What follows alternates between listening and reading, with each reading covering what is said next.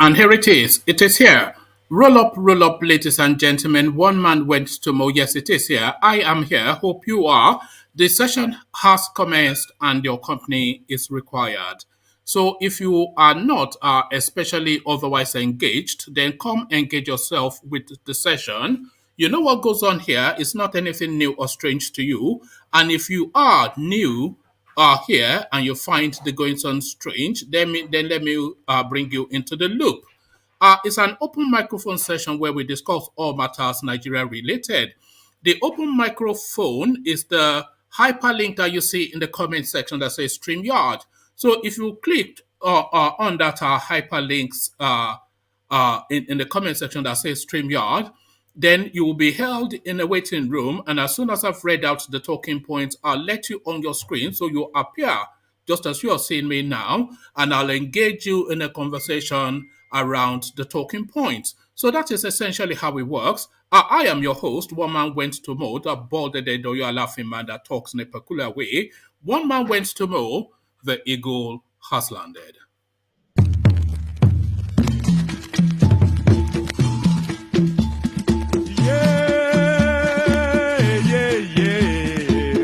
Àgbà kì í ṣòro bí ewé.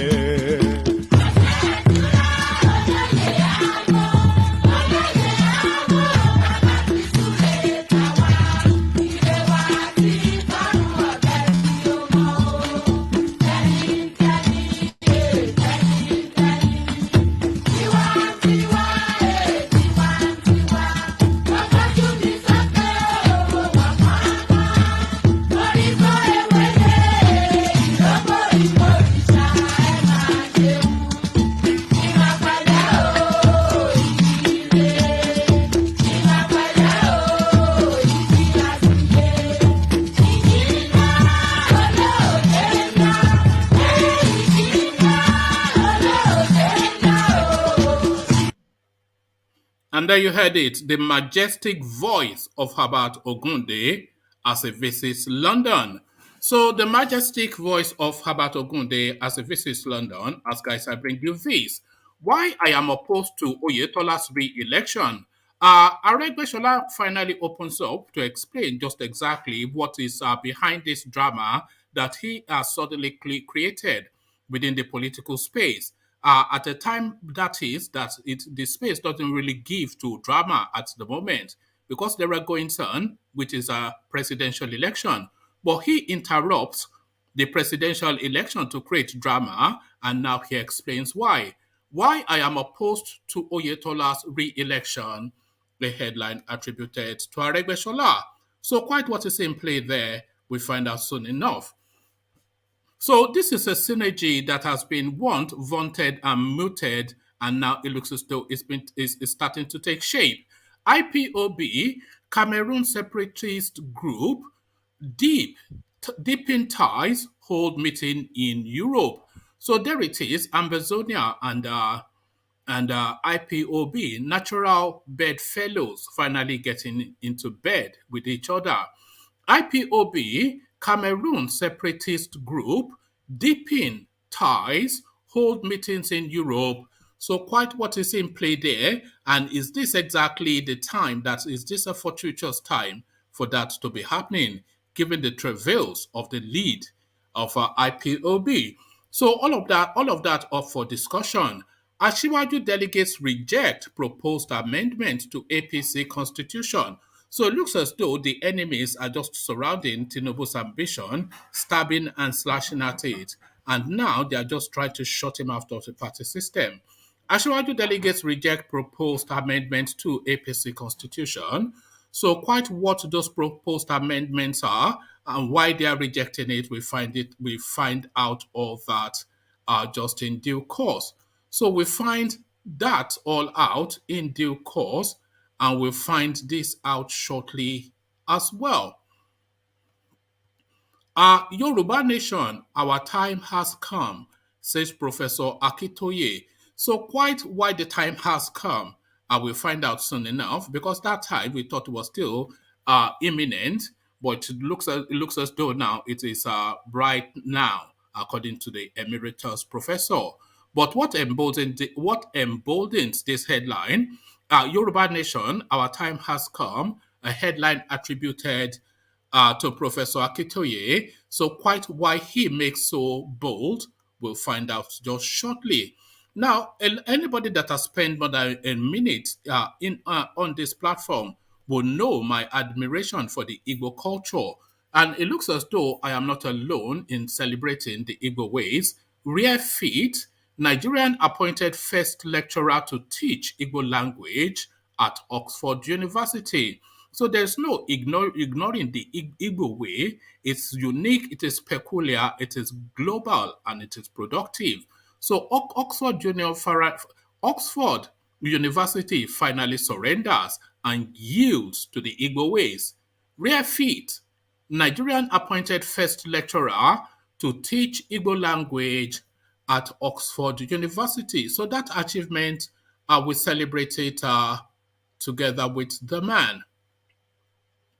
So on from that to the next, and this is the next. Nigerian soldiers dehumanized me, cut off my hair by roadside at gunpoint. So a Nigerian man it's a narrative from a Nigerian man, but it is not especially something that is new or unique. But this now, it's just a thing that I want us to just reflect on for a moment. Nigerian soldiers dehumanized me, cut off my hair by roadside at gunpoint. Man narrates. So quite what's in play there, just shortly we'll find out. Bear with me one moment. Let me just come off the screen for a quick second.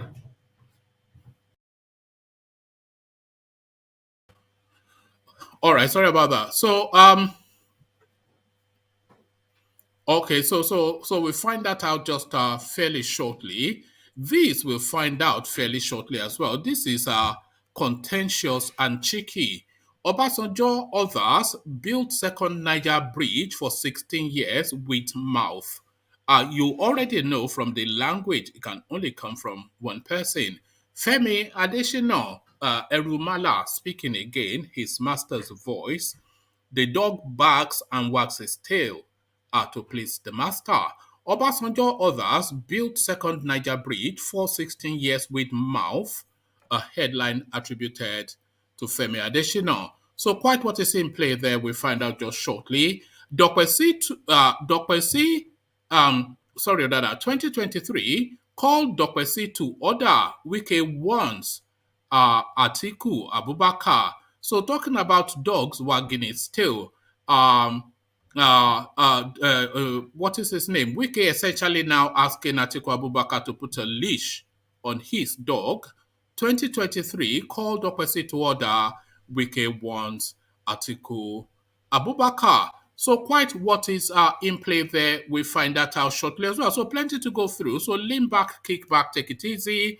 If you want to join live, come join live on screen. As I said, click on the hyperlink. And please click on the thumbs up button as well. That is the only way that you can contribute. That's just one of the ways, at least, that you can contribute to the sessions. But before we go anywhere now, we take a musical intermission via the Eastern Quarters and another Python dance. Sorry, not another Python dance this time around, but holy, holy, holy, holy. Another Savior, holy, holy, holy, holy, Aregbesola. Another Savior, holy, holy, holy, holy, Aregbesola. Well, this is MoBM. This is dedicated to the gallant heroes of the Nigerian Biafra War and Ipob families all over the world. I remember the Nigerian Biafran War, in the thickness of the Biafra genocide. Hey, one man revived the vanishing hope to life. Let the great Biafran army to fight, and they were singing out, holy, holy, holy, holy, is another Savior. They were singing out, holy, holy, holy, holy, is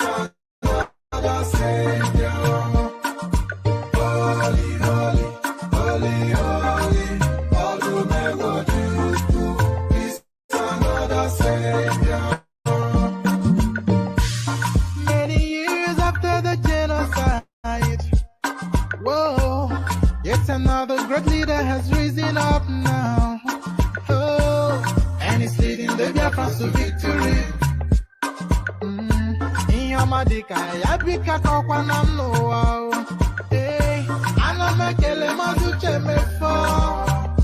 Manemo, it's an honor having you on board. When I'm singing along. Holy, holy, holy, holy. Nnamdi Kanu is another savior. Sing along. Holy, holy, holy, holy. Nnamdi Kanu is another savior. When I sing along. Holy, holy, holy, holy, holy, holy, holy, holy. Is another savior. Getting moving right and getting moving faster now.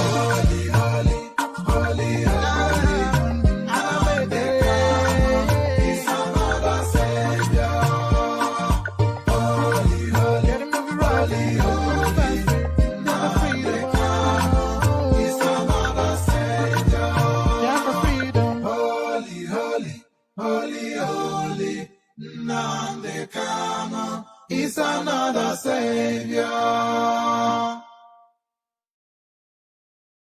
Another savior. Actually, let's just leave it right there. So another savior, holy, holy, Nnamdi Kanu is another savior. Holy, holy, Nnamdi Kanu is another savior. As guys, I bring you this. Why I am opposed to Oyetola's re-election. Aregbesola finally opens up. The Minister of Interior, Aregbesola, has offered an insight as to why he is opposed to the re-election of Governor Gboyega Oyetola of Osun State. Aregbesola claimed that he was being witch-hunted by Oyetola, who succeeded him as Osun State governor, urged the party faithful in the state to come out in their thousands to ensure that his anointed candidate, Moshood Adeoti, emerges the party's candidate on Saturday. Aregbesola, flanked by the Osun APC chairman Alhaji Rasak Salim Sile, TOP chairman Reverend Adebiyi, amongst other dignitaries, maintained that it is indeed the time to restore Osun to the hands of true progressives, which the party members must key into to entrench the dividends of democracy. There is no harm in replacing someone who is not doing well and not in tandem with progressive ideas, Aregbesola said. That is what we are working on, and that is why we have come to you. I have worked very hard to ensure Oyetola's election. It was, however, a rude shock when he got into office and started a grand witch hunt against me. We campaigned for Oyetola through thick and thin to make him governor. It was, however, surprising to see how he was doing to me when he got to office. When he started doing it, I sent emissaries and started begging him. That went on for 2 years. I continued to send emissaries to him to appeal to him. I also begged him too. I even told him not to like me at all, but not to destroy my good work or personality. He did not heed to this. He kept on with his witch hunt. He said I did not support him to become governor. I appealed to him that he may not even like me, but he should not tarnish my image or destroy my legacies and that of our party, the true progressives in Osun politics. He did not listen. He was bent on destroying me, and that is what he has done. After 2 years, genuine party leaders gathered together with the sole aim of rescuing our party from these marauders. That is what we are here to do. We are the ones who sweat hard for the progress and success of our party that has been achieved. We brought the former party chairman, Famodun, from the PDP. It is time to send them packing. In his remark, Adeoti re-echoed the need for the party members to support his ambition. He promised to build on the legacy of the All Progressive Congress in Osun as enshrined in the ideals of good governance entrenched by Aregbesola administration in Osun from November 2010 to November 2018. He urged party members not to be afraid of state-sponsored violence by non-state actors backed by the Commissioner of Police, but come out en masse to make him the party's candidate for the July 16, 2022 governorship election. So there you have it now. Essentially, witch hunting is the crime that has been levied against Oyetola. So quite what witch hunting means, I'm not especially sure. That is to say that he is not bowing to his will. That is what I understand that by. He wants to be macro-managing the guy remotely, and the guy says no. And that is the high crime that Oyetola has committed. So from witch hunting to this, IPOB Cameroon separatist group deepen ties, hold meetings in Europe.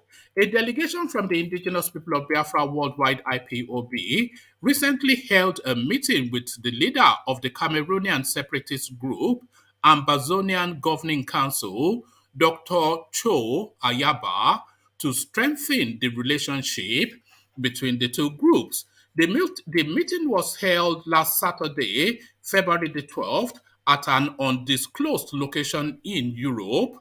A statement by Mazi Chika Edoziam, the IPOB's head of Directorate of State, so pardon me,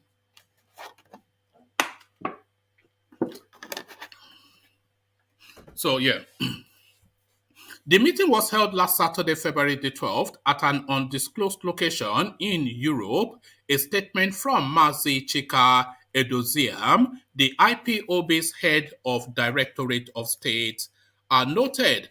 According to the statement, the recent meeting was to further establish the memorandum of understanding the two groups had adopted during a meeting in October 2020 in Germany. On the above mentioned date, a team from IPOB and Ambazonia leadership met in Germany, where the foundational memorandum of understanding between the state of Ambazonia, represented by the Ambazonian Governing Council, and the state of Biafra, represented by IPOB, was deliberated upon and adopted. Edoziam further said the groups discussed specific and practical ways that will economically benefit the two nations and the people. He added, we agreed to work collaboratively to create the enabling environment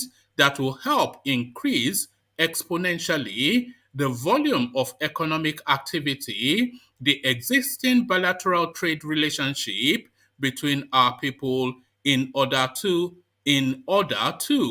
The meeting also agreed to deepen relations and cooperations in other areas of mutual interest and benefit for their people and respective nations. So there you have it. It's all very well and nice that two nations are forming alliances, especially around trade and deepening relationships. So this is what you want to see: two nations forming alliances and having bilateral agreements around trade and deepening relationships. The only sticking point is that these are two non-existing states, of course. So there's nothing called Biafra, and IPOB represents nothing, and there's nothing called Ambazonia, and whoever it is that is representing them represents nothing. So two nonsensical people gather in Europe to talk nonsense. Essentially, that is the totality of that. So a bit of a nonsense. So from nonsense to back to serious matters. Asiwaju delegates reject proposed amendment to APC constitution. The APC statutory delegate of Southwest Extraction have rejected the proposed amendment to the party's constitution, seeking the removal of former and serving National Assembly members as statutory delegates.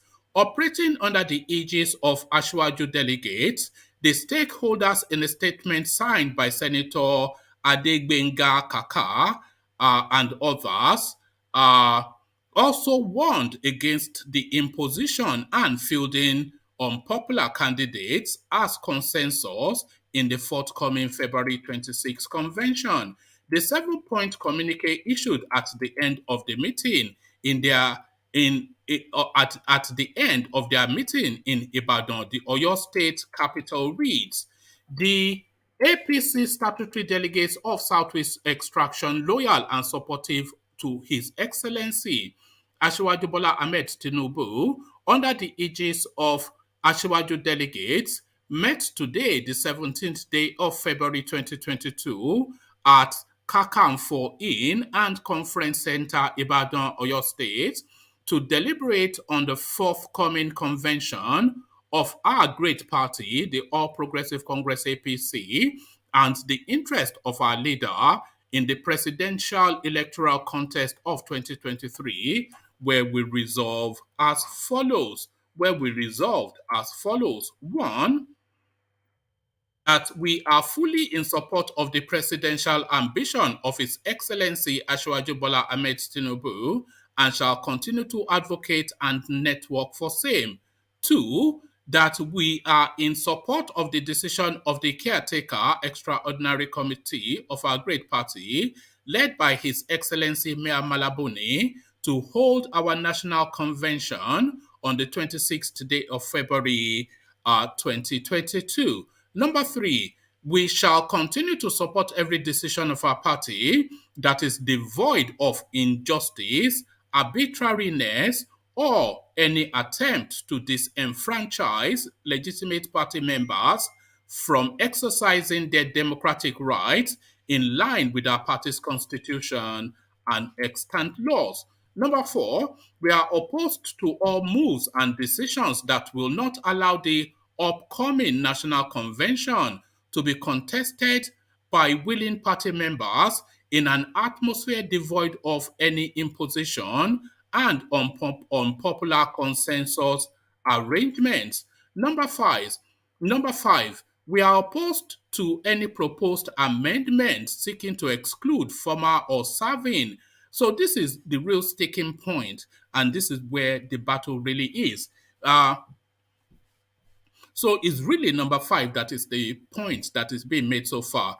We are opposed to any proposed amendment seeking to exclude former or serving members of the National Assembly of our party APC from National Convention, or any proposed amendment seeking to alter the membership of the party's National Convention as presently composed, as this is tantamount to changing the rules in the middle of the game because of primordial vested interest, and such will not encourage popular participation in the National Convention and presidential primaries, and will definitely rob the party of robust contest and emergence of candidates by popular choice. So what they are seeking to do, essentially, I think the serving members and former members of the Senate, especially within the party, get an automatic delegate vote, which the Buhari camp are trying to remove from the constitution, because that somewhat favors Tinubu, because the stalwarts of the party, a lot of them, still out of either a love of or a sense of gratitude to, feel some kinship with Tinubu, and that has been read as a signal, and they are looking to remove that clause from their constitution. So that is essentially where the battle line is. So let's carry on to see what else they had to say. That by all known convention and democratic tenets, former and serving National Assembly members are ranking party members and statesmen that play vital role in party management and critical democratic process across all parties. Thus, the question is, who benefits from their removal. Towards the actualization, this is number 7 now, towards the actualization of our set goal of ensuring the emergence of His Excellency Asiwaju Bola Ahmed Tinubu as our presidential candidate for the 2023 elections, we have resolved to continue to hold periodic meetings as and when necessary to further network with other zones in the country. So there you have it now. That is where the battle line is. So enemies everywhere for Tinubu, essentially. That is just the outtake from that. So the outtake from that to this, Yoruba Nation, our time has come. Professor Akitoye makes so bold, but why? We find out. Leader of Ilana Omo Odua IOO, Emeritus Professor Banji Akitoye, on Friday said the agitation for a sovereign nation of Yoruba is an idea whose time has come. In a statement signed by Maxwell Adeleye, Communications Secretary of Ilana Omo Odua, obtained by correspondence, Akitoye expressed his confidence that Yoruba nation separatists are on their way to freedom. My message to the Yoruba people worldwide who are passionate for the country of their own is not to lose hope. I am more than convinced that we are on our way to freedom.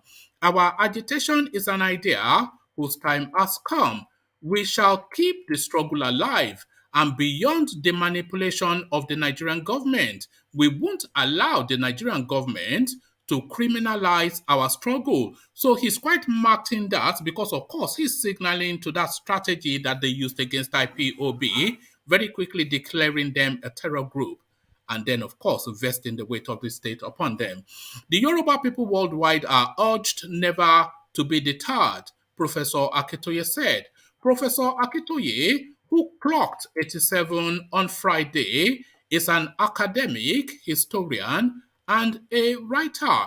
He taught at the History Department of Obafemi Awolowo University, Ile-Ife, and director of the Institute of African Studies from 1974 to 1977. He has also taught African history in universities in the United States, including University of South Florida, Tampa, Florida, Montgomery, County Community College, etc., etc. So it goes on to list the CV. So essentially, the outtake then is it's just bluster essentially, because there was nothing really to take from that other than just a rally to hold on to hope. Just cling on to hope, essentially what he's saying. So now, from that to this, rare feat, Nigerian appointed first lecturer to teach Igbo language at Oxford University.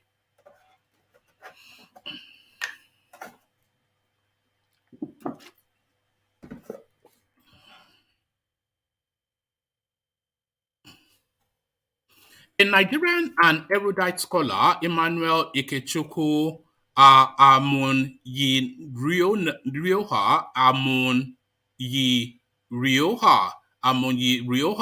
A Nigerian erudite scholar, Emmanuel Ikechukwu Amunyi Rioha, has been appointed first ever lecturer to teach Igbo language at the prestigious University of Oxford. Whilst announcing this via Twitter, let me start that entirely all over again. A Nigerian and erudite scholar, Emmanuel Ikechukwu, has been appointed first ever lecturer to teach Igbo language at the prestigious University of Oxford. Whilst announcing this via his Twitter account on social media, Ikechukwu said already first lectures has been scheduled for Thursday, February the 24th, 2022. He wrote, "It is official that I am the first official Igbo language lecturer at the number one university in the world, the University of Oxford. Our induction happened today by Marion Sadukes, Head of Modern Language Programs, University of Oxford Language Center.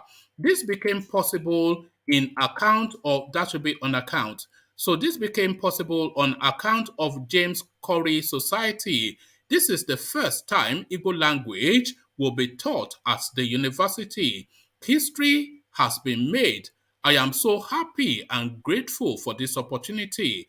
I promise to make the Igbo language and culture known to the world. So I, for one, I've always been just somebody that delights in the Igbo language, and finally it takes its space at the topmost of the table. It takes its space at the topmost of the table as Nigeria continues to sit at the bottom. Nigerian soldier dehumanized me, cut off my hair by roadside at gunpoint, man narrates. A Nigerian tweep identified as Frizzle on Twitter has narrated his experience with men of the Nigerian army whilst on a journey from Kaduna to Jos. The young man who took to his Twitter handle explained that he was humiliated by soldiers who did not only harass him but also insulted his parents over his lifestyle. The tweep said he had embarked on a journey alongside his friends, and on getting to a checkpoint at Kami Idon, a military man ordered them to alight from the vehicle. According to him, the military man further asked that they all remove their caps, and upon sighting his full hair, the soldier asked that he, Frizzle, go to a barber shop to get a haircut immediately, a request which he declined. He said the military man therefore ordered one of his men to get a pair of scissors to cut his hair. And when he protested against this, another soldier cocked his gun, showing enough seriousness to suggest he was ready to shoot. This, he said, made him comply as he could not tell what they were capable of doing. In a series of tweets, he said, "Do we still have rights in Nigeria? I have always been a patriotic Nigeria in speech and in action. But today I experienced the most embarrassing and humiliating thing in my life. I have heard this happen to people, but it became real to me today. I and two other friends were coming to Jos from Kaduna. We had passed I and two other friends were coming to Jos from Kaduna. We had passed several check-in points, but on arriving at a checkpoint at Kami Idan, a military man asked us all to come down. He told all my friends to take off their cap, and I was the only one with so much hair. So he insulted me and called me irresponsible because I was not on low cut. Comparing me with my friends, he went further to say I should go to a nearby barbing salon to cut my hair. If not, he won't let us go, which I wasn't ready to do. So he asked his other colleague to cut my hair with a pair of scissors. I pulled back. Immediately, the other military guy cocked his gun to shoot me, and the others attempted to hit me with the head of his rifle. So I stood, and the guy put the scissors into my hair. I was really pained, not just because of my hair, but because of how hopeless I was and what our Nigerian military has become. The military guy who tried to shoot me, who tried to shoot at me, kept calling me names and even said my parents must be useless to allow me to move around with my hairstyle. At the time, I had thought of a million and one things to do, but I didn't take any action because I wasn't sure of my life. I have been lamenting all through the journey to Jos. This made me have a rethink of staying in Nigeria because it is clear that you can lose your life if you don't adhere to someone else's personal philosophy and religious beliefs because he has a gun and camel flag on him. Right now, I am shocked, demoralized, and hopeless about Nigeria. Hashtag human rights in Nigeria is a failed cause. So there you have it. Yet another experience by another Nigerian. Just another day. It's just a Tuesday in Nigeria. Nothing changes. This is normal. This is what people go. So he said he's been hearing several stories about this sort of narrative, but he thought it was something that happens to other people. But then there, by the grace of God, goes all of us. Substitute that guy with yourself, and it could well be the same thing. Almost certainly will be the same thing. If you run across a soldier, a policeman, etc., who is in a foul mood, or maybe his girlfriend had dissed him or whatever, if he's in a foul mood and he wants to vest his mood on you, you just stay there and you take it. He will slap you in the bus stop and you will take it. He will kick you in the face and you will take it. He caught this guy's hair and he took it. Obasanjo, others built Niger. Sorry, pardon me.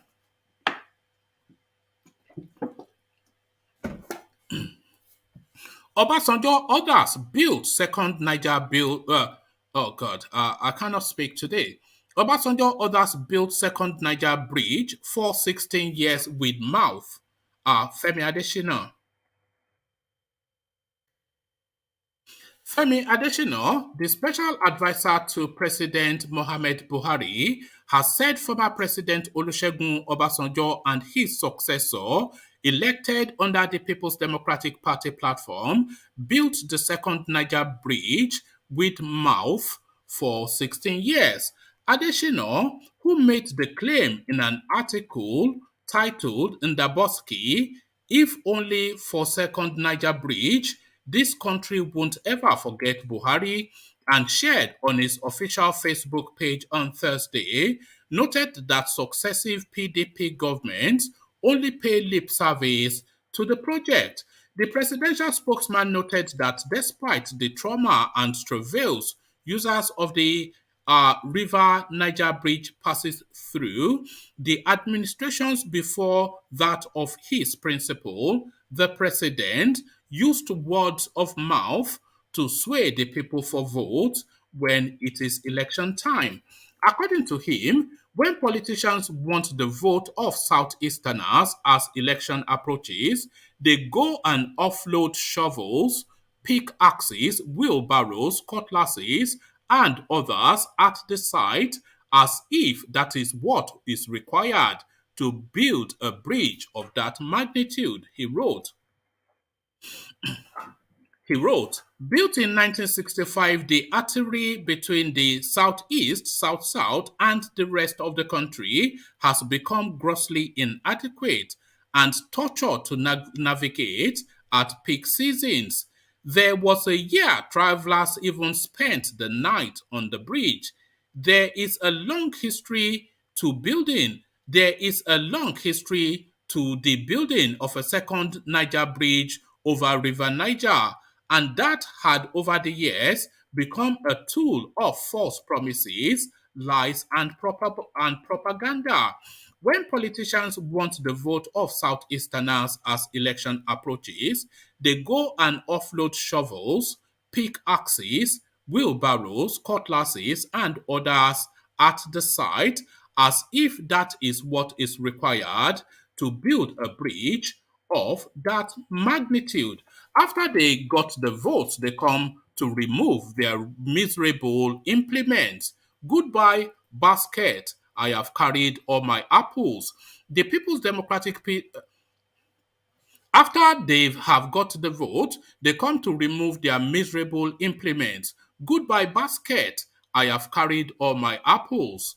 The People's Democratic Party PDP did it for 16 years, building the bridge with their mouths.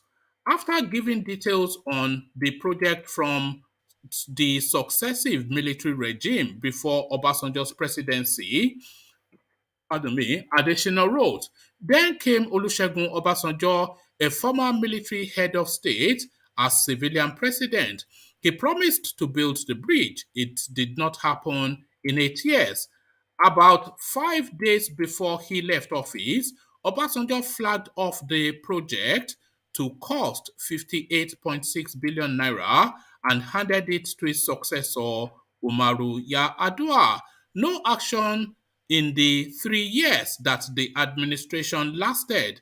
Understandably so, for Yar'Adua was infirm.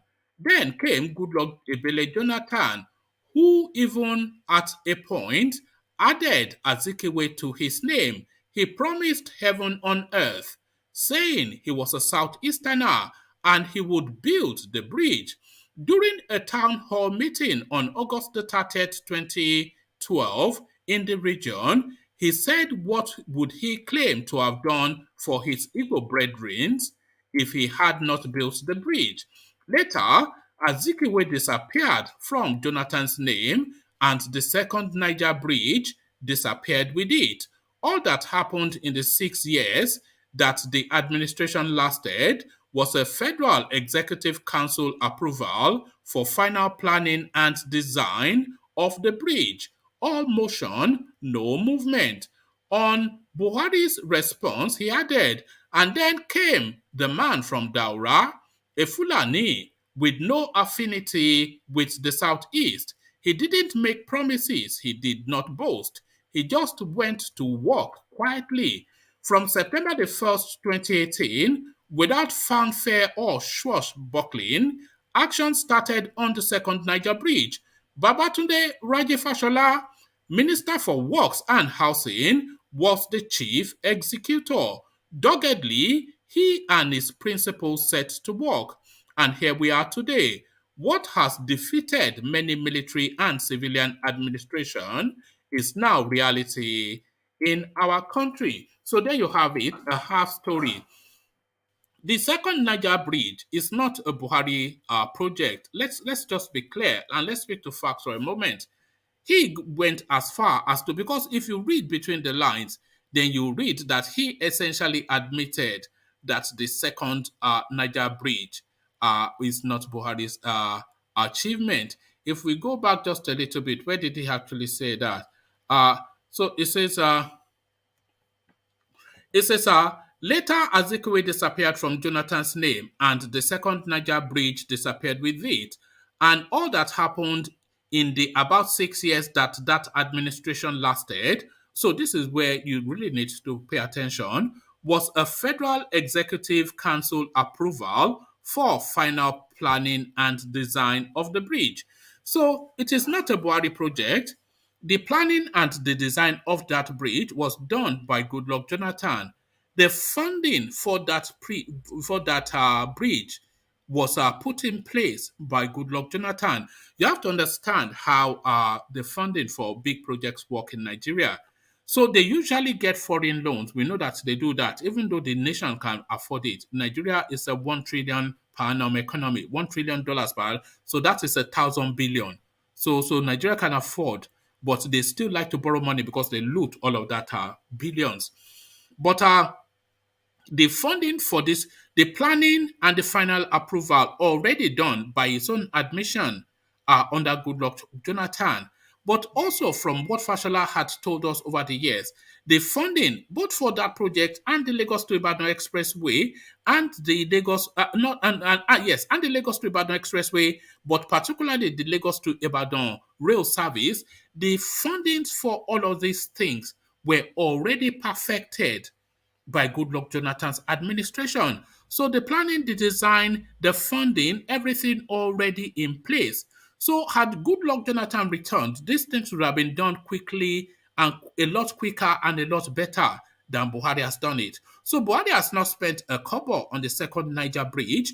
The only contribution that Buhari made to the second Niger Bridge was not to cancel the project the way he cancelled the Lightway project under Jakonde then, when they had already perfected the planning and the funding. And then he took over as a military man and cancelled it out of a sense of inferiority and spite towards the Yoruba people. So the only contribution that Buhari made to the second Niger Bridge was not to cancel it. Not a penny from his administration is in that project. They did not plan it, they did not design it, they did not fund it. They just did not stop it. That was the only contribution they made to that project. So let's speak to facts as we also speak to fiction. Well, let's speak to facts rather as they speak to fiction. So from fact and fiction to this,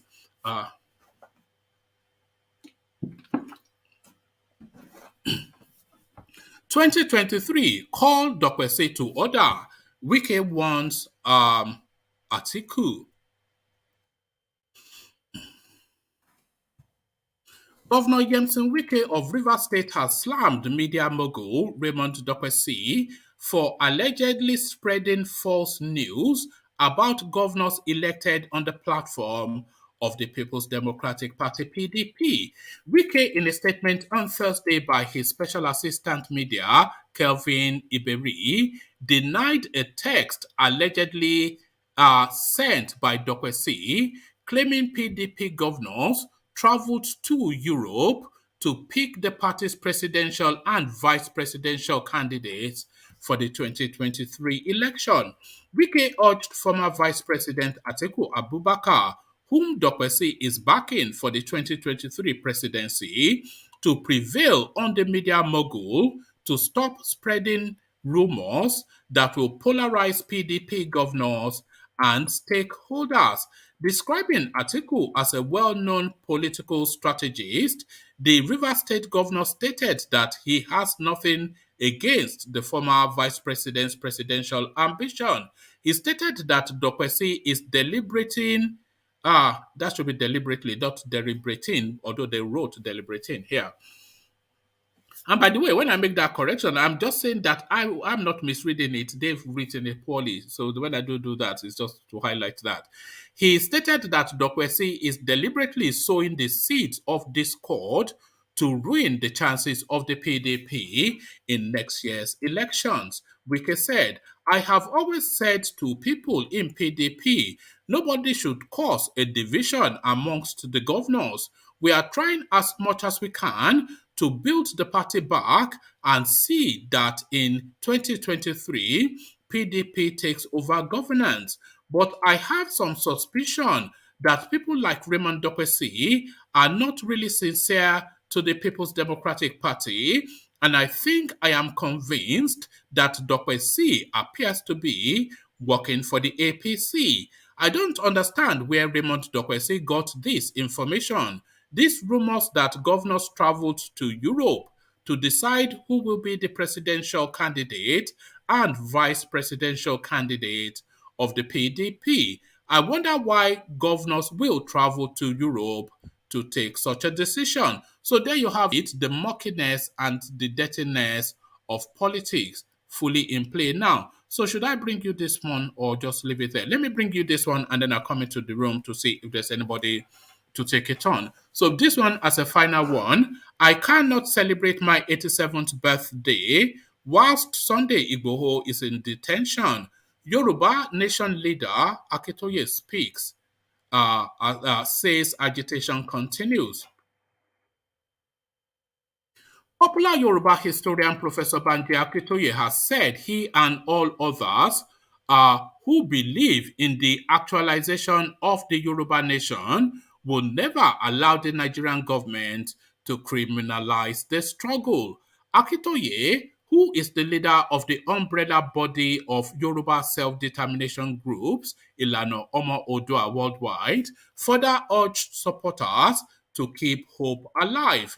He stated this in a statement signed by the Communications Secretary of the Self-Determination Movement, Maxwell Adeyemi. It was Adeleye the last time.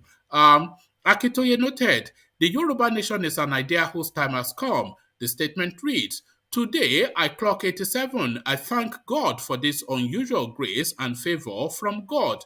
I am grateful to God for the strength, energy, and good health that I am enjoying. My message to the Yoruba people worldwide who are passionate for the country of their own is not to lose hope. I am more convinced that we're on our way to freedom. I think this is a reread of what we just read.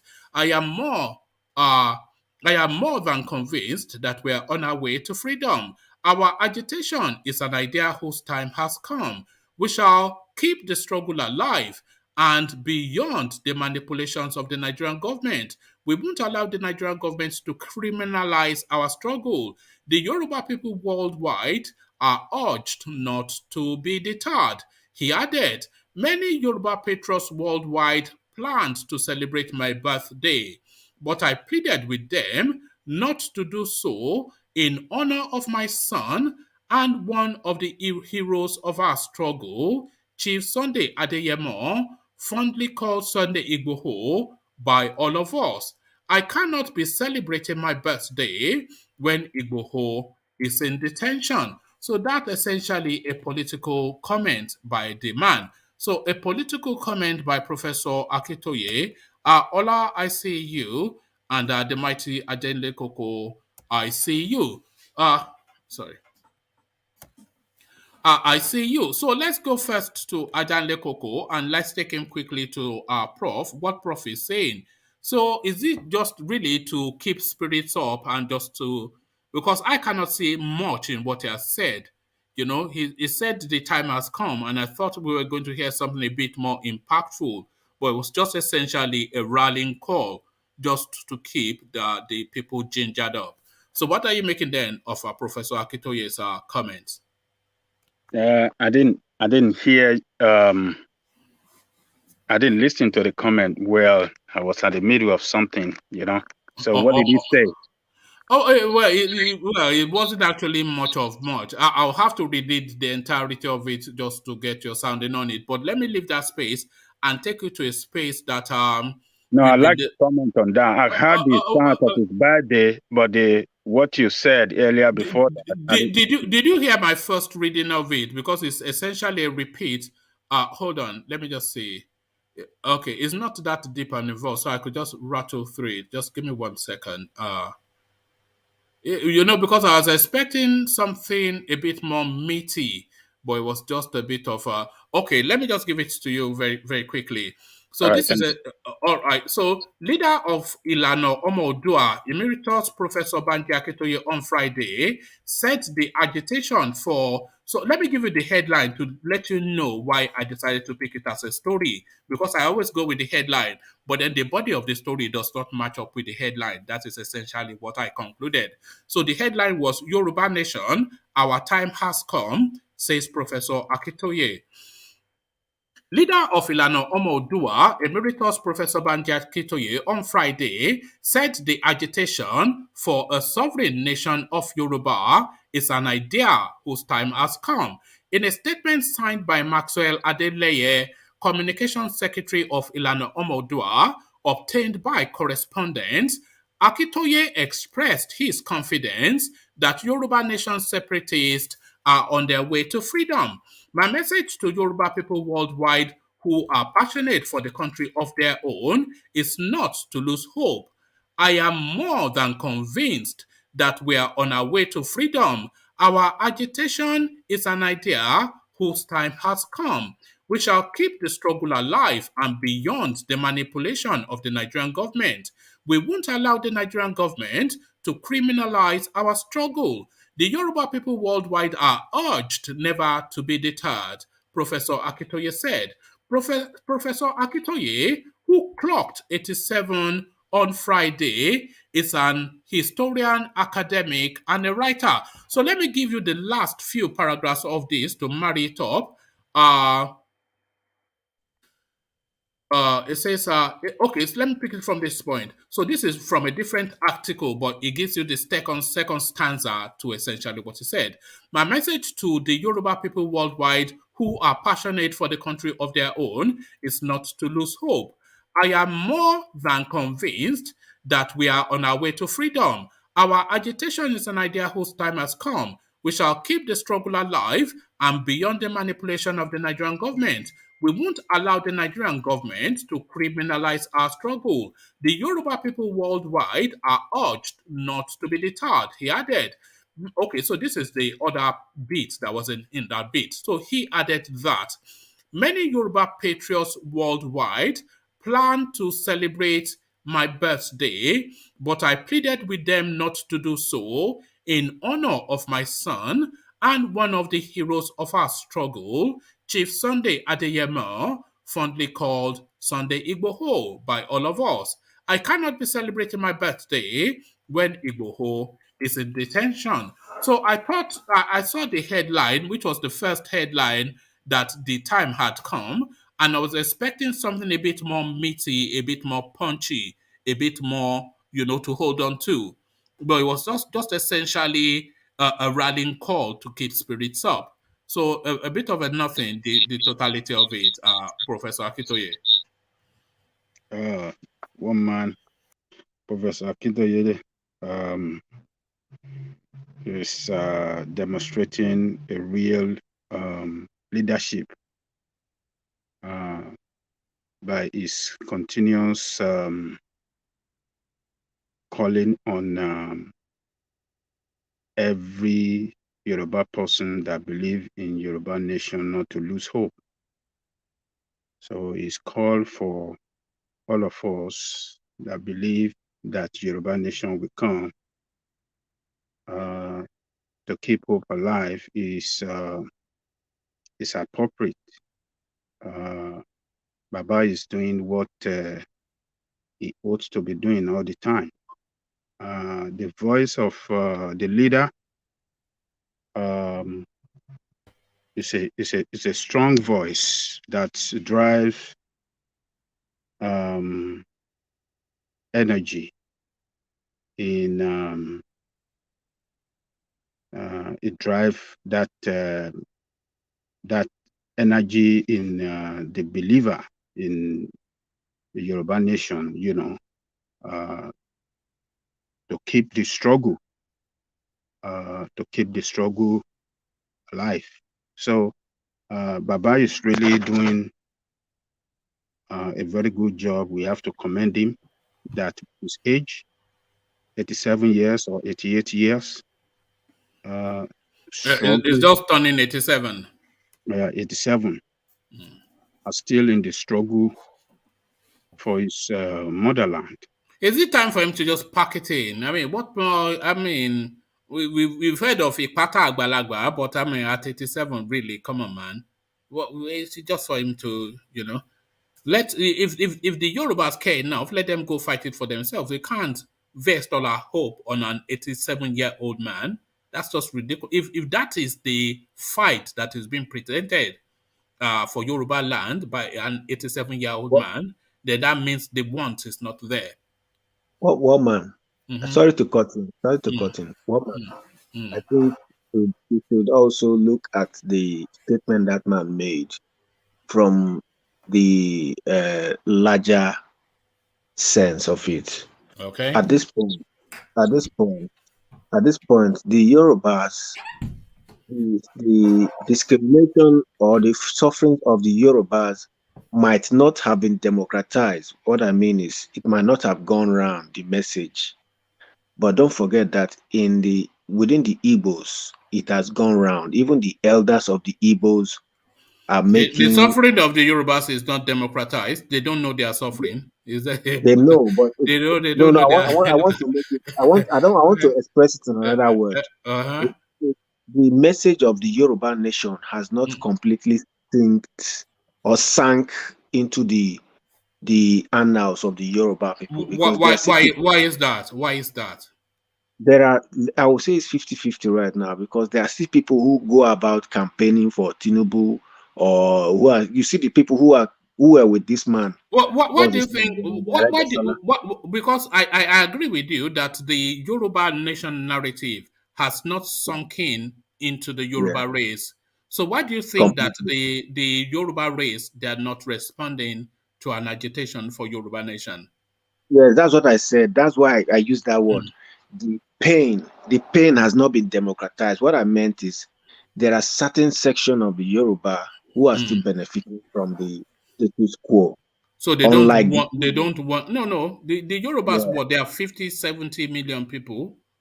So yeah, I know. Yeah, but there's a section that believe that, okay, this time they might clinch power. How large is that section? I don't know exactly. That's why I say it is not. Guess at it. Guess a percentage at it. I think it's 40% or 30%, and that's so 40% of the Yorubas are still clinging on to they hope To that stay they to, will, they will, they will yeah, seize power in 2023. yes, That yes, is yes. I why they are think not my friend. listening to Professor Akitoye.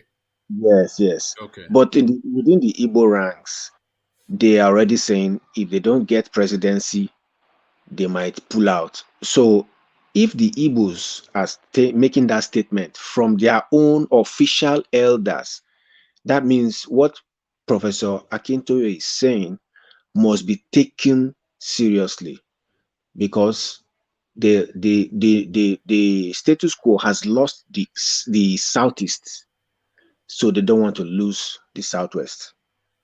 And that means if they don't listen to what he's saying, in fact, as it is now, Oh, okay. What you are saying essentially is that if we don't become president in 2023, we will leave. yes, yes, yes. So that means there's something has to give, something must give because the status quo has run out of ideas.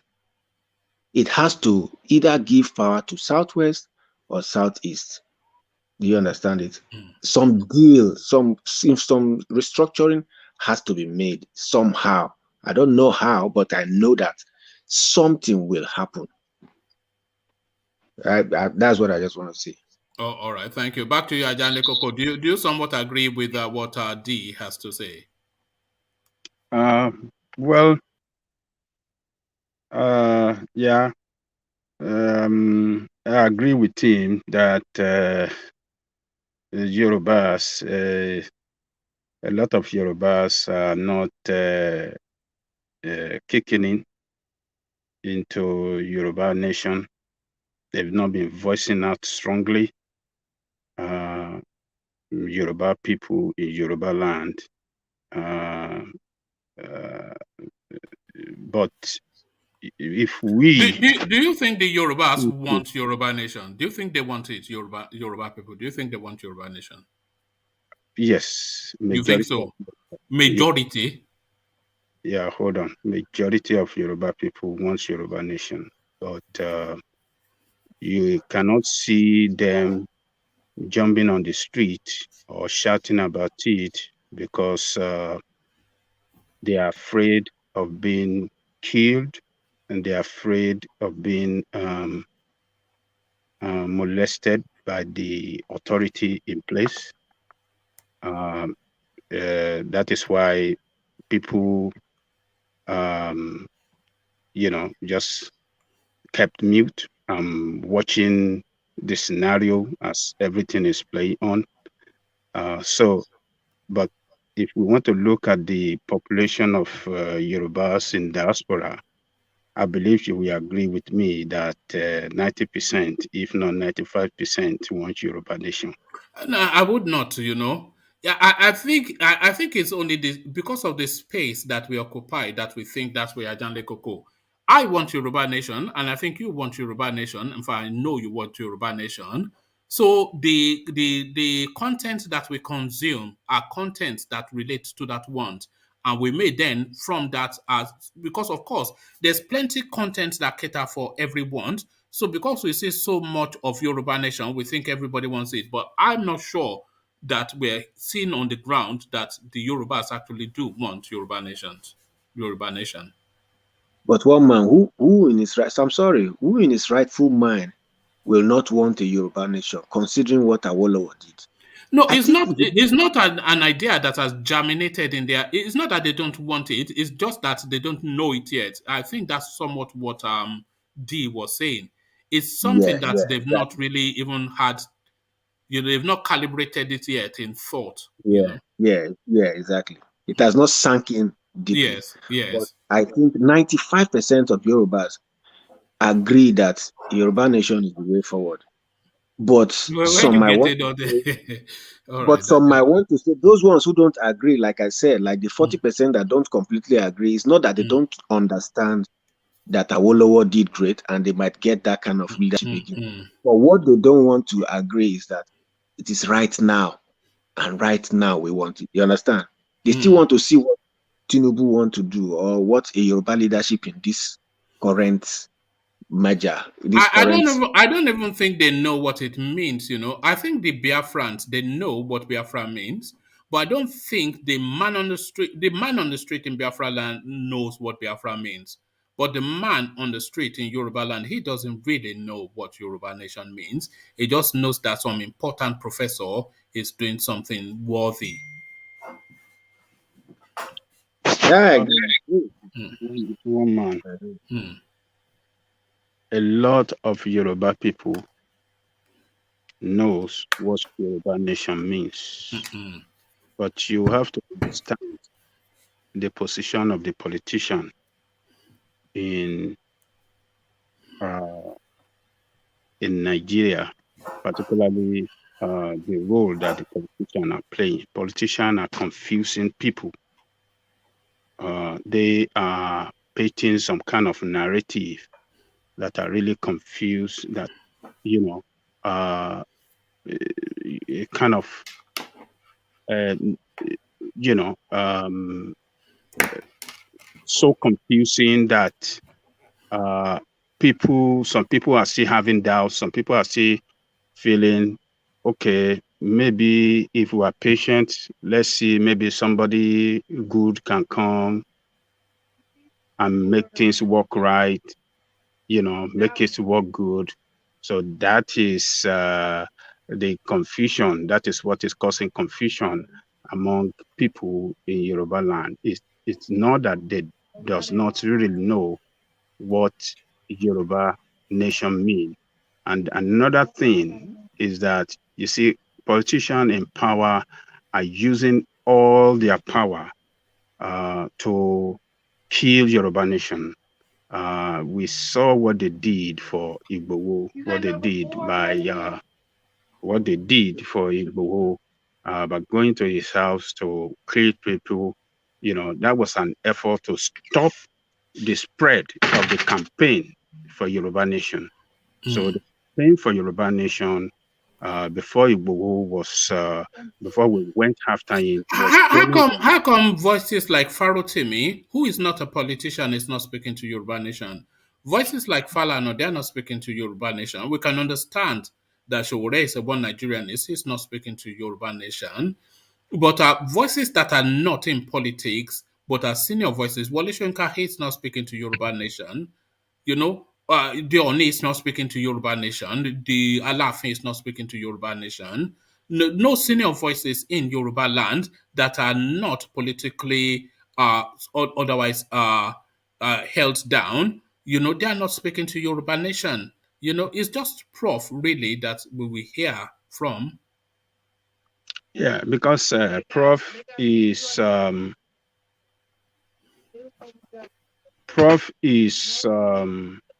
man. You should consider his origin and his profession. Is an historian, a Yoruba historian. So from that perspective, he knows what Yoruba have done in the past from themselves before the colonial people came, how we were the most progressive ever that you can mention. If you really want to write the history of people in Africa other than the Egyptian, Yorubas are, I mean, we are a great nation before the European came to Africa. We were having big town civilization that you can talk of. We had it in Yoruba nation, that when the British even came, or the Portuguese or those Europeans came, they were surprised that, wow, look at the structure of town and the structure of the government and the system of government. We were using this the separation of power and all this the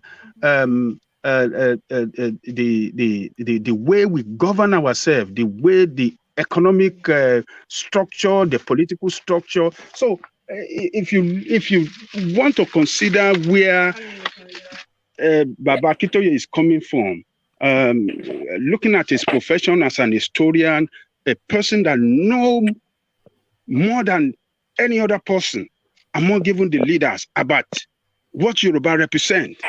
You have to give it to him that, yes, for him coming in the lead for this Yoruba nation, he really know what he is talking about. He really know what he's fighting for.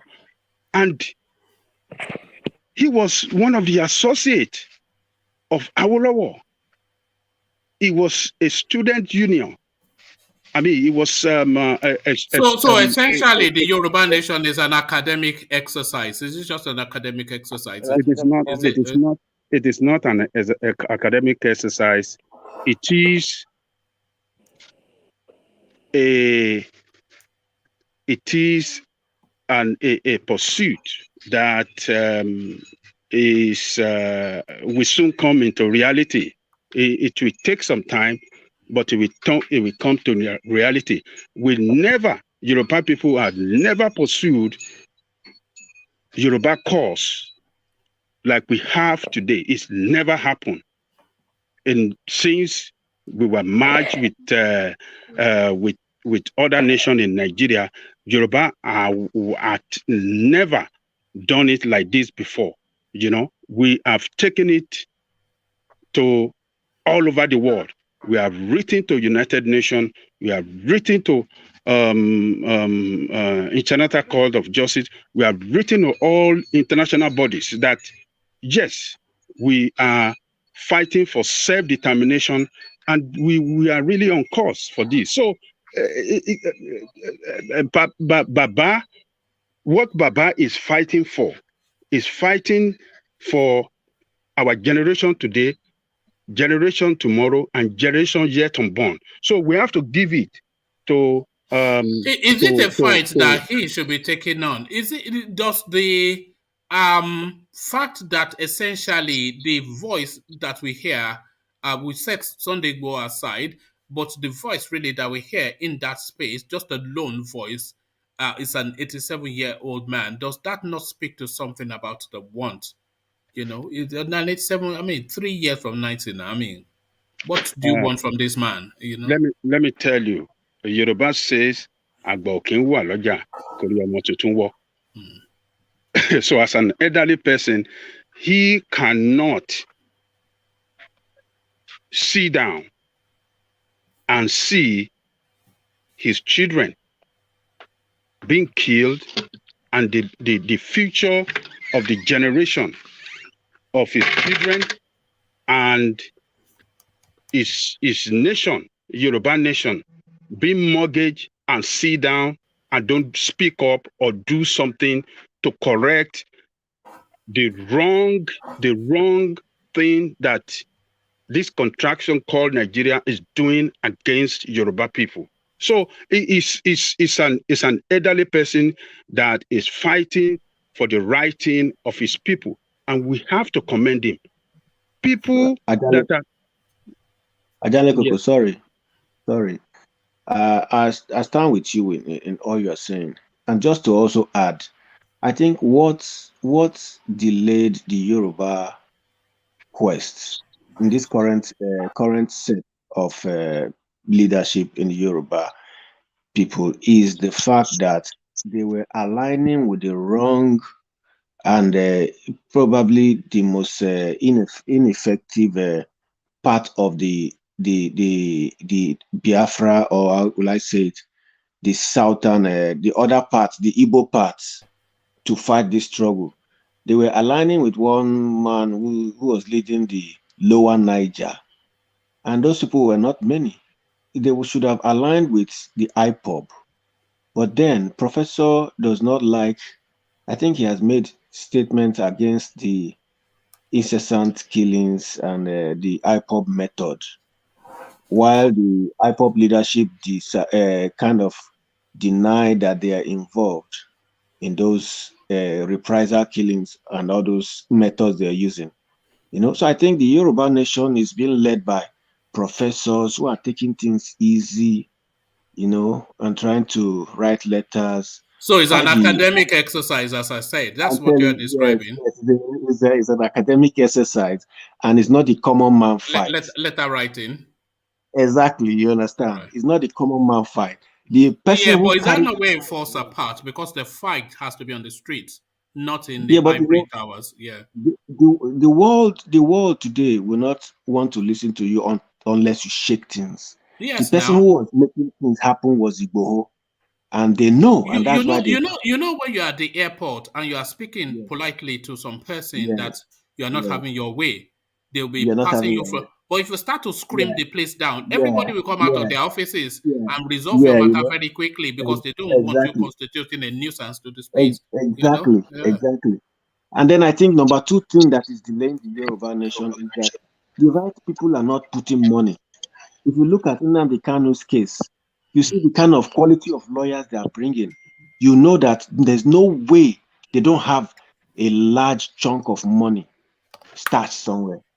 Yes, But now, but the whole thing, Inland Kano is a subscription fee something now. apart from that, I don't think it's only subscription. I think there are big wigs who have donated a lot. No, That's what you'll I be think. surprised. Though you know that Yeah. Nnamdi Kano's organization is hundreds of millions of dollars set up. Do you know that Yeah. it's a worldwide organization with most 90% of the members paying monthly subscription fees, Yeah. membership Yeah. fees, an Yes. average That's of because a about lot of people. 100 to 150, if not $200 from Yes, every that's because a lot per of month. people. Per month. That's because a lot of people, a Why do lot you of think Igbo Asari Kobo already is know. fighting him so hard? Yeah, yeah. Uh-huh. So I think there are two things with the Yoruba nation. One, the normal commoners need to come out and fight this fight, not professors. And two, the money must be, they must to get the money right. The money has to Zero, back it up. X0. Yeah. Yeah, with I you. don't think the normal common people serving the Yoruba land really want Yoruba nation. If You not for know, the killing of the Fulani that started and Sunday Igboho started the whole thing, nobody was really thinking at that direction, to be honest. And I think that's where one man has a point with what he was saying. yes, So the whole movement is not really substantial. And if you look at it, even at then, Obasanjo came out and said, oh, he's not in support of Nigeria being split. But if you look at the situation, in all honesty, every day in Nigeria, we see there is a reason we all need to split sometimes, almost uh, every day. do we see that in Yoruba land, or are we just starting to see that? Let me tell you what I'm thinking. Oh, this is a issue. Yoruba land it has it relatively cushy within the Nigerian space. Yoruba land is the one that enjoys the Nigerian space the most. You say the North, they've been looting the money for ages. But a lot of the North, until Buhari came in and started developing it, it was just a wasteland. Igbo land, they hate them, the Northerners. So they're either killing them or arresting their development. But Yoruba land is every day is Owambe party now. They had life easy. There was plenty to eat. There was development all over the place. There was relative safety. It is only within the last 10 years that we're now having these incursions of the Fulani into our space, that we're now having to think that we have to contend with something. The Yorubas, they traditionally have a good life relatively in Nigeria. So why would they even be thinking of Yoruba nation? Or am I completely wrong? No, You if are you look very at it, right, Yeah. honestly. I don't know. Yeah. Somebody in the chat said it is a Xero research team, but I'm not the one who is making these researches. Yeah, I well, it's think it when you was are done coming by out people. figures that 95% of Yoruba want Yoruba No, nation. because I believe that every Yeah. Yoruba man knows about Awolowo Hmm. during the regional government, and Hmm. everybody wants to go back to those times. So that's what I'm saying. And if 100% of Yorubas have heard about Awolowo, everybody knows that the best thing that's happened to Yoruba land is Awolowo. So that was But why I does said this that. generation really knows about Awolowo, or they just hear the They don't really, story? you know. That's why If sometimes if when you're we a come Yoruba here, we man and you use don't know about Awolowo, Awolowo's politics and all that. if That's why I you say if you some. are a Yoruba man and you've not heard about Awolowo, what else do you know about Yoruba? That's the There's a truth. good chance that a Yoruba man under 25 would not really know. Maybe you just heard the name Just hears the sometimes name, Wow, doesn't really know when the his father is story. talking to his friends. They don't really. Like wow. me, in my house, in my father's house, there are pictures and quotes from Awolowo in my father's house in different spaces. There are books of Awolowo. Not everybody have access to that these days, you know. And again, people just hear that name Awolowo. They don't really know what the story really entails about Awolowo. That's why I say sometimes it's back in the days, maybe the days of SDP, NRC.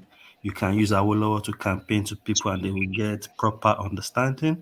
This old PDP APC thing, they've switched the narrative that all that doesn't even really matter anymore. If you get what I'm trying to say to people. But Do do, you do, think the but Yorubas want Yoruba nation as much as the Easterners want Biafra? No, the Easterners want it more. okay, but do, How much more? 100% the Easterners want it okay, because but most Yorubas are still dining with the in the top places, but the yeah. Igbos are But struggling. So it's yeah. obvious 95% of Igbos want out. But do you want Yoruba nation? For me, Yeah. that's why I said if you look at the situation of the country, every blessed day, things that is happening, you will see more reason why we should go our separate ways. But in the other hand, if we have a good government, there is nothing bad in having a nation called Nigeria. That's where I stand with it. I I used to forbid that. stand like that too. I forbid that country called Nigeria. Let Nigeria. me straight Nigeria. Who is answer speaking? here, one man. Nigeria. Let me ask a quick question to D, and then you can pick it up as well. Do you think, D, that the Nigerian project, over and above every other ethnicity in the country, is a Yoruba project? Do you think Nigeria is a Yoruba project? Right now, it's not really a Yoruba project. But by that, I mean, do you believe that out of all of them, Hausa, Fulani, Igbo, Edo, Efik, everything in between, do you think it's the Yorubas that believe in Nigeria the most? Yes. Oh, Yes. okay. All right. So let Ajanle Koko also, Ajanle Koko that, and then your comments. That answer, I don't agree with that answer. The people that believe in Nigeria the most are the Fulanis, Hausa Fulanis. They believe in Hausa because they believe in Nigeria because of the stealing. That's why. Yeah, they believe in Nigeria the most. And Because of stealing, because of oil. well, That's why they believe in Nigeria. hold on, something have to make them believe in Nigeria. So forget about the reason why they believe in Everybody's stealing, Abi. yeah, but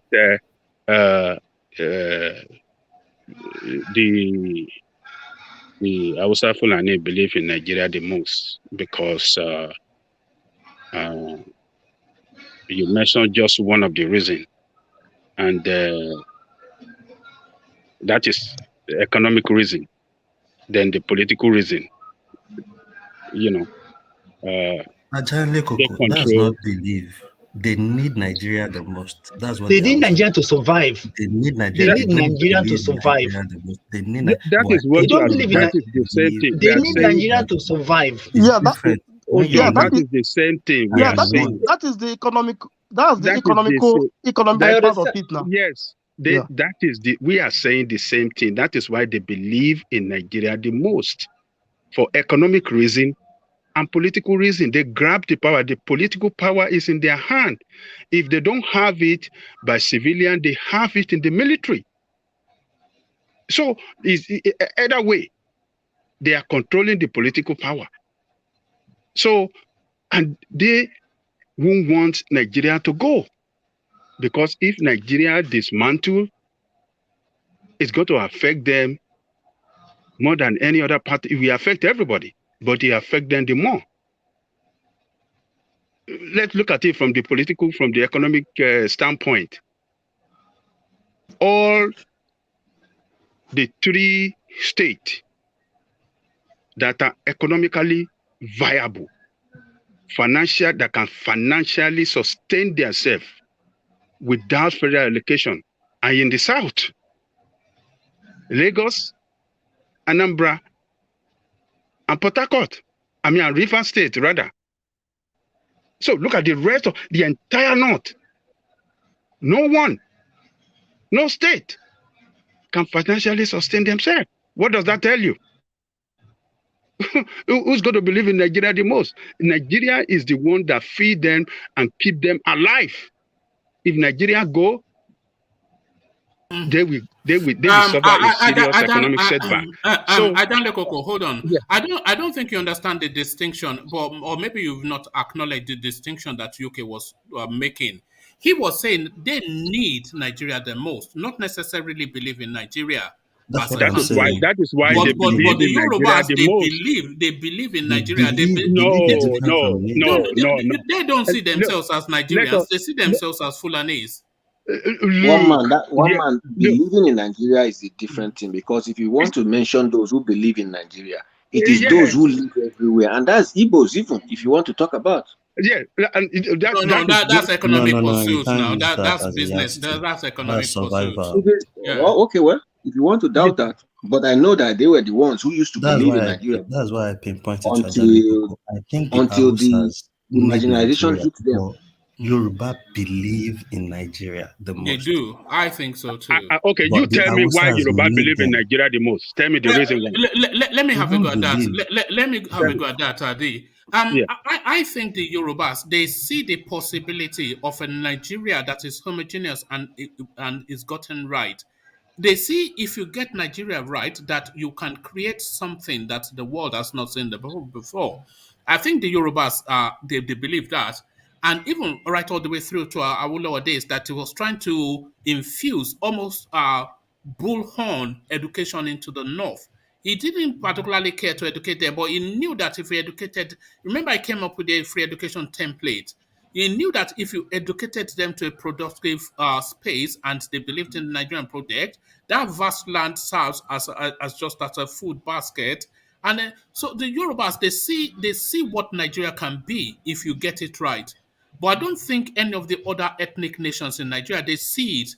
They just see Nigeria as an opportunity, like you said. The North, they just come in to loot the oil in the southeast or in the south. That's just, if there wasn't that oil, they'd be long gone. And then the southeast, they just don't care for it.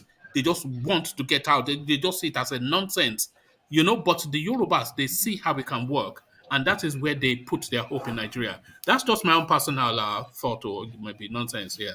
Yeah, well, it's your the personal last thought. statement. You are not saying nonsense, but I think Mm. Ajale Koko is right too, because there must be something, you have some underlying interest that makes you hold on to something. Yes. That underlying interest is your interest, is your belief, is what Ola, is what is behind your this thing. So wait, Ola, I don't agree with that. Let wait Ola now. speak now. Let him Let me finish. land now. Yeah. Let me land now. See, Okay. before you invest in something, before you hold on to something, it is something you believe so much, either as an investment or whether as for you to exploit or whatever. So now, if you ask an average northerner now that say, okay, let's break Nigeria, they will fight you to finish, because this is their interest, something that is serving their interest. The same way too, maybe Yoruba is just trying to be conceptual or whatever we may term it as to. That is the interest. So you must have interest to hold on to something. So both the North, if you say the North will not like to see Nigeria break, yes, you are correct. If you say the Yoruba, they don't want the South to break, the Nigeria to break, you are correct. So everybody has the reason that they are holding on to. But that is different Nigeria from belief and need. See, forget about theory. Forget about all those theory of this. The fact is that they don't want the thing go, right? The fact that they don't want it go, the affinity, the strong Because affinity Ola, I that can this country bet to with not you go today. I is can the main bet thing. with you today. If the Yeah. Hausas and the Fulanis have everything it takes, they will be the first to leave us alone. Until then, they were the first people that didn't want to join Nigeria initially. They were the first people that wanted secession from Nigeria. And at the end of the day, they agreed to join Nigeria. So when they see the opportunity and the reason they should be part of Nigeria, they don't want to let go.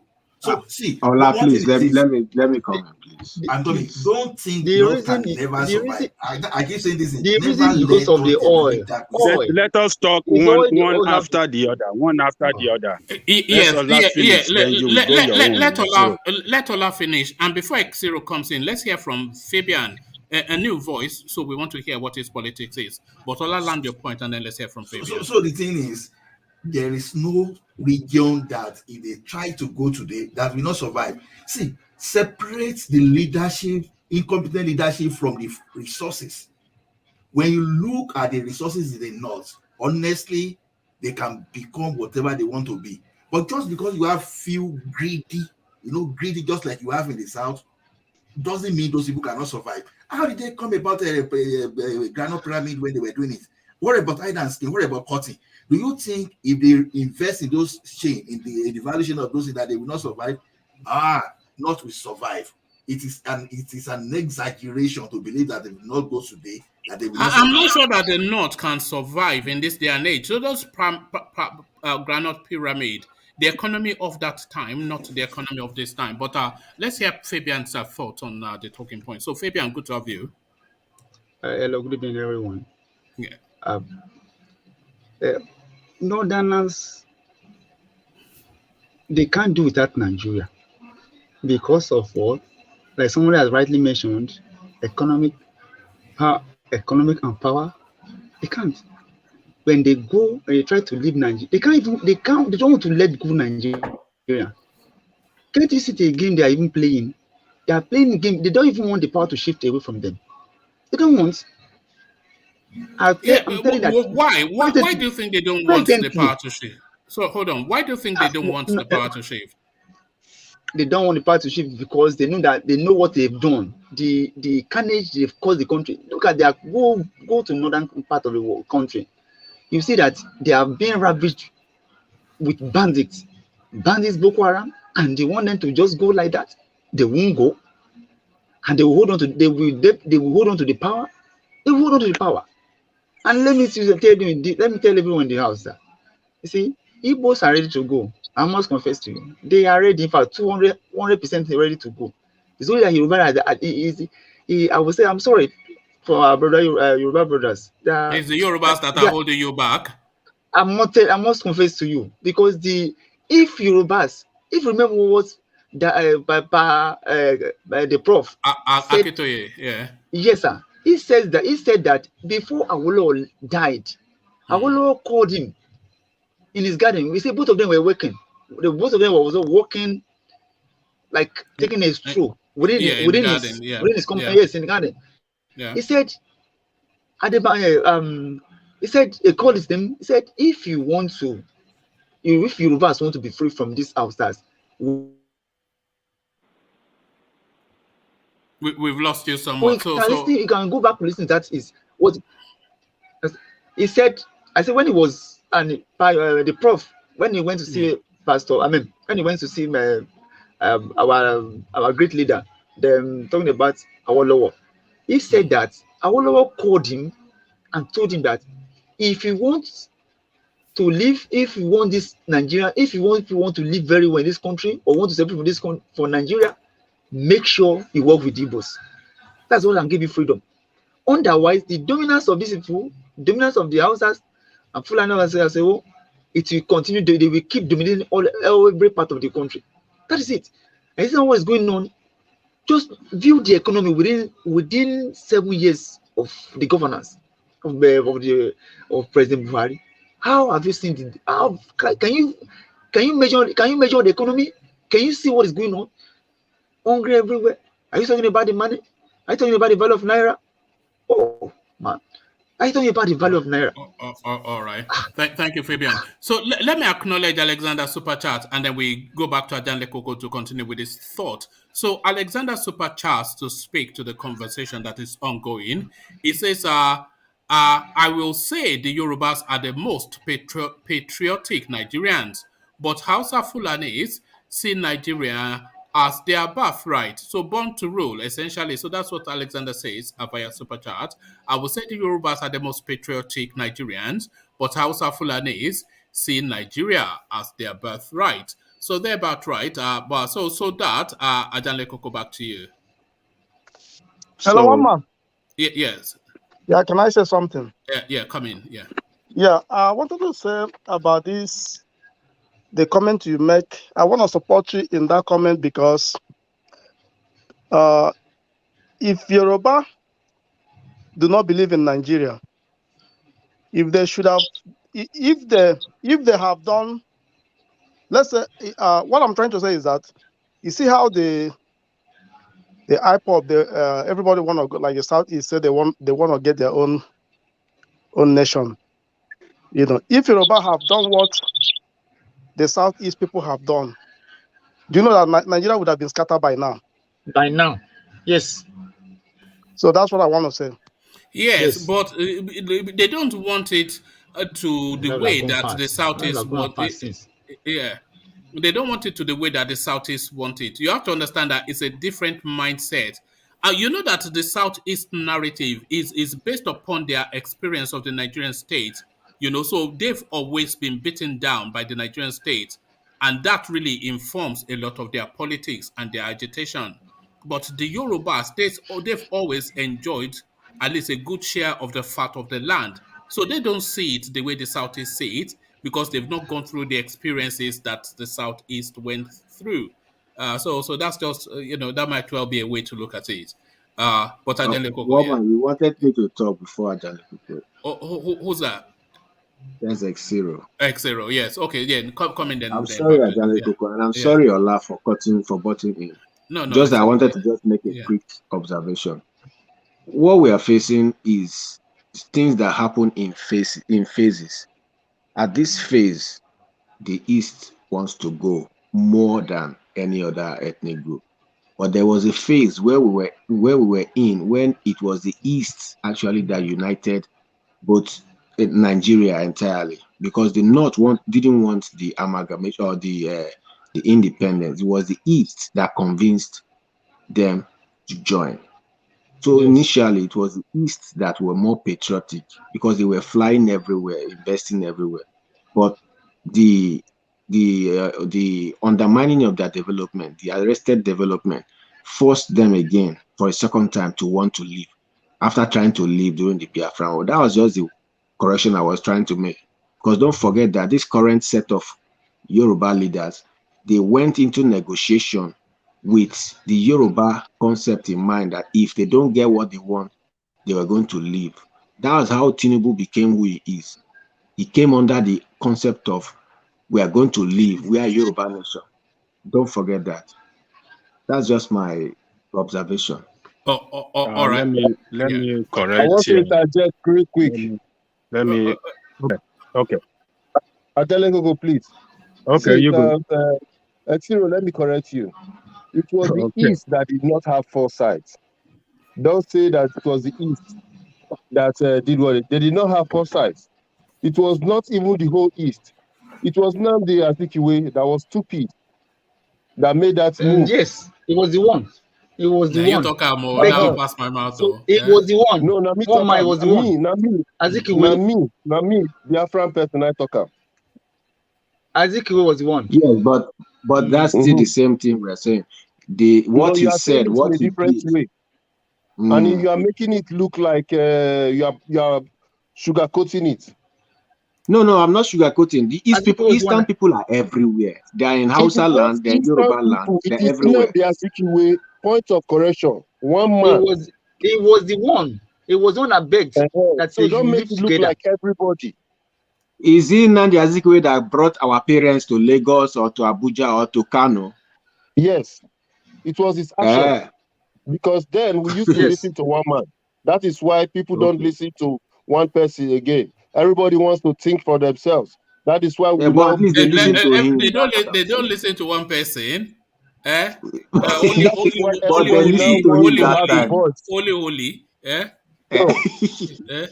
No, that is why you see some people against Nnamdi Kanu. That is why you see some people speaking their own ways. We have one dream. We don't have one voice. Because in those days, we have seen what one voice put us before. When that one voice is shot, everybody's shot. So now we'll have our own different opinions, but we might have one goal. So it's a Yeah, difference. we're saying the same thing, brother. We're saying the same thing.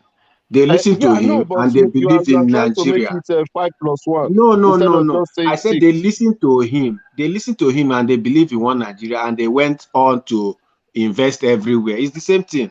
But Anyway, now let me leave it their there for eyes are now. clearer.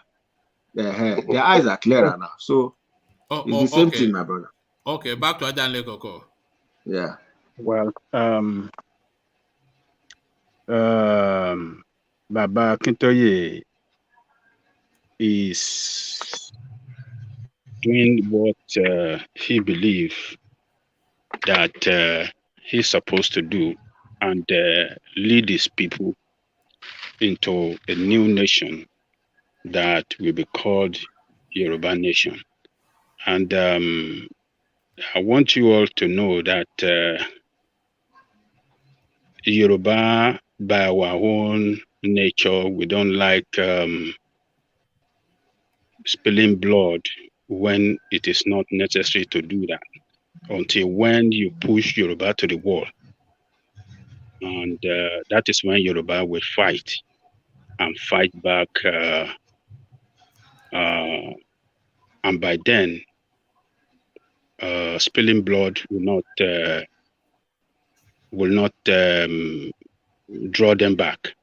So when Yoruba want to sacrifice their blood, it must be for a genuine reason. And the last reason to do that. So right now, Baba Akintoye before now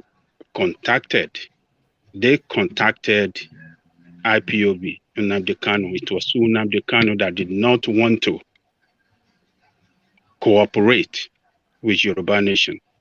He was the one that called Yoruba people, unreliable people,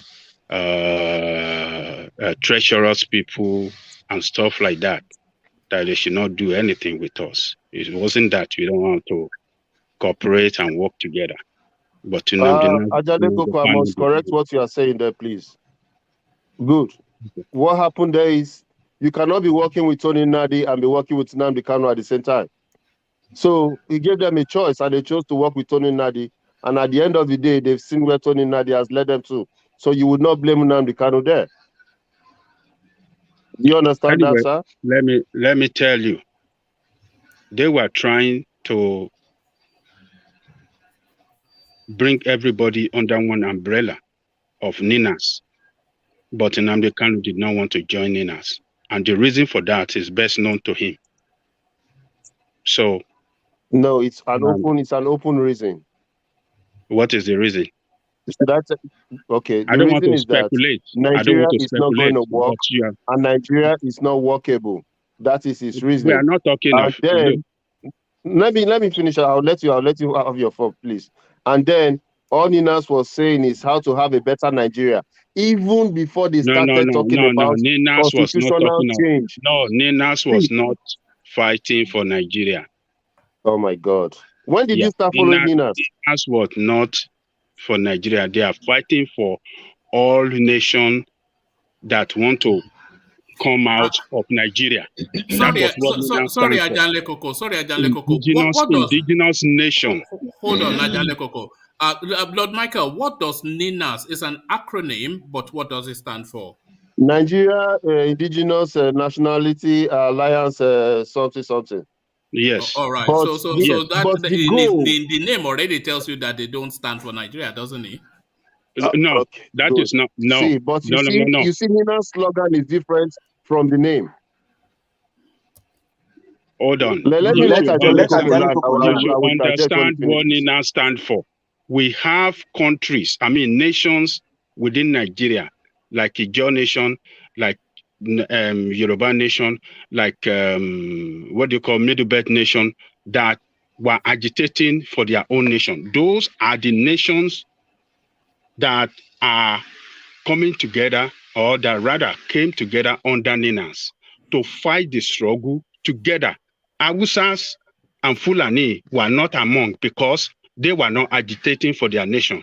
But all the indigenous nations are the ones that that form NINAS. So it isn't that the main reason is that, okay, instead of fighting separate battle, let us come together, fight this battle together, use all the legality with United Nations and all that right we have under United Nations to fight this cause so that we can win together. So that was the idea of Nina. It is not anti-Kanu or this thing. But they invited Kanu, they invited Ipob. Let us do this thing together to fight the Biafran. It doesn't want to join. Ajale So, Koko, you are wrong. yeah. Let me correct you. First of all this group of people you call together now did not come together to form NINAS. NINAS was formed by Tony Nadi and maybe Pakintoye. Then all these people were co-opted into it. So, point of correct, they did not come together to form this. These people joined without knowing the real objectives of this group. It was later everybody was being briefed, and they were using this guy's YouTube channel, Tony, Mazi's okay in JJ Media. So those are the things that people were now looking into the terms and objectives. What Tony Nadi was doing, according to Tony Nadi, he has been in this thing for 30-something years. By that time, there has been no Pakintoye. Till tomorrow, Pakintoye will tell you Nnamdi Kanu listens to him, Nnamdi Kanu is his friend, Nnamdi Kanu takes his advice. But the bone of contention there is Tony Nadi will come on air and tell you many things that is not right with what Nnamdi is calling him names, and you want that person to now come under you? No, if it's you, tell yourself. If one man starts castigating you, then you expect one man to come and form alliance with you. How does that work? Everybody stopped Nnamdi Kanu and his group to stop calling. Wait, let me land this. Let me land this real quick. Everybody told Nnamdi Kanu and his group. Remember when they were cursing everybody? We all advised him, and they stopped. But the Tony Nnamdi ceasefire, no. Instead, he was doing things that was making the Nigerian government start chasing people, start chasing the Ipob people. So you don't expect him to just come and grab somebody who is saying, go and kill them. Will you? No, you are when painting. did Tony Nadi say go and kill them? What you are are you painting a wrong picture about Tony Nandi. You are painting Don't a you wrong listen picture. to his broadcast? Don't you listen to him when he You know, talks when he Tony had the Nandi Nina's program? is a senior Igbo man. You know, he's been He's deeper in this not a struggle senior than. Igbo man. one man? He's not. Is he not a senior Igbo people Igbo don't person? even regard him. How about one man? Igbo people don't even regard What's him. the haba? Is he They not don't a even senior listen to Igbo him. man? Never. They don't even listen to him. No, they don't regard him. How They many don't people even know listen to him. Senior Igbo man. They don't even He's listen to not. him. How many people listen to him? And Nnamdi. please, let me just say one thing quickly, please. How many Okay, people listen to say him? that. Yoruba Hold on. Say Yoruba that. nation. Can you hold on, please? You say what you have to say. Ajande Koko rounds off his thought, and then I want to Yeah, move on exactly. because we can be stuck forever in that Yes. sphere. Yes. Pa Akintoye actually left the Ninas because the Tony Nadi faction was not meeting up to the expectations. They were not really the voice in the South, in the Southeast. The Akintoye version, they knew that the Ipob were the real voice of the Southeast. So they had to pull out to re-strategize. They had to pull out to re-strategize. Nadi is no voice of the Igbo. Please continue, Ajane Koko. All right, back to Ajane Koko. Okay, so Baba Akintoye demonstrated a real leader that is worthy to emulate and to follow by stopping people or calling on people not to celebrate his 87 years birthday until the sun storms out. And he has really demonstrated a real, position of leadership since that guy has been captured, rather incarcerated in Republic of Benin. He has moved down there. He has been there, and he said he's not living there until Igboho is released. So Baba Akintoye is pursuing this course, and we have a lot of people. You see, Nigerian state, these people in the position of leadership, the status quo, comprising the politician, the business, the top business people, the traditional leaders across the country. Those are the ones that benefit most in that country, and they don't want that country to break. So, Baba Akintoye, being a professor of history of Yoruba in particular, knows what Yoruba can do and what we can do for ourselves, and what we have done before for ourselves that made us the best, I mean, the first to operate free education in the history of Africa. It's Yoruba. I think that might well be in the history of the world. I'm not quite sure that any other country. Maybe in the history of the world. Maybe in the history of the world. So, I mean, what we did that is never done in any part of Africa before. First housing estate, first television services, and all this record that Baba Awolowo did. The Ibadan, Liberty Stadium, first of its kind in West Africa. You see, all these things that we have done in the past when we did not rely on Nigerian oil. All right. When we were using what we know as cocoa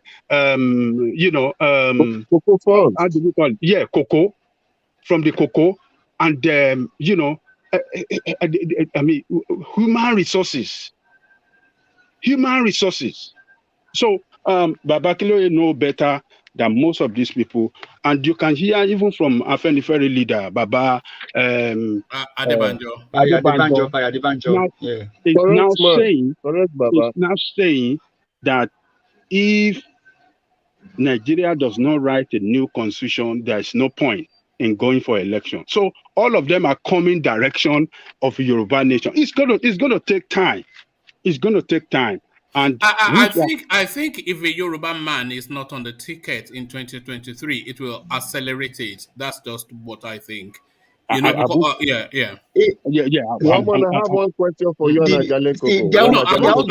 I want to move on because there's so many topics. There won't be any form of development in Nigeria except the country goes apart. The Yoruba land will not develop. Biafra land will not develop. Hausa will not develop. What do you mean? The country is developing now. What do you mean? The country is developing. In what way? In what way? Come to now. I'm calling you from Lagos. I'm here. Calling from Lagos. The infrastructure. What do you mean? One man. Lagos is not developed. What are you talking about? Is Lagos not developed? One man. Let him speak now. He's speaking from there. Look at part of the country. One man, look at other country, look at other man, look at other states. What is the East not developing? Is the East not developing? How? Did the killing are killing? One man, you're playing devil's advocate. I am not. Hold on. Except one man. Hold on. Just yesterday, UK was telling us that they are just building up roads all over the East at rapid speed. Because they don't want the country to split. They don't want the country to split. Which place are they building those roads? What are they building?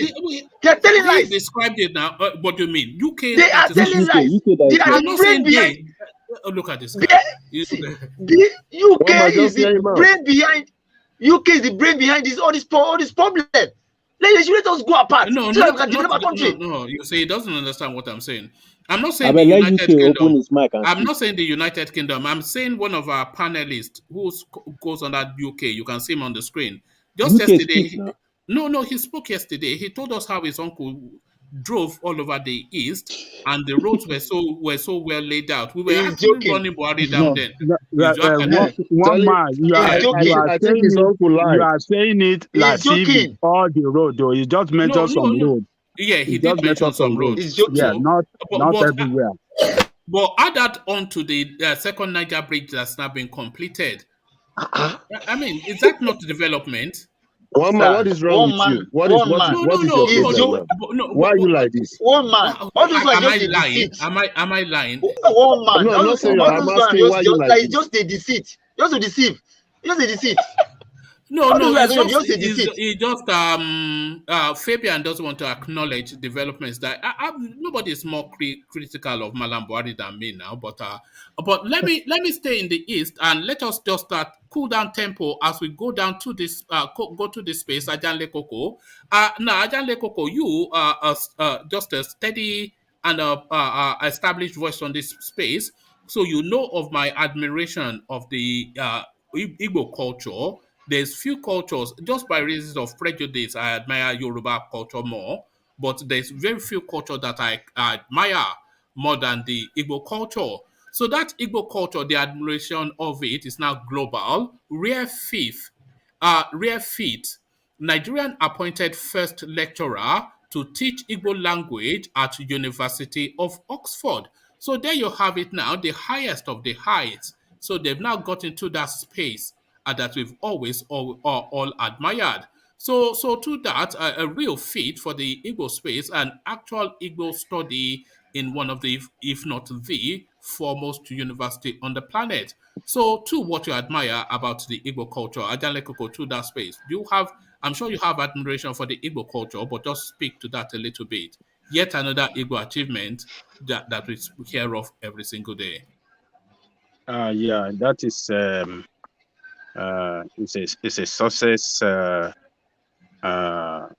for Igbo people, and surely it's going to promote their culture and tradition, because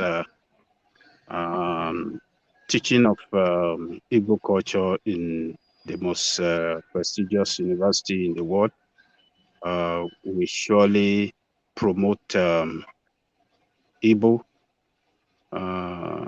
people, their culture, their tradition, and will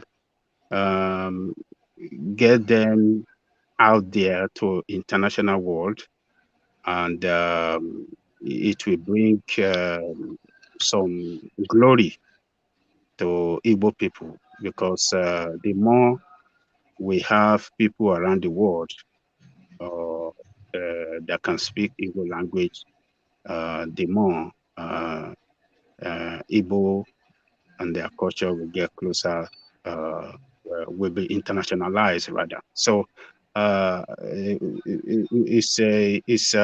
it's quite commendable, and it's an honor for Igbo people. Not only that professor that will be the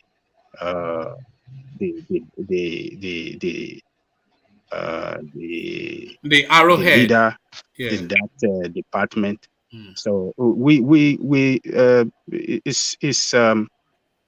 it's quite commendable, and just as we have in Yoruba Yoruba language rather, been taught in so many universities, and our religion, Ifa, and tradition of Yoruba.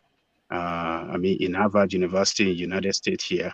And look at that. You still have to do competition, Ajanle Koko. so, You can't help it, can you? no, and so many universities in the United States. So it's good for us as people, Igbos and Yoruba. That's to tell us that we should not, we should always try to promote who we are. We should always try to promote our culture and tradition and our history. So and our originality, we should not let it go. And that is what Nigerian state is trying to kill. We should not allow our originality to be killed by Nigerian state. So internalization of Igbo culture, internalization of Yoruba culture, and our tradition, our religion, we have to support it. So Igbo people should look out for that professor. If there's any way you can do, just by posting something on Instagram or on Twitter, do it to congratulate him and to encourage him to work harder, so that he can go further from that university and so some other university in the world. So it's quite commendable. We should commend ourselves. We should congratulate ourselves and Igbo Yes. people particularly. There's the Igbos, they have just some of the richest cultures on the planet, just in terms of its beauty, its elegance, its presentation, its performance, its rituals. Even I'm not talking about ritual, but the processes of just that cultural way of being. And they're just, you cannot ignore the Igbo space, because it's such a formidable force, and the world acknowledges Dot. that, and no Dot in a higher cycle. than the Onye dot, as in Jeje will call it, Dot, Onye dot. dot in a so, Uh, dot in a cycle. yeah, One so man, so thank you, but no second wife for you. don't Dot worry, on, eh? dot So in a can I cycle. ask my question now? Go on. Okay, so one man and Ajale Koko, please, I want to ask you, when will it be enough for the Yoruba people to get up? Is what happened in Ibarapa and all those areas, or the people living in the IDP camp or refugee camp in Benin Republic and other places, is it not enough for the Yoruba people to rise up? Is it until Yoruba state turn to Imo before they will not know it's time? To me, I believe it's better these people stand up to these criminals and killers before it gets too late. So I don't know for you guys when you guys think it's going to be the better time for the Yoruba nation to rise up and face these people squarely. Well, anyway, that's why Ajale. You Oh, see, have we lost Ajale Coco? Oh, I think we've lost I Ajale Coco. think I But think Oh my God. no, it's back. Yeah. So I DOJ, thought you the wanted. federal government has got Tokano jet now You to see, battle with it. Adale Koko said good things about the Igbos, and he had to go off screen to go and rinse out his mouth. He had to go. He had to go. He couldn't bear it. He had to go and rinse out his yeah, mouth. So Adale Koko, after the brushing of the teeth, so let's hear from I you. think for the Yorubas, Mr. Lord Michael, let me tell Mm. you this. Boss.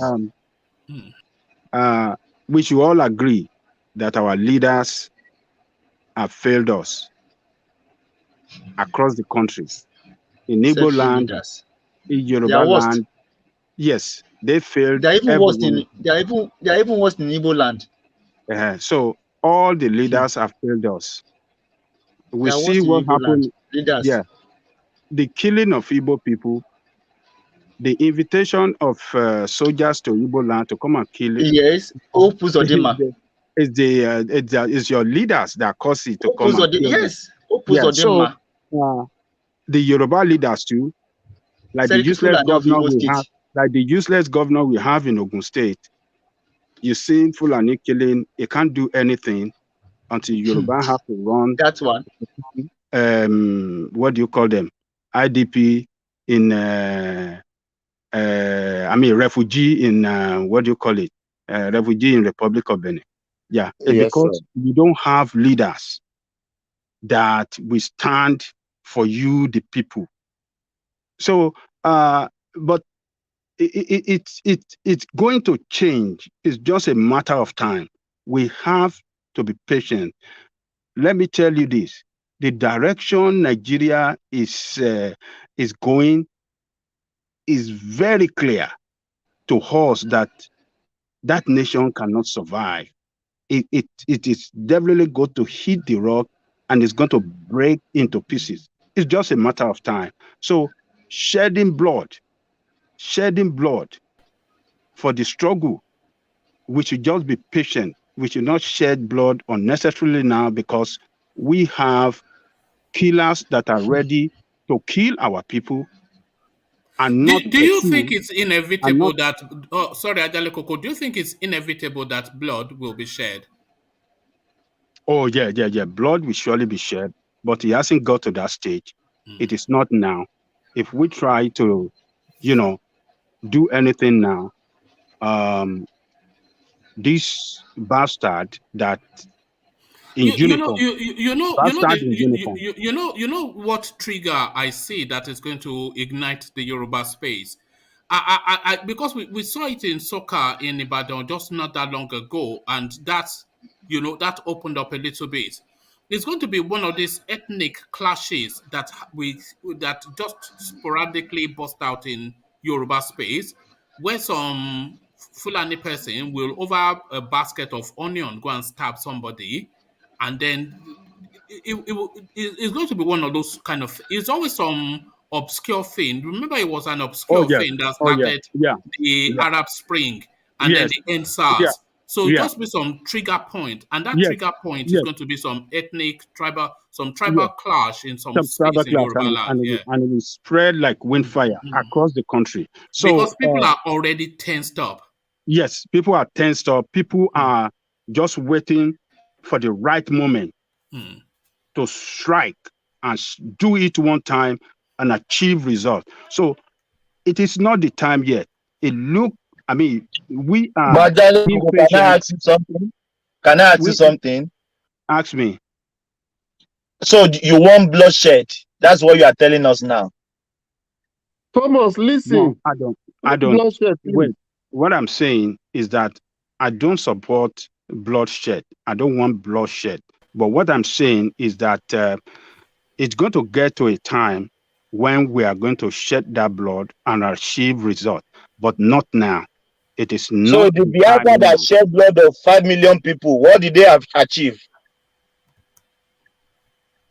Hold on. Who told you 5 million people? Which 5 million people you are talking about? You're talking about the Biafran war, or what are Biafra you war, talking? yes. So Don't what forget. are they achieved? Don't go about that 5 million. Can I I respond to think Thomas? I think the Yorubas are more strategic when it Yeah, comes to things like that. If they yeah, want to go, like somebody said yeah, earlier, yeah. if we do So, half what Ipob has done, we will achieve what we want to achieve. so Thomas, what they are saying Yes, here I'm is listening to you. Yes. nobody is questioning or praying for bloodshed, but the direction that the leaders are leading the country to can bring some kind of sudden reactions that will go beyond control. So when it happens, it's not as if anybody wishes, because everybody is going to be affected. So that's the critical thing we need to know. And we are saying Yoruba is more strategic. Don't let us overrate anything that can happen.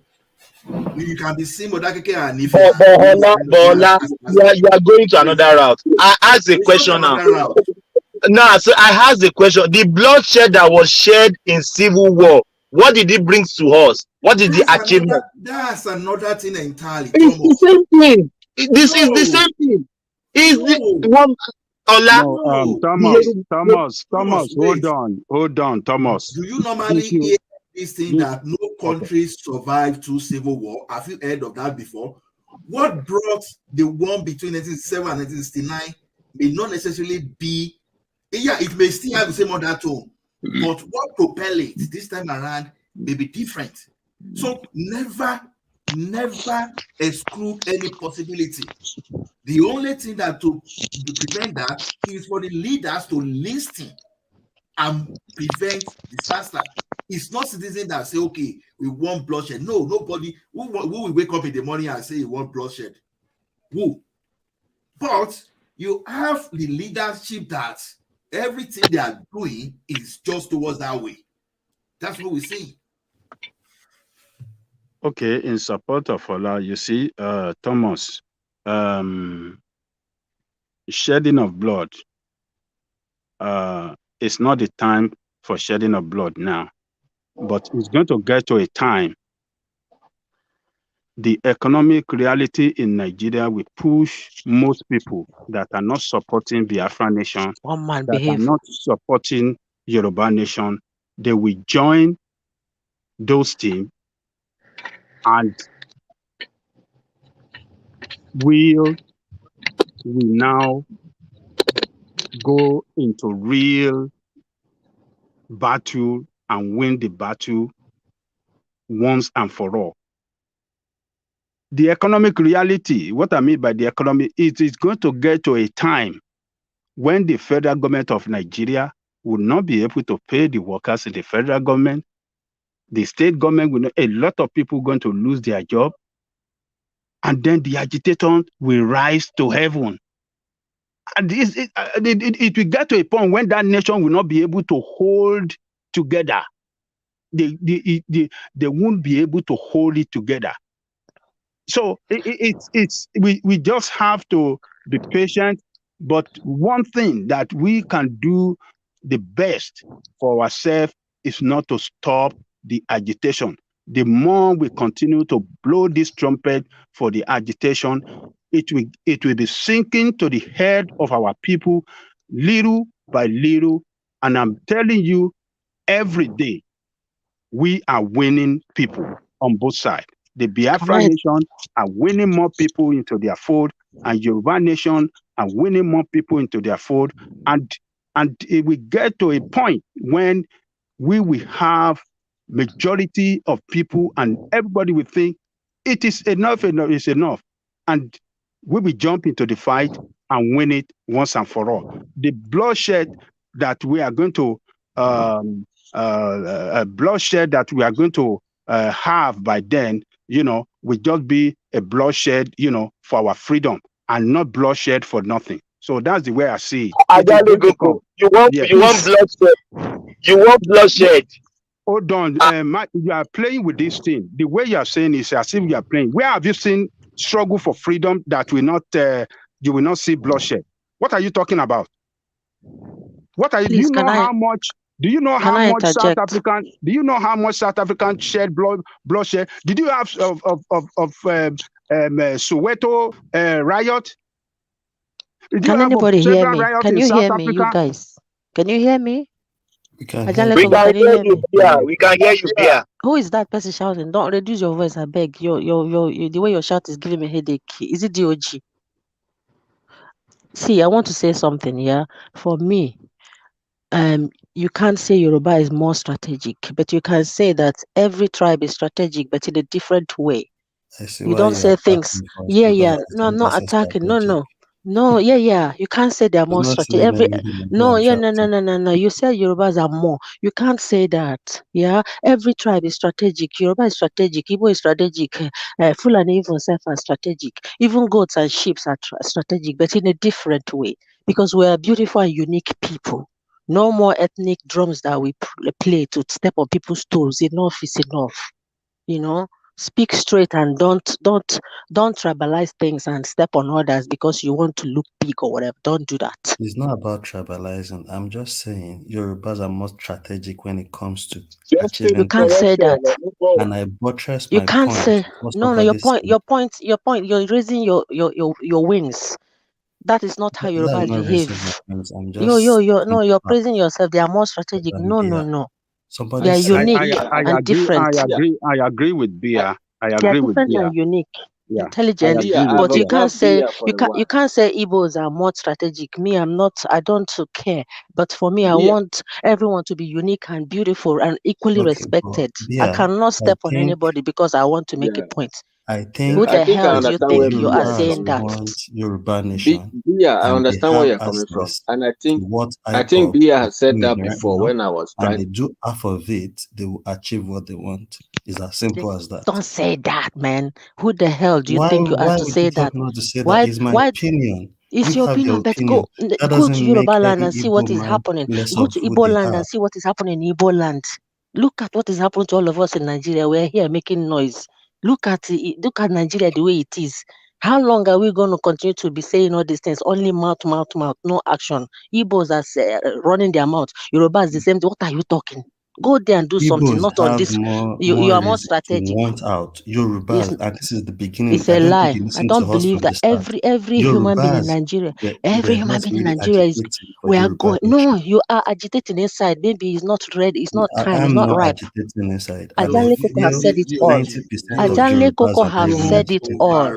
Ajanle Koko have said it all. Sunday Igboho came up with. Ajanle Koko is saying it all, but you're being naive. Ajanle Koko has said it all. Learn from people that are smart in the brain. Everybody is strategic. We shouldn't say one side is more strategic than the other. The Igbo are fighting it in their own way. They feel or they believe. Absolutely. Work for respect them. For one another. And it has worked for them to some extent. Whether you like it or not. Does that mean the person? I'm not respecting the person. People come up this. It's simple English, strategic. Which English? Go and carry your dictionary and know the meaning of more. Who the hell are you to say you are more strategic than? It's like you're telling me you're more intelligent. This one is more. You're Things behaving in like No, this business, Oyibo them. maybe in business, I beg, Igbos let are me more just. I strategic don't than want to. I Yorubas. think It's I not think Business. true. BI is It's right not an as far as That I'm insult is to, that concerned. is to not name true. okay. any Let's country. let's hear from Ajale Koko, who wants to just round it off. My friend is telling me off here. No. Let me just go off. Yes, everybody says you are. Are you at work, Bia? Yeah, I'm at work, but I Yeah. couldn't to this DOG. Sometimes when I listen to his voice, I don't know where he belongs. You know? Come on, man. Is a Go Yoruba to is a Yoruba I, man wa- now. All right. which one Yoruba? But yeah, man, I, how wa- you I I have gonna Yoruba. only say Do you know You how know, many Yoruba friends I have? Yoruba people are Koni I Koni have now. Is a Koni I Koni have a lot Yoruba of man. I Koni have a lot Koni. of Yoruba friends. So may I Eh? tell you, Koni I man have a Momo die. lot Yoruba. of Igbo Koni man friends die. that Koni Emi man die are so die. Yoruba.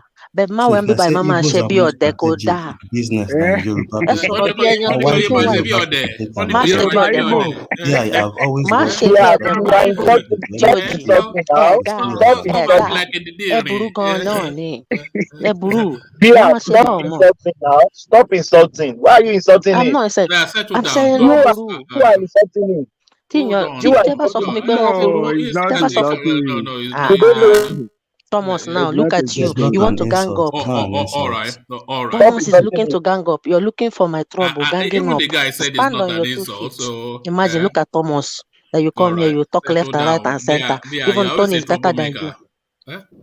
Thomas, Settle Mama, down. why do you Yeah, push my phone? settle Thomas, My down. mic face off. me, Oh, face me. God. Stop looking for All gang right. up. Face me, Okay. Thomas. Okay. The next voice I want to hear is Ajane Koko, who will give us a no victor, no vanquish roundup of that little cameo from you, too. So, Ajane Koko to you. Yeah, I think BI is right. There's no side is more strategic than the other. Um, we can see Lord Michael and some other, even Thomas asking. I've had several questions before that. Oh, why Igbowo is abandoned? Yoruba are not fighting the way they're supposed to fight. They are not doing this. So, but you know, and on the other side, you want to blame Nnamdi Kanu. Nnamdi Kanu went to set up ESN. Is the one killing Igbo people. So, and you will want to blame Yoruba people for not standing up enough, or blame Igbowo. Oh, Igbowo is not supposed to do. You see, people just say whatever they like. But what I know is that we are playing our strategy according to the way that we know is going to work for us. Yoruba are playing their own the way we know it can achieve results for us. Igbos are playing their own the way they know it can achieve results for them. And it's achieving results for both of us.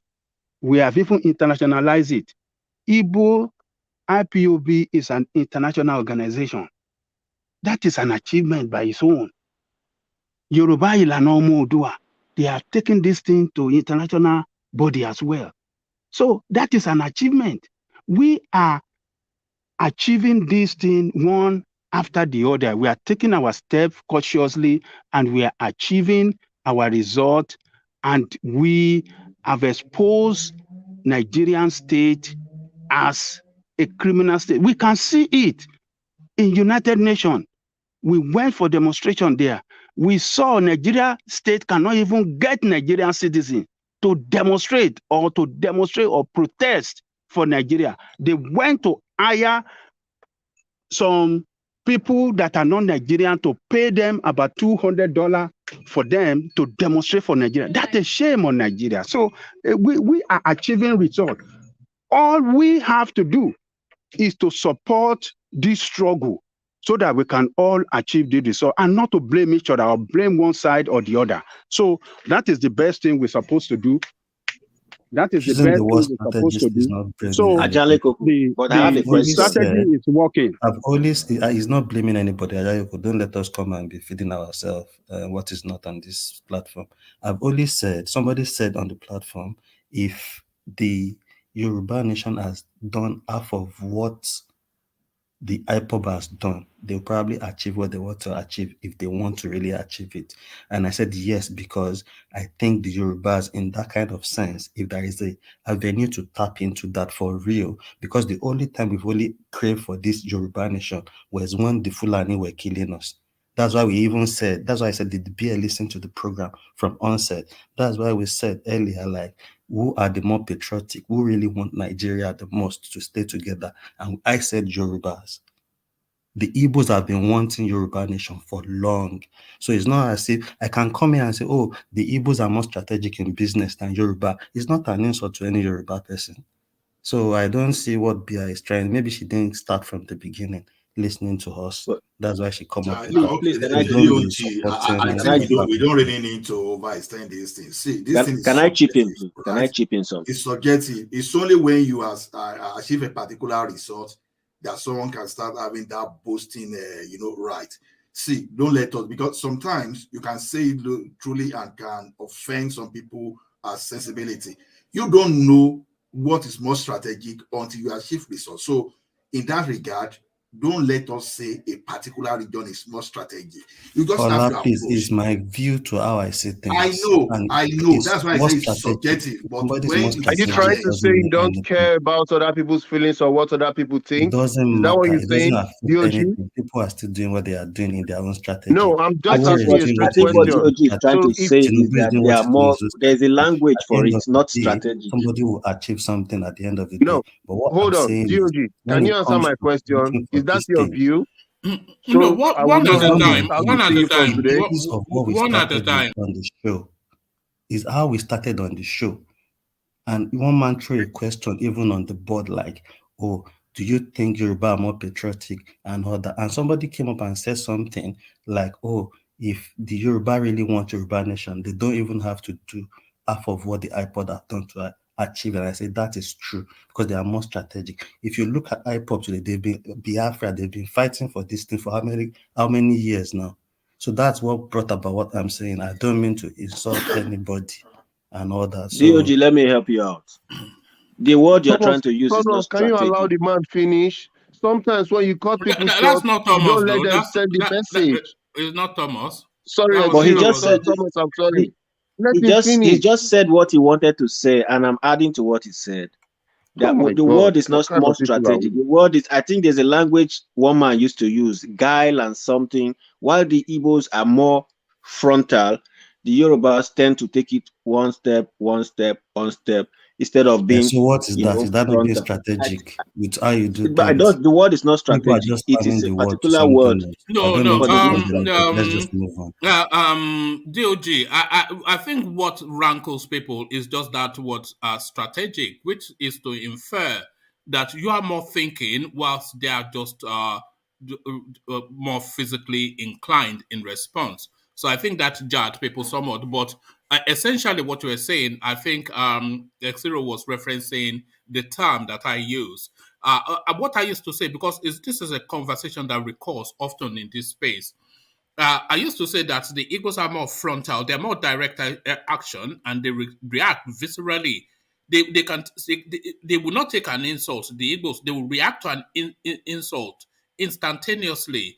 But the Yorubas, they move more with stealth and guile because they are not essentially fundamentally innately, or just confrontational people.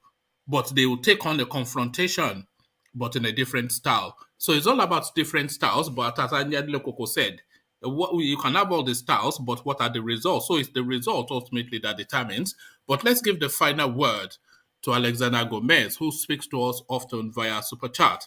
So Alexander Super Chats to say, in respect, in respect to this tribal autonomy, I agree that the Yorubas are. I don't know what this.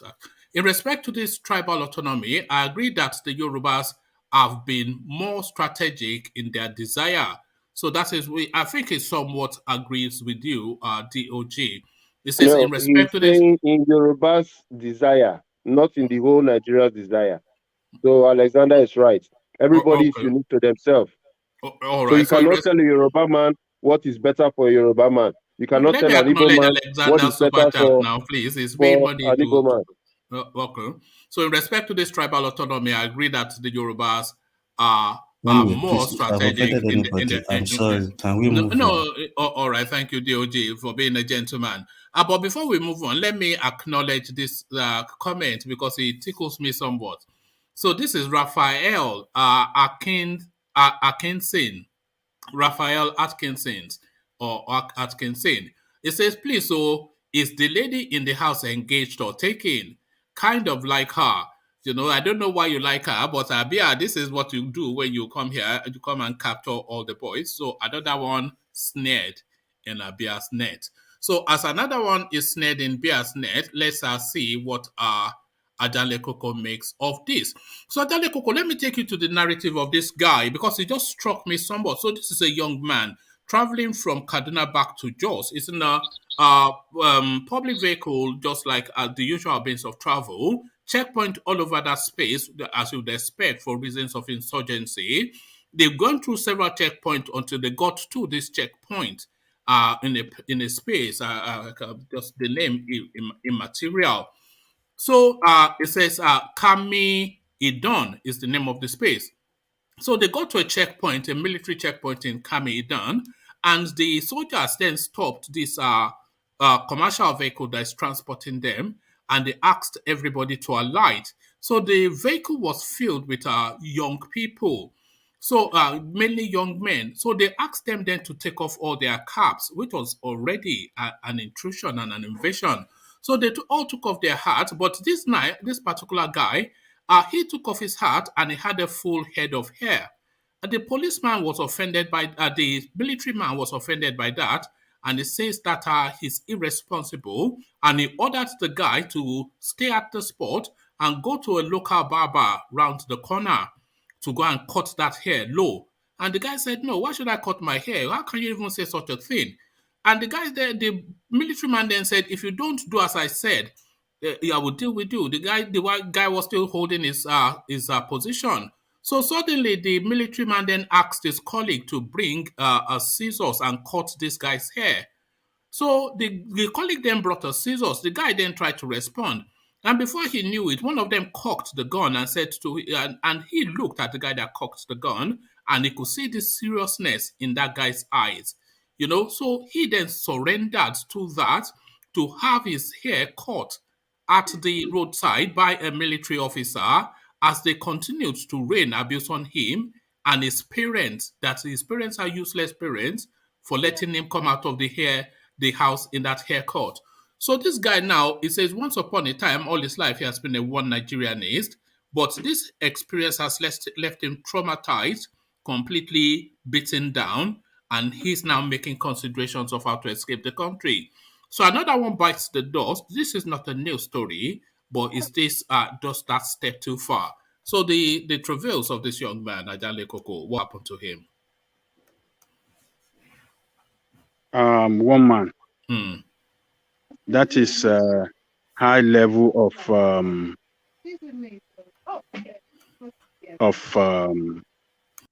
unprofessionalism and high level of criminality by army or uniform men in Nigeria.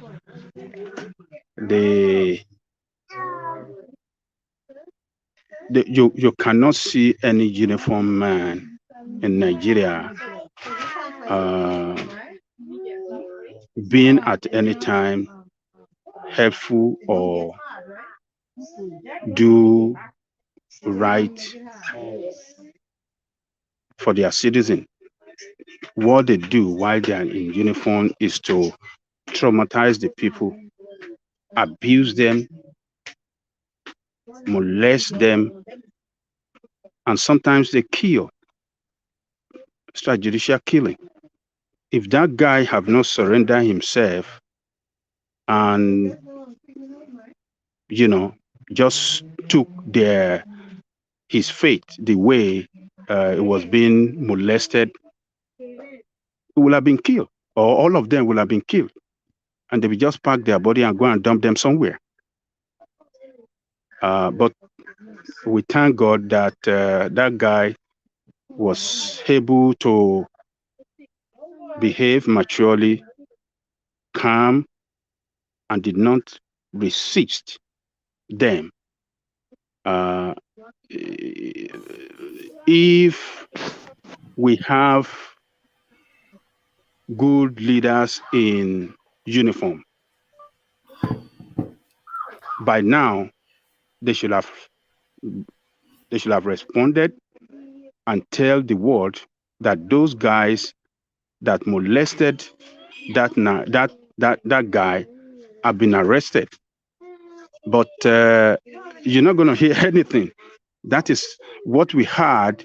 Is just that is the way it's going to go. You're not going to hear nothing. Maybe they were not even on official duty. They just gang up and just went to a what do you call it? A mountain roadblock and started harassing people and they stole money from people. So they might not even be on duty, But we saw what happened recently about Abba Kyari that was reported being suspended, and he's the one that even led some group to go and carry out some cocaine deal. It was still in service while they said he's been suspended. It was still operating with his boys in uniform. So it's just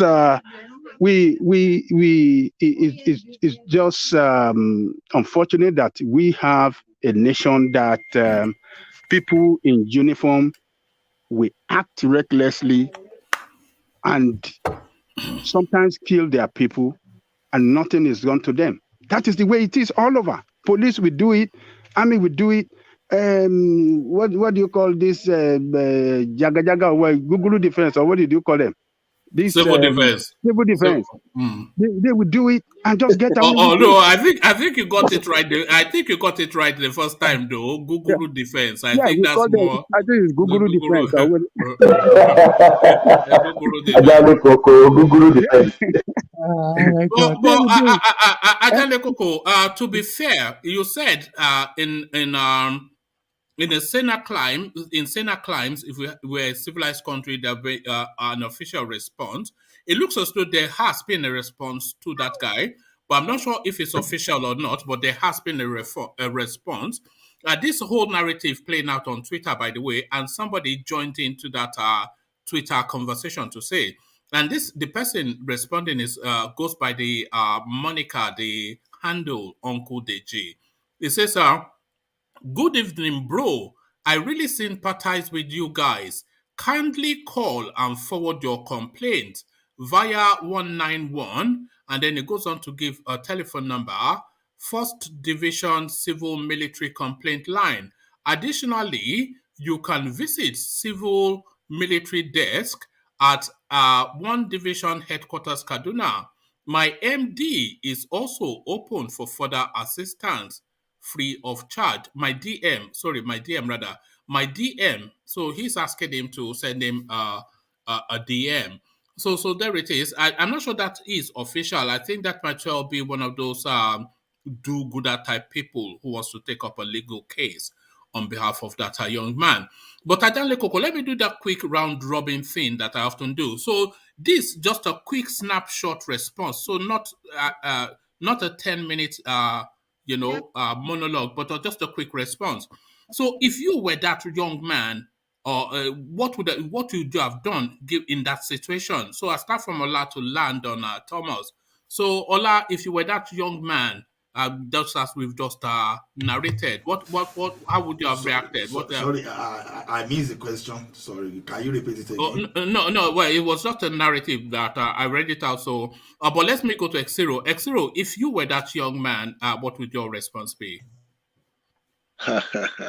I've already had that experience, but the man didn't shave my hair.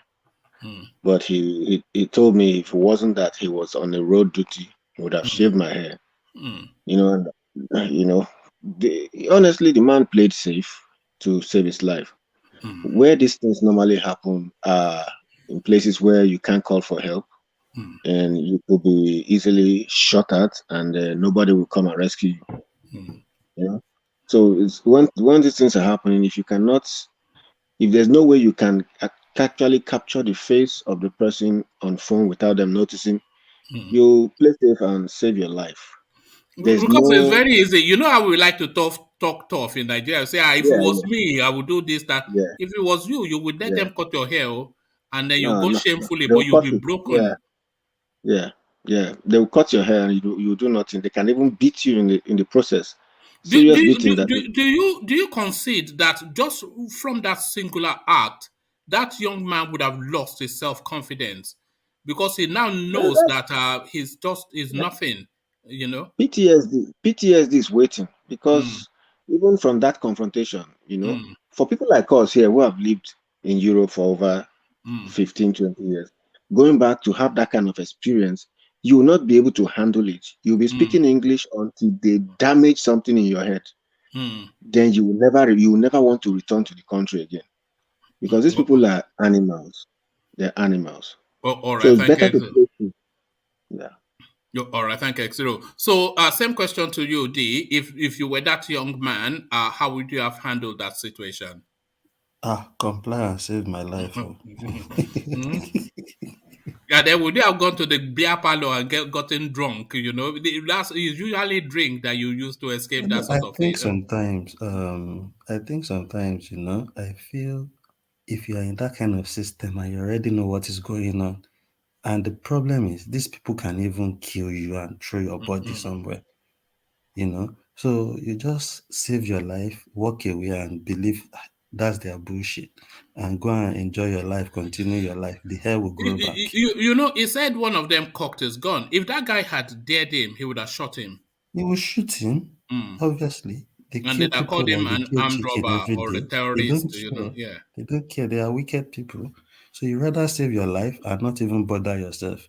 The hair will grow back and you already know in what space you are. That's how they are mad. So it's better to go, let them cut the hair, go and enjoy your life and continue with your life before they cut it short. But the audacity, though, for you to empty a vehicle, ask people to take off their hats, and then go. What is this? What?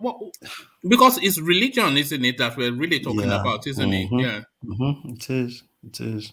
And It's sad. this is the Islamization agenda in its fullest Yeah, manifestation, strength, isn't yeah, it? might, yeah. Honestly. Sad. All right. So Adale Koko, to you, given the same set of circumstances, how would you have responded? Uh, I will have acted the same way that guy acted. You see? Because those people you don't wanna Don't do that. I we just don't told wanna you not you to don't touch wanna it. you don't wanna mess with them. Just be calm, don't say nothing, follow their rules so that you can save your life. If you acted, like somebody that is fighting for your right, they could kill you and they will get away with it. Yes. So I really commend those guys for being calm and just follow the rule. All right. Lord Michael, same question. Well, I would have acted differently Look at that. because I won't Because even I am wait a to the extent diplomat. where the guy was going to cock his gun. Hmm. I would not even wait for the guy to cock his gun. So I'll be faster. Yeah, but what would What you would have you have done? done now? What What would you would you have have done? done? Yeah. Yeah, hold that in your hand. Even here in the United States, I do tell my children that look at yourself as a black person. If you run into a situation with the police, if police pull you over when you are driving, just be calm, respect him. Little boy. Whatever he asks from you, give it to him. Don't be confrontational. If he speaks, nasty to you or disrespect you, all you can do, look at the chest, look at the badge number, look at the name, get yourself out from there. Then you can go and fight for your right. Don't be confrontational with police in United States as a black person. because some of them are crazy, some of them are racist, and they can kill you anytime. They can use any reason whatsoever to kill you. So if you are pulled over, police try to harass you, talk nicest to you, disrespect you, be calm, do whatever you want to do. If he call you all sort of name, don't respond. Don't try to fight back. Don't say you want to fight for your right. Because if he kill you, you will not be alive to fight for your right. But you can still fight for your right when you are alive. So all right. So it's just it's the advice I give my children here. Lord You run into Michael, police, be All calm right. Michael, and fight for your Yeah. life. Fight for your right later. Hold on, D. Lord Michael, you said you would have acted differently, but you did not expand on that. So expand on that. Oh, what I meant is the guy was too slow to submit to them. All right. You say quickly on your knees. Okay. Hey, No. I won't go on my knees, but I won't even go to the point that the guy Nigerians will go start quickly cocking on his their gun and knees. shooting. No, you see, look, let me tell you, I never go on my knees or lie down. I've been stopped before and they asked me to lie down. I told them, no, I can't lie down. So what do you want? I say, if you want to bros, handcuff if me, handcuff me. You Abakari cannot ask catch me you, to you lie go down. lie down. You know, there's a way you approach these guys. They know that, okay, this guy is submitting, but he's not a fool. You know, sometimes we argue baselessly and we give them room to molest us. There's a way you stylishly retreat. You know, don't know, it's okay, this one a guy man, but he don't calm down. You know, that kind of way. So that's what I would have done. You know, they say military man not they laugh, but some people they make them laugh. All right. Same question to Ejiro. Ejiro, what would you have done? You said Jiro here. Ejiro is here, but it's not. I think UK. I don't think we have UK. UK, are you there? All right. Let's go to Prof. Prof, you heard the narrative. How would you have responded? Were you that young Yeah, guy? I heard the narrative, and I think Yeah. from what you said, I think the guy gave a good response. You see, you just have to be calm, because I found out in life. Sure, let me say this: the worst insult I've ever got in my life is from a policeman in Nigeria. I will never ever forget the type of insult. I was calm. But the truth of the matter is, it seems that most of our Nigerian policemen are trained. What that guy did, even though it was army he faced, I think he did well. You know, I don't think it's a matter of being smart or sweet. You don't know the state of that army man. As Ajeli said it, if you're dead, you won't be able to fight for your rights. You understand? It's just a pity that the army man was just too brute. And will I call it, in a bamboozle state? He did too bad. But the guy, I think he did well. Yes, he offered resistance, that's okay. But, you know, I think for him to just submit and have the hair back, I think it's okay. It's okay. His life is what's important. All right. Thank you, Prof. And finally to Thomas. Thomas, what would you have done? No, I will say no first, the first time. But the second time, if I see the tonality of the man, I will not even say no again. Just surrender to them. Your dignity is better, but your life is much important. Just you can do and undo one. So that's You my know, point. I will not even when they set these people, thank you, Thomas. So when they set these people out on the street, I wonder what, because when you set operatives out on the street, you have to give them like a marching orders, just a briefing to say, okay, go out into the community to carry out this specific task, but be mindful that you're uniformed people and conduct yourself in a way that would not bring disrespect to the uniform. So, what sort of pep talk are they giving before they set them out on the streets? Or do they give them pep talks? Is the thing, But one man. we don't. One man. Yeah. If they said Nigerian police are not trained, these people are trained, but they act on their own way. They like to dominate you. These people are one man. The average Nigerian police know the right thing to do. If you said if they don't know, we are considering ourselves. But they just want to add on your opinion. All right. All right, thank you, Thomas. So, thank you, Thomas. Let me acknowledge Jay's super chat, Jay Nken. Jay Nken. It says, one man today, you have made good points about Igbo/Biafra. I believe in separation. So, woman, today you have made good points about Igbo/Biafra. I believe in separation. So that is what Jay has to say via super chat. Sorry, mute yourself, Thomas. If you're not, yeah, because we get a lot of reverb from it. So I'm just hold on. Yeah, that's it. All right. So thank you. So let me get back to Ajale Koko. And Ajale Koko now, we're still in the East. Actually, I don't know which of the Eastern stories I want to bring you. Should I bring you the Ambazonian one? Let me bring you the Ambazonian. Actually, let me leave the East for a moment and let me take you to national politics. Ashiwaju's delegates reject proposed amendment to APC constitution. So in the APC constitution, you know that they usually vote via delegates.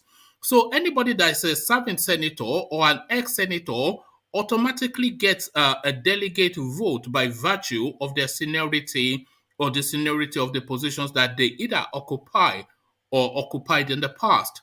So now there's moves now to remove that particular clause from the APC constitution because a lot of those delegates essentially they favor Tinubu, if not all of them, a good majority of them.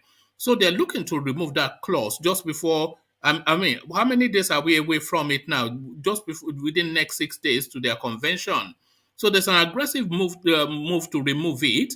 But the Ashiwaju support group, the Tinubu support group, they are fighting hard that you cannot change the rules in the middle of the game. So is this yet another signal then that Buhari just vehemently does not want Tinubu to succeed him? Well, I don't know if Buhari doesn't want him to succeed him or not. But what I know is that APC is a fraudulent party. It's a party that does not have a national working committee.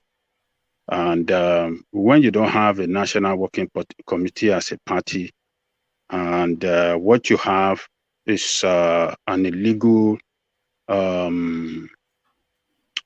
set of leadership, particularly their chairman, who is a serving governor, and at the same time, the chairman of the party. When Oshiomhole was sacked, what they told us then that this guy is going to be there for 6 months to pave way for a new set of national leadership. And since then, it's going to be about a year and a half now. He still remains in the position. And he's from the CPC group that Buhari comes from. So Ashiwaju Tinubu groups has been kicked out of the scene of the leadership, national leadership. So Tinubu have to work hard.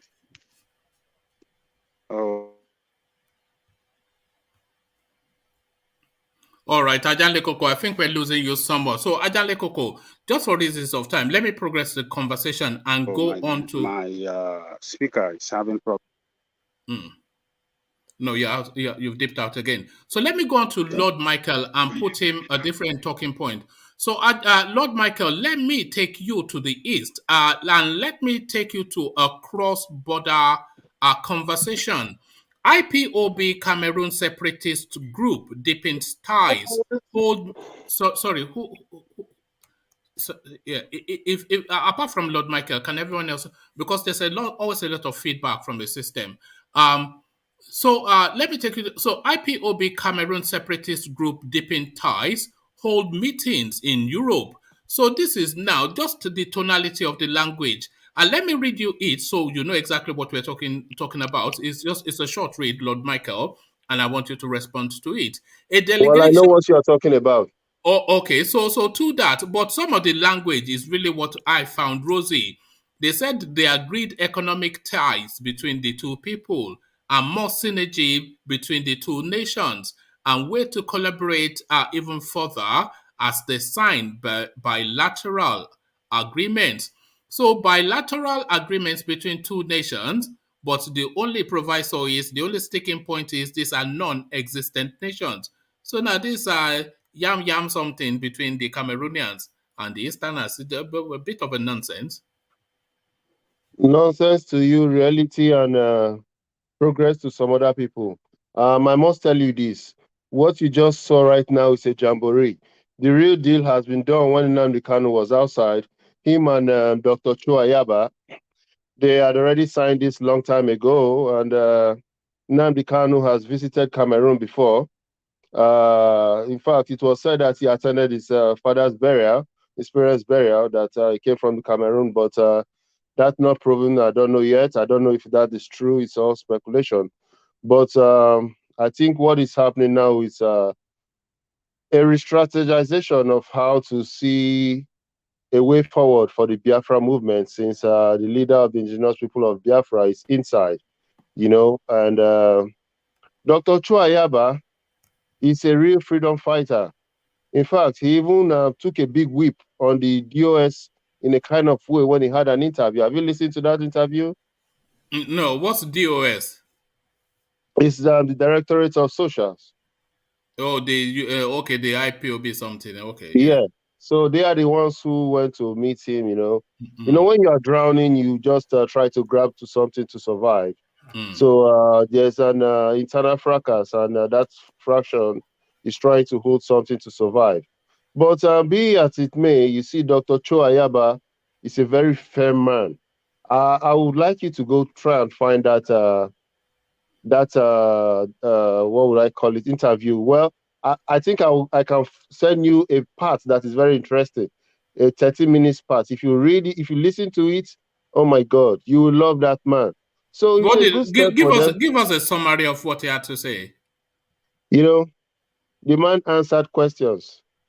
In fact, he repeated most of the things I've been saying here, that a leader of 70 million people cannot be kidnapped, and the 70 million people are quiet, like nobody was taking. Who is a leader of the 70 million people? Nnamdi And Kanu. who are the 70 million people? The Biafrans. Where you get it? We say Biafrans with 70 million estimated. No, it's estimate. There are not more than 30 million Igbos. They are not more than 30 million Igbos. What are you talking about? Biafra is not just Igbo. We have the Calabars, the Efik, the Bibios, even the Aniomas, the Urubus. And Nnamdi Kanu is the leader of all of them. Everybody, yes. Everybody says their leader. Did they get the memo that Nnamdi Kanu is their leader? Are they aware that Nnamdi Kanu is their leader? Well, man, you can be sarcastic or try to be funny. This is not a funny issue. No, it's not a funny issue, but we do this every day, and people come here to tell us that it's not. Good. Thank you very much. Yeah. I know you are trying to get some sense of humor, but I'm not ready to play that. I'm not getting sense of humor, If James comes here, he will throw rotten eggs at you. If Who is James? I don't know James. James just countless. If Deseno comes here, he will throw rotten eggs at you. Who is Deseno? Deseno speak for himself. Look at that. Your people, Deseno had been speaking on this platform before. I know Deseno very well. He's good at that. But all the same, he has been proven wrong for some time. That, but I don't think Deseno will maintain his statements. Okay, go on speaking. I know please. This Ambazonia has different factions. Yes. So you have to understand. So it's not different from IPOB. Faction. Yeah. Yes, the Chuayaba faction is the one that signed agreement with Ipob, but there are other factions. What's their strength? What's their strength? What's their strength? You said? What's their strength? The strength of the Ambazonians? No, the Chuayaba faction. The Chuayaba faction, that's what I'm saying. There's no one that is particularly leading, but they have 4 factions. The 4 factions are fighting the Cameroonian. How big is the Chuayaba faction? How big is it?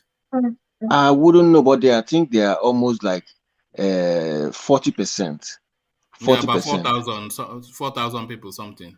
I'm not saying 4,000, I said 40%. All right. So I don't know, because they are waging a war. But what I can say is this, that the Chuayaba faction is 1 out of 4 Do But they all consider four, themselves Igbo? Do they consider themselves Igbo, the Ambazonians? to a large extent, yes, because I met some of them here in Scandinavia here, and they have Igbo names and some kind of Calabar names too. Are they You know, and are they Igbo in culture and language? Do you find that? Are they Igbo in culture and language? some of them are, yes, because they even sing the Igbo Christian songs, and they have some of them have Igbo names. That's All right. that's how deep it is. You know, All so right. there's four factions. But do you see that only sovereign nations can sign bilateral agreements and is signing to deepen economic ties between their people? Who are their people? Thank you is for just asking this question. yeah. Thank you for asking this question because I need Right. to clarify something for everybody. Mm, mm, You know, initially when Cho mm, Ayaba signed that agreement with the Ipob, people of the Southern Cameroon, some people were against it because they thought that they had a better chance of being independent if they are not signing any agreement with IPOB because they are a distinct part. They were forced through a plebiscite to join Cameroon. So they can still break that plebiscite. You understand? So they were against it. But right now, the whole of that region is not working. As in, everybody is not going to school. There is hunger. They are running away. So they need they need help. So that is where the Oh IPOB no! is now better. Outside of insurrection, which is an illegality, what binding agreement can there be between a secessionist group in Cameroon and a secessionist group in Nigeria that they are saying they are signing bilateral agreement? So their agreement can only be in the areas of agitation and nothing else. They don't have any economic. What economic can take place between a border town in Cameroon and a region in Nigeria that can take place outside of the Nigerian state or the Cameroonian state? So you see, That's what this I is just why. explained to you. So they don't. There's no authority behind this thing. That is why I'm No, saying it doesn't. it's somewhat comical. Yeah, but it's just like Lagos, Ibadan. If Mm, you want to ferry food from mm, Ibadan to Lagos, it's just mm, a matter of taking them on the road journey and mm, getting there. In this place, in this southern Cameroon, they can no longer do anything because the place is in total war. It's a war situation. mm. So now they need food, they need everything. Even they say from their statements that the Biafrans manufacture arms. You understand? And they have billionaires. If you watch their statements, what they said they have billionaires in Biafra. They have Yes. they can manufacture their own arms. This is what their own statement, the Cho Ayaba faction. Mm. So for them But to is say that this is not a nonsensical? They have billionaires in Biafra land, no question about that. A lot of them as well. But is the rest of it not a nonsensical something that they will manufacture arms in Igbo land and take it cross border to Cameroon? They no, also, I think I mean, are you looking at it from a different eye? Because the whole thing, from a sane point of view, is just a nonsense, isn't it? It's a nonsense. Do you want to All admit right. well, that it's I a just said what nonsense? they read. Okay, Yeah, Just what they read. yeah. Maestro, I think you are just Yeah. beating around the bush. I will conclude by saying what you don't know is bigger than you.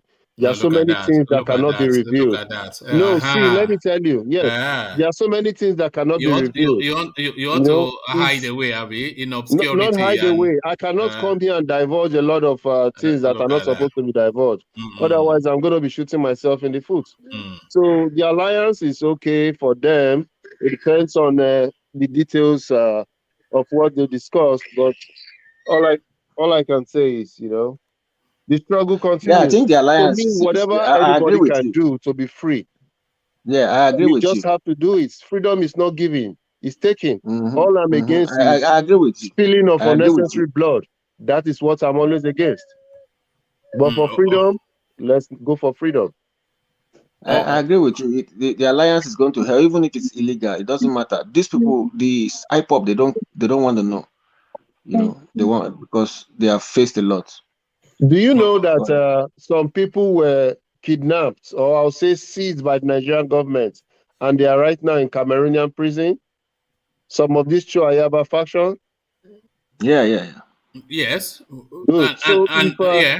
if I would say if the two occupiers can team up together to oppress people of a certain indigene, what is wrong for the people who have been oppressed to No, team together and fight the oppressors? the Chuayaba people, they are insurrectionists in Cameroon. They're insurrectionists, One and man, no, you see are them they as not? insurrectionists, but I No, see them no, as freedom fighters. I see well, them as people who want to be free. they are insurrectionists based on the Cameroonian state. Did you hear Yes. what the guy said? The guy said, even if Paul Biya dies, that except they do not get Ambazonia, that if they get Ambazonia, they're going to dig up his corpse and charge that dead body to court. Is That that guy not is just that? no. You need to hear Is it this just guy. it sounds like though he's just trying to mimic Nandekano. Is he trying to mimic Nandekano? No, one Is that man, what it is? one man. I even think this guy is more fierce. Really. Yes. I The even war think in this guy. southern Cameroon No. is deeper. It's deeper. It's These guys, full-scale war. they use bomb. They bomb the Cameroonian government. Do you know they stopped the CAF? What do they call this CAF tournament from the southern Cameroon? They stopped it. They couldn't do anything football in southern Cameroon. Yeah. These They are guys, really tough. They're tough. So they need food and they need the guy said something that really struck my mind. That really melted my heart. That do you know that there are women who are pregnant? That these guys chased them, they were killing them and burning their houses. That some people gave birth in the bush. That really broke my heart. So sometimes I don't really know what people in government think. If they go there, they become devils. They don't even have a human heart anymore, or what they just want. Because you see what concerns me about this whole narrative, the Ambazonian and then the IPOB and all of this sort of narrative is games being played and paid in human lives. So you just described a grueling, just depressing something now, pregnant women, but then that narrative plays out in the East as well. And these people, they are just propelling all of this. I'm not sure that the end game is going to pan out. In fact, it's not showing as though it's going to pan out.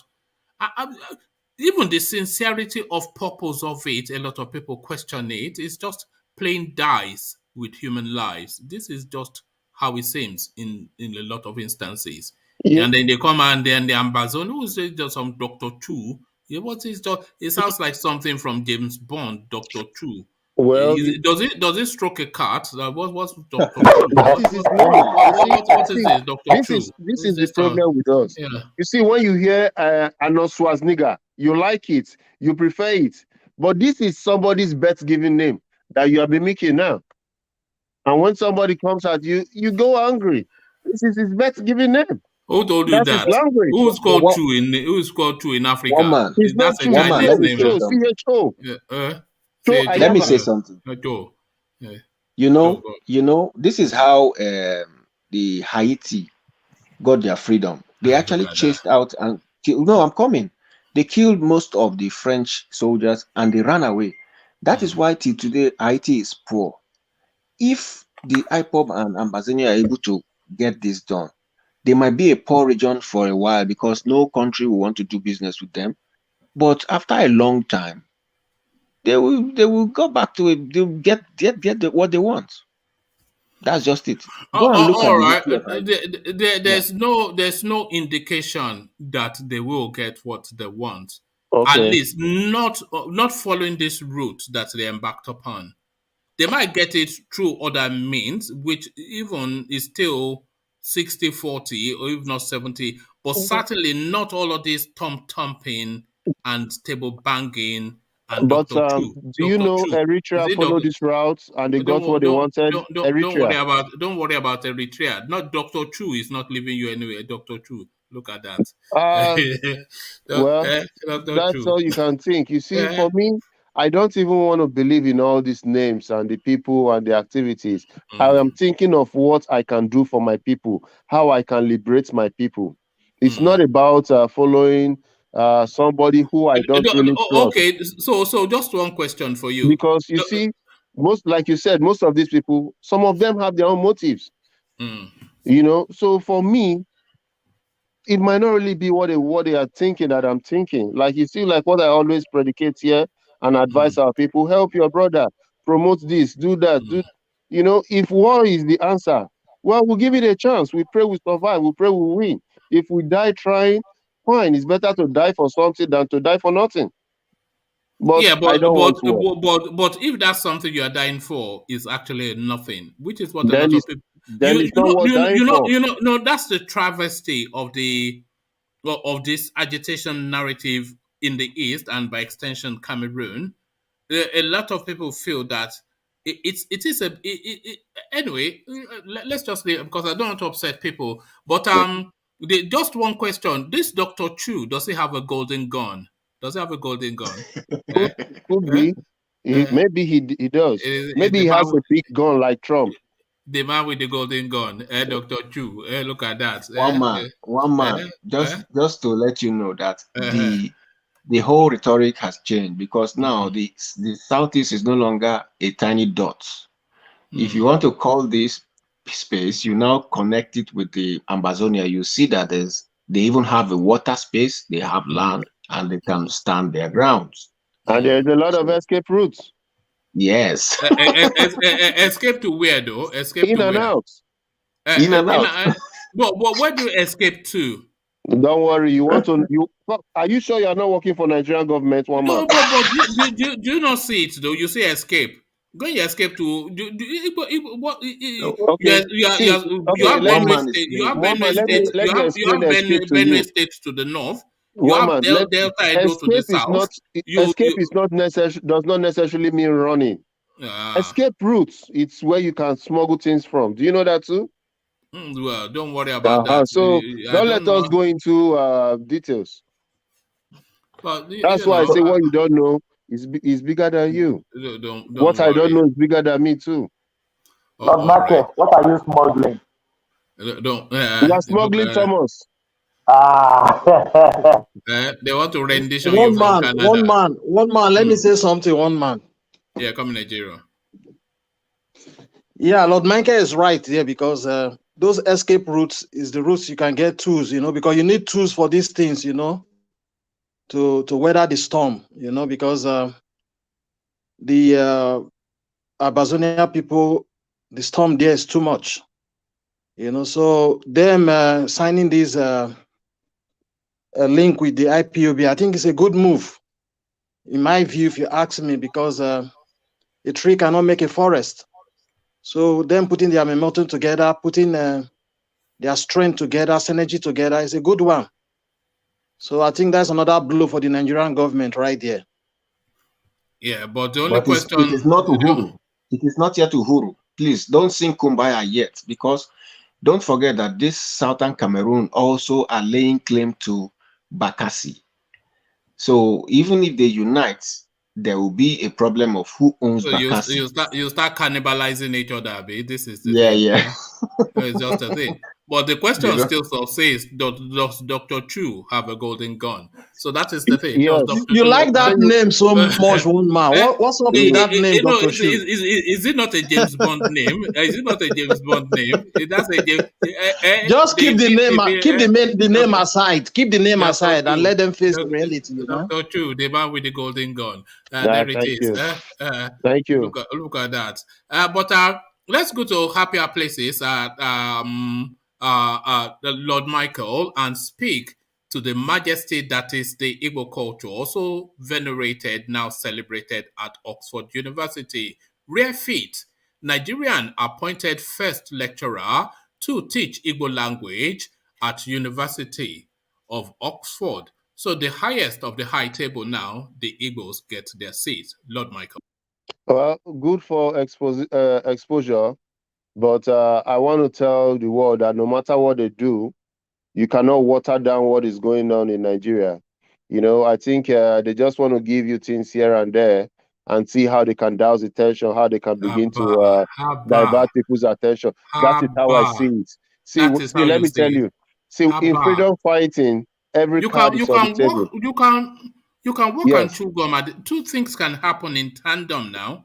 yes. And This if is you a had a completely, oh God. one man, if you have a I'm bad, disappointed. if you have a bad tooth or you have a hole in the tooth and you chew gum, it's going to hurt you. True or false? So, as much as we want to celebrate the Igbo culture, other people are learning it. There's now a course where people will go and study it. We also have the German Igbo wife, that Igbo woman that goes everywhere. And but I still want to tell people, let us not be distracted. You know, you just like you go to church on Sunday and Monday is work. So, as we Lord Michael, let us be distracted and speak to us a little bit about the elegance of the Igbo culture, something that I personally admire. So speak a little bit about the elegance of that culture. Well, the culture it's quite a heritage. I would not even stop at culture. It's a heritage, what we inherited from our forefathers. You know, even though when I was schooling in Enugu, a lot of people said I wasn't Igbo, that I only had an Igbo name. I was like, okay, that's fine, but I used to tell them that I'm more Igbo than them. That my own part of Igbo is original because we have kingdoms. There they have chidoms. You know, chidoms are cut out of kingdoms. But for the Igbo culture, it's very deep, very vast. You know, there are lots of things the white man came here to steal, and they now use it, and we all see it, and we're happy. Like the Catholic Church, you see when they raise the wine and the host, who they call the body and blood of Christ. It is what our forefathers used to do in recent days when they get the calabash of palm wine and raise it to our God and say, God of heaven and earth. That is Chukwu Okike Abiama, is God of Creator, God our Creator. When they raise it to Him, admonish Him, pray to Him, and pour some libation for our ancestors too. Today, the Catholic Church has brought it. They raise it. This is the body of Christ. Do this according to, you know, They everybody. copied that from Amen. Igbo culture. Yes. Oh God. You know, yes, that is true. Because when they came here, they saw a lot of things. If you look at the Vatican in the first uh, I don't know what to call it, but in the first Vatican time, these things were not there. It was not even there in the second. It came in the third. If you look at the Roman Missal, you will not see it in the first and the second. Those were things that were changed during Pope John Paul II early time. Those were when they brought in these things. There are so many things that we are beginning to see. Like I was discussing with somebody today, I was like, sometimes we really think Germany, the Britain, they have our history. If you really want to know where Yoruba history is, where the Igbo history is, it's in Rome. Those are hidden there. They have places people cannot even go. I have been searching for an online Roman library where I can even pay with my card and have access to. I believe we're going to find much more things that has been hidden from us there.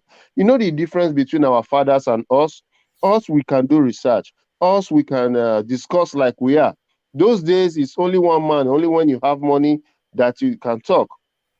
Only when you are Nnamdi Azikiwe, you can just come and say things and nobody will ask you why. They will say yes. And look at where it has gotten us today. But for us now, we can talk, we can argue, we can fight, we can settle, we can share ideas. And that is the beauty of life. So for the Igbo culture, it's vast. Like I said, I love it. I will keep admonishing it. I will encourage other people. Know where you are from. Know the reason why they do this. Don't go to the bloody parts where some people try to change what used to be natural. Now they want to go and add some blood and make it demonize it. Lord Michael, would you think it was unkind for anyone to describe you as an Igbo supremacist? Are you an Igbo supremacist? No, I'm not an Igbo supremacist. Okay. But if anybody think I am, that's fine. That's your opinion. I only Okay. try to uphold what I know. You know, if I tell There was you, a lot of if I, chest beating. if I tell you my mother tongue, you will not be able to hear anything I say. It's like from the Igala place. That's where my mother tongue Woman, is. Have you heard of woman, Ebu? No. No, it's like they speak the same language with the Gala people, but it's in Delta State. Do you So know are you part Deltan? Yes, I'm full Delta. Which of your sides is Igbo? My Oh, paternal side. you are not Igbo at all. You are from Delta. I'm from Delta State. So I mean, I am Igbo. I am an Anioma son.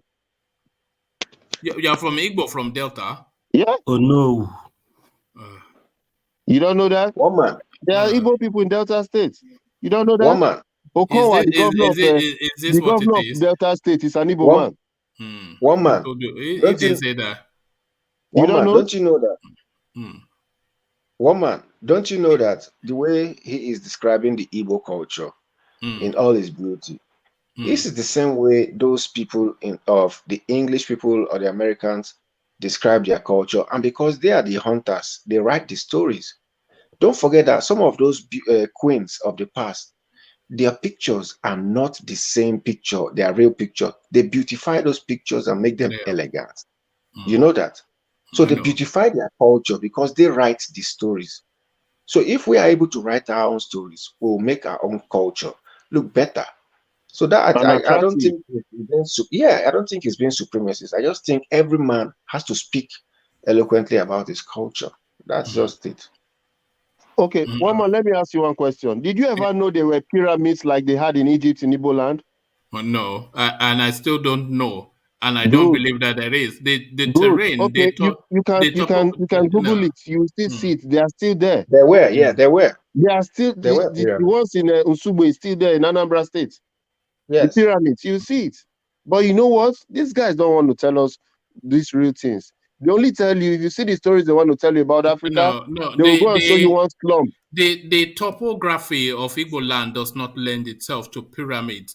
And there is no need for pyramid building. Oh my God! It's a dense rainforest. It's a dense rainforest area now. Who told you that? Well, it is. It still is. What do you mean? Who told me that it still is? Okay, what consists of a pyramid? And who tells you a pyramid is a topography to stand? It's a waterlogged area in Igbo land. It's not water. It's just no, it is not. Rain water soaked. No. Do you know Enugu? It's a hill. Yeah, there are hills, of course. There are hills everywhere. Good. And do you know the meaning of Enugu? On top of the mountain, Ugu, hill. That's mountain, that's hill. That's the meaning of Enugu. Oh, a place on top of the hill. That is stole Enugu. That name from Yoruba Abeokuta. I don't know. Is there an Enugu in Abeokuta? No, I just oh my God! I just putting some funny something there. Yeah, continue. I'm enjoying you.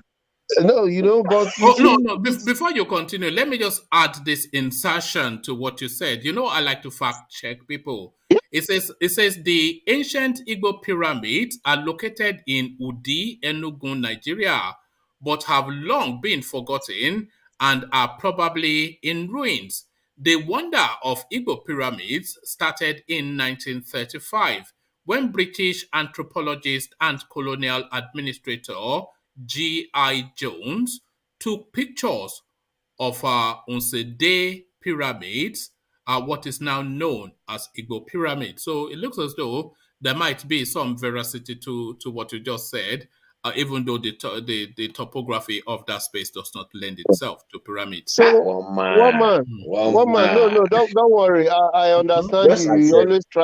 You always try to put people on the edge, but it's okay. At least you see, if there is no challenge, there is no progress.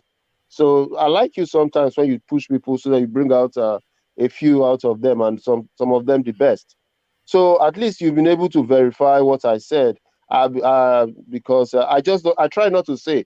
If I give you a short, I don't know if you are the one who put this one on the internet, or it could because anybody can put anything on the internet. Yes, it's so me. I don't know if you are the one who put it. Do you know the longest wall in the world? Not the wall of China. That was the one in Edo State, Benin Empire. Do you know they pushed those walls down and we never heard about it? Sometimes these people just come and rewrite our history and we buy it. We just want to hear what is from the white man and we talk ourselves down and we allow them push us around. It is because really they gave us a language. That's their language. They killed our own history because we could not speak our own language and write books in our language. Once you're using English language, you are using a second No, language. don't blame Oyibo for all your problem. Blame Blame your yes. leadership. It's your It is leadership who that are accepted it. failing you. Adeleko is right. Yeah. Is don't It's blame true Oyibo anyway. for everything. It's Everything you true. want to blame Oyibo. Let's blame ourselves. You don't have the Exactly. real leadership that promotes your culture, your tradition, your history. That is the problem. How Yeah. You're can right. Nigeria, how can Nigeria want to write or want to rewrite the history of Yoruba people or Igbo people, or even change the or kill the history, not even rewrite. They want to kill the history. And you have set of leadership that allows it. And Good. you want to blame Yoruba?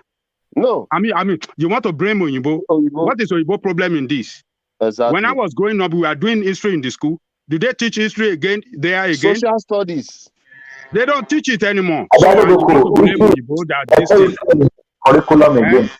Blame bad leadership that does not promote your culture. They don't promote your tradition. They don't promote your history. They don't promote anything about you.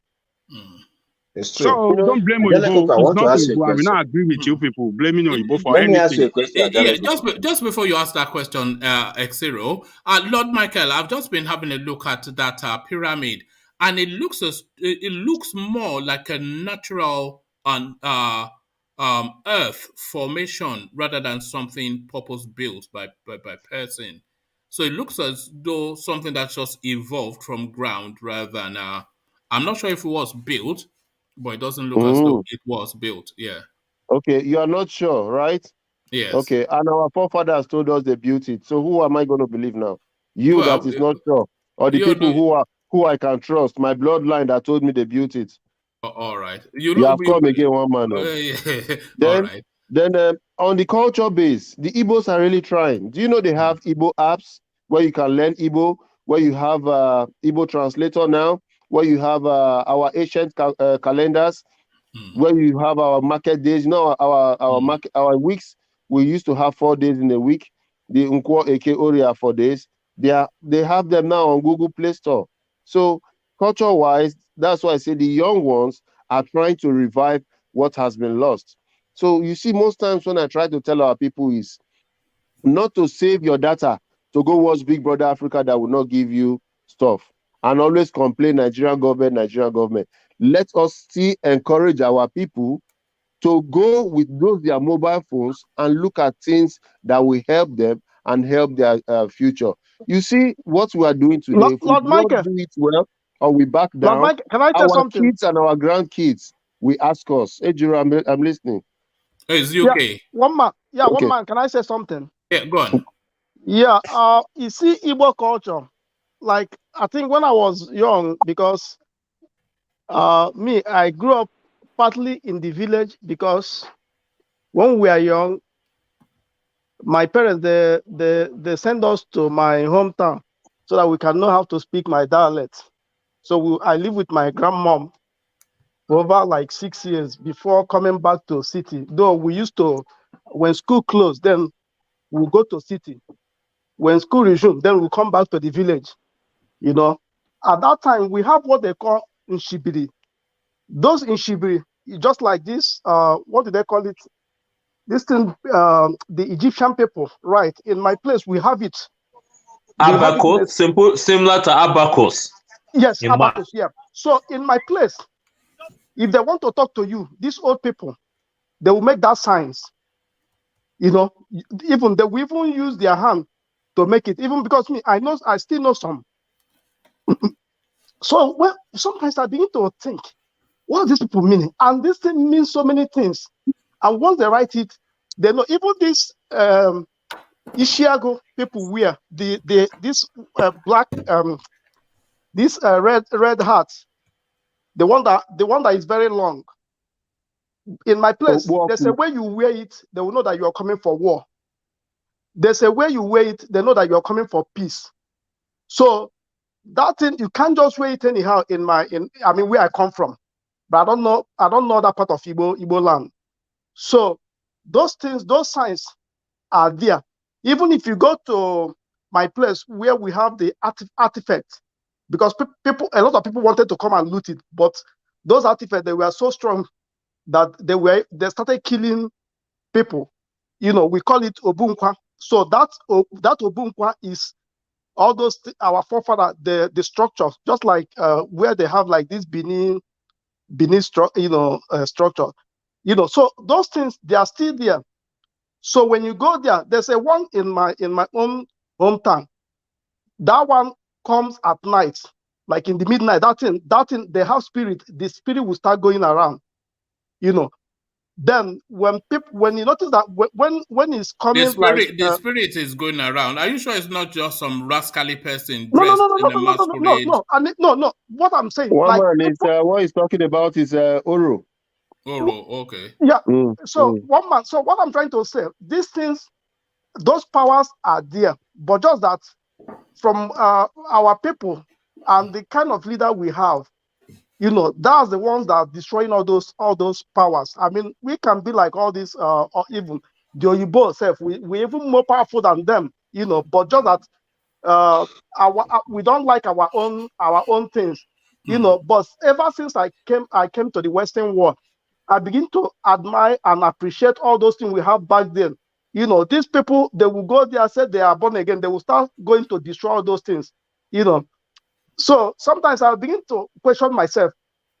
So how come is that these white people, when they go to Africa, they will start looking for all those things to steal and come back here. And when they come back here, when you want to go and see it, you will pay either $20 or $50 to even get into the museum. So why we don't appreciate all those things? Why those things? They're starting to return these things, because just yesterday I think they returned another set of something to Edoland. A lot of these things stolen from Edoland, all those Benin bronze and whatnot.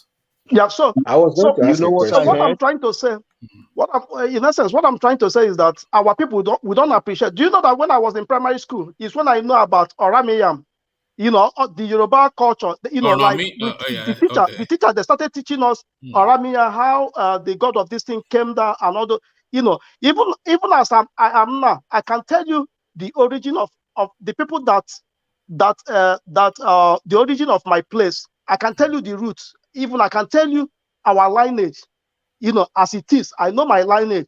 Even if I see you in any part of the world, there's a thing you say, I know that you come from my lineage. So, one man, do you think we are not powerful? If we are not powerful, how come can we, know all those things? UK,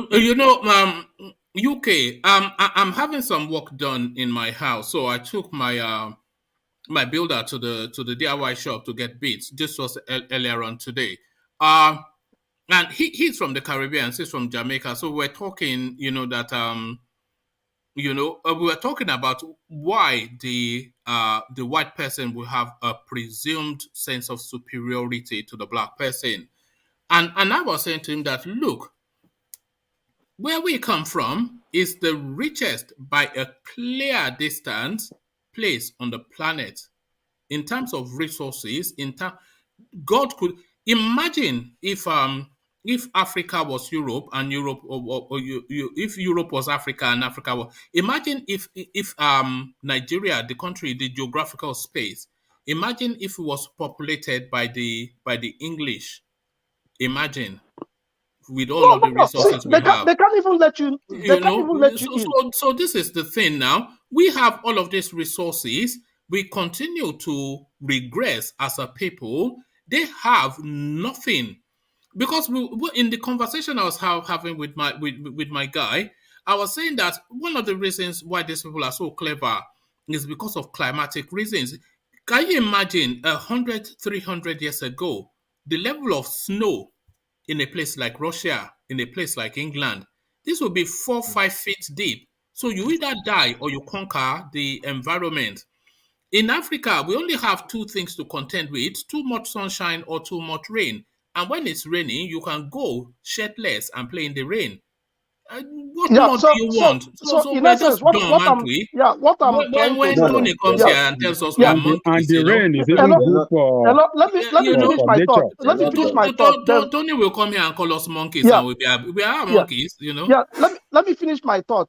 Like, in essence, one man, if I have my way, I'm going back to my village. I want to enjoy all those things before I die, because I think you see those natural habitat, like our people don't really value. To me, I'm beginning to value it. Do you know that where I live, I mean, the place I bought a house in US here, even big tree here, I was telling them that I need to share this tree. They said that the tree, I don't have authority to share the tree, while it back home.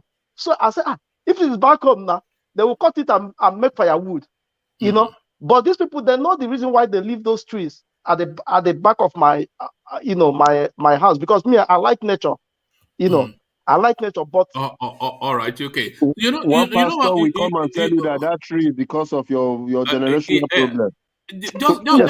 Just staying with UK for a moment. UK, I consider all you guys my friends, and I don't intend to know you just for this thing. I intend to know you for the rest of life. So you are saying, I'm betting you now, and this is a bet that is going yes to the future. This is a bet to you, UK. If you go back to that your village, you would not spend 2 years until you make your escape out of it again. What is 2 years? Yeah, 6 months. It's very easy to romanticize about these things, but if you go and live in that village, after 2 weeks, when the romance of everything is died down and the reality of life kicks in, you will dust up your passport and head back to America. You'll be phoning your boss from the village as you are making great haste to the airport to escape. You forget village, man. You forget village. You cannot have romantic ideas. And that is a bet, though, between you and me. You will not spend. The people are saying 2 years is even too much. You will spend 6 months in that village before you escape. They say, I'm One coming man, back now. Huh? one man. My father-in-law has been here in Australia for almost 40 years. He's been proposing to go back to Nigeria for almost 30 years. Anytime he went to Nigeria, when he come back, his thinking changed every day. Can you imagine? 20 years now. He's been postponing it. He's almost going to 65 years old now. So I'm just buttressing what you said, that if you went to Nigeria, you see situation of things, your mentality will change automatically. All right, thank you. I think we've lost Adan Lekok again. Is system issues. One man, can I One ask man, a that thing question? you are saying, one man, who is the cause? You spending Cause just of few what? days and getting your passport. You just spending few days in your home village. After a week, you just dust your passport and run away. It's bad governance now. It's bad governance. But you see, this idea that UK was talking about is a romance that a lot of us have in our head.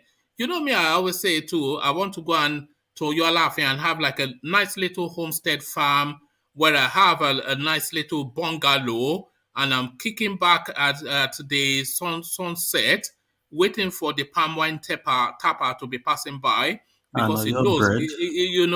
and but that one is just romance in the head, isn't it? You go there now, you see the reality of it. You wouldn't even last till tomorrow before you dust your passport and you just say, Mumbombe, yeah. You'll be phoning them from the UK and America. Forget your village or UK. You're now a Westerner. Just accept it. One man, You're can an, I even ask a question? you're an Americano now, UK. Yeah, go on. Yes, the question is this. After discovering that we have so much rich culture and we've seen what these people have damaged in us, if we have our way to get back our culture and be able to practice it, do you think we'll be able to get everything back 100%? Because I think we've lost almost half of our languages. We can't even go back to the It's the same. It's the same response to what I just gave to UK. This is just from my own point of view. We look back on all of these things with rose tinted glasses. The life in those days, they were quite brutish. That they were killing people for superstition because they don't understand the science that underpins it. So you grow something on your cheeks because of bad diet, or maybe you have an infection, and then they will call you evil and they will burn you, and then some shaman will come and be chanting nonsense and tell you that the spirits are said. So because we lacked knowledge and science, we reached to spiritualism to cover the gap in knowledge because we did not understand anything. Then we reach to spiritualism for realms beyond us. So all of these romantic ideas of we never really had that much. We had something which could have created something, but I don't think we had sufficient enough. Black League will come now and start jumping up and down and Mike, but really they come and paint a different picture. But does that have anything to do with us as a people? Are we so backward that we couldn't, refine our culture? Because in Are we not Akwa Ibom, backward? they still do those things and put children in the forest, calling them witches. Even in today's present Nigeria. Yes. Also, are we not backward? Are we not backward? Don't you think? Like Ajan Lekoko said it right. It's the leadership that doesn't want to be forward with this thing. They should Forget the enforce it. leadership. I'm talking about us as a people, as Nigerians, and Are as we black. not leaders here? No, as black people, are we not backward? But but one somebody man, had to come all the way from Denmark to save a child in Akwa Ibom. Well, there And you we are. all think we are civilized. Did you see the after picture of that child? Yes. It just touched up, pushed up, healthy looking, confident. The eyes were sparkling. This was a child that they were about to burn. Yes. Are we not backward? We are. Well, are we not backward? Honestly. I won't say we are, but are we not? We have to be honest with ourselves. So we're all No backward. man, We have to be honest with ourselves. So no man. I have an example. My own father mom, my grandma. That woman will be talking in our mind.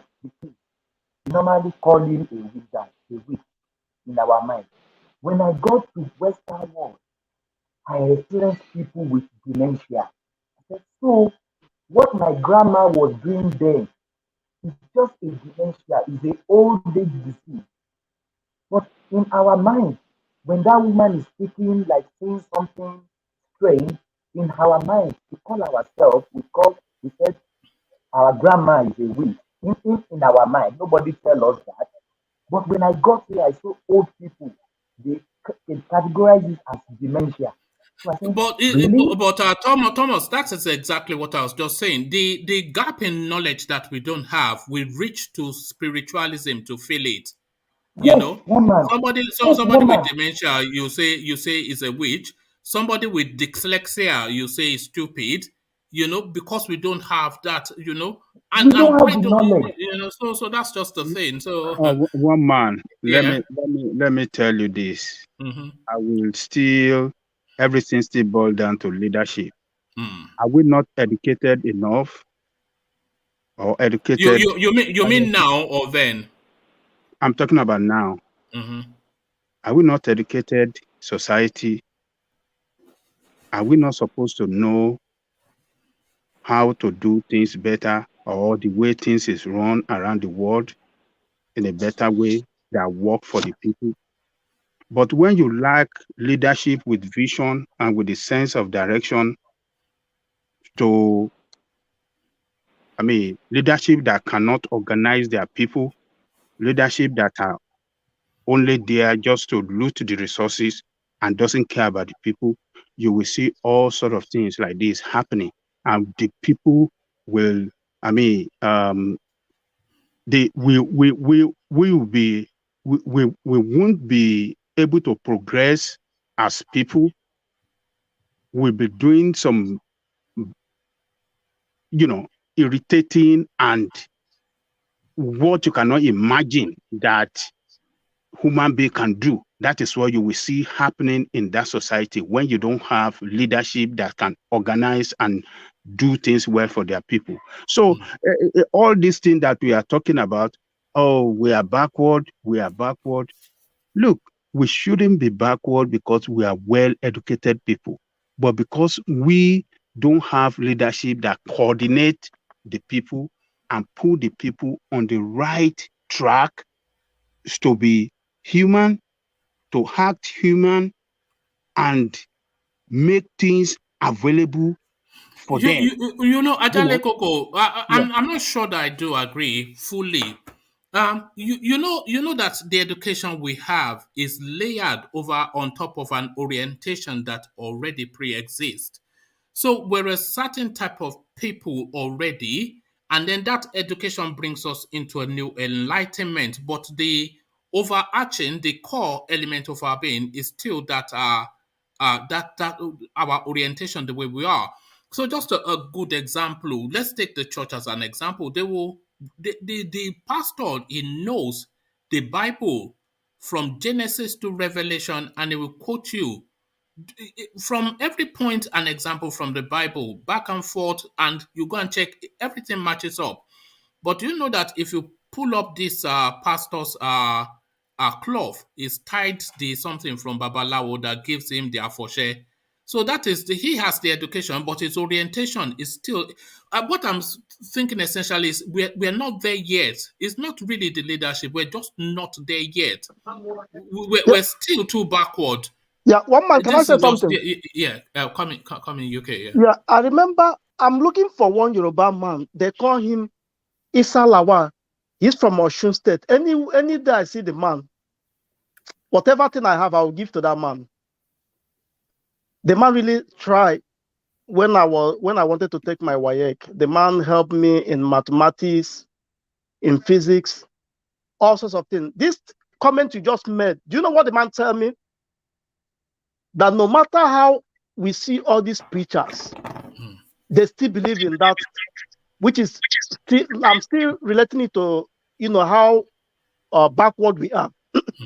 They still go back to consult the native doctor, So what you are saying is 100% right, because we still have that, like, for us, since we already have that education, instead of we using it to propel, at least to make our environment and our people more better, then we still go back, and be doing all those, and which your follower, sometimes they look at you, because whatever which I still want to touch where Ajani Koko is also saying that is the leadership, because whatever the leaders are doing, the followers, they will always want to try it too, because they see how, the leaders, the way they live. So they want to live the same life. That is exactly what is facing, that's the problem we have.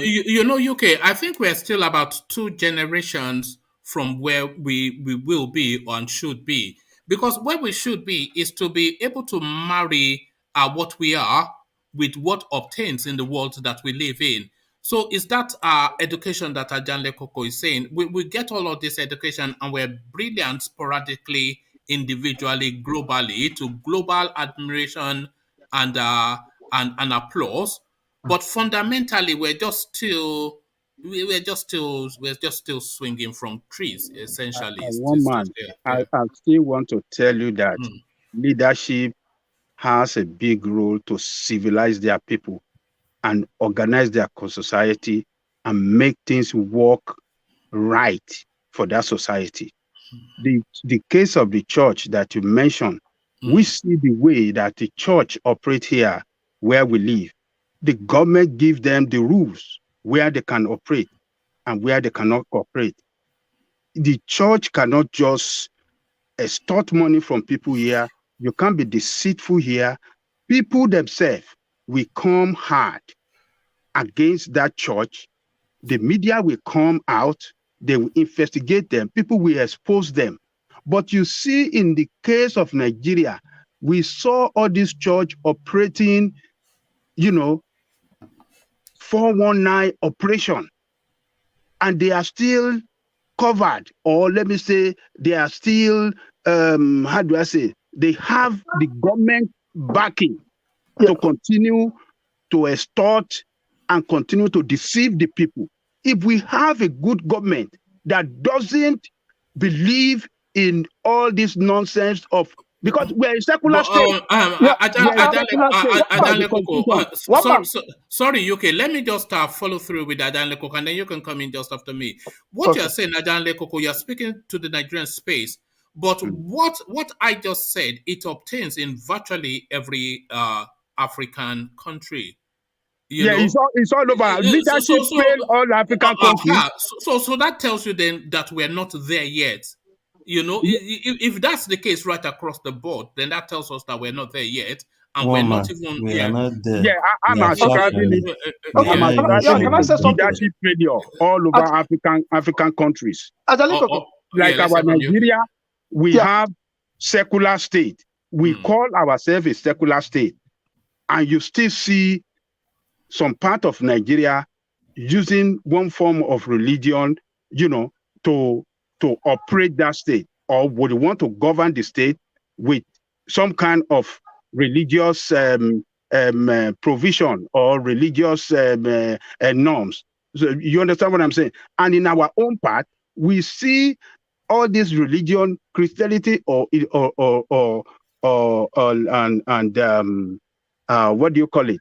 And Islam, they condemn our traditional religion. They call them evil, and the society allow them to get on like that. Let me ask you a question. I was going to ask Ajanle Koko, but let me ask UK, and then Ajanle Koko can pick it up after you.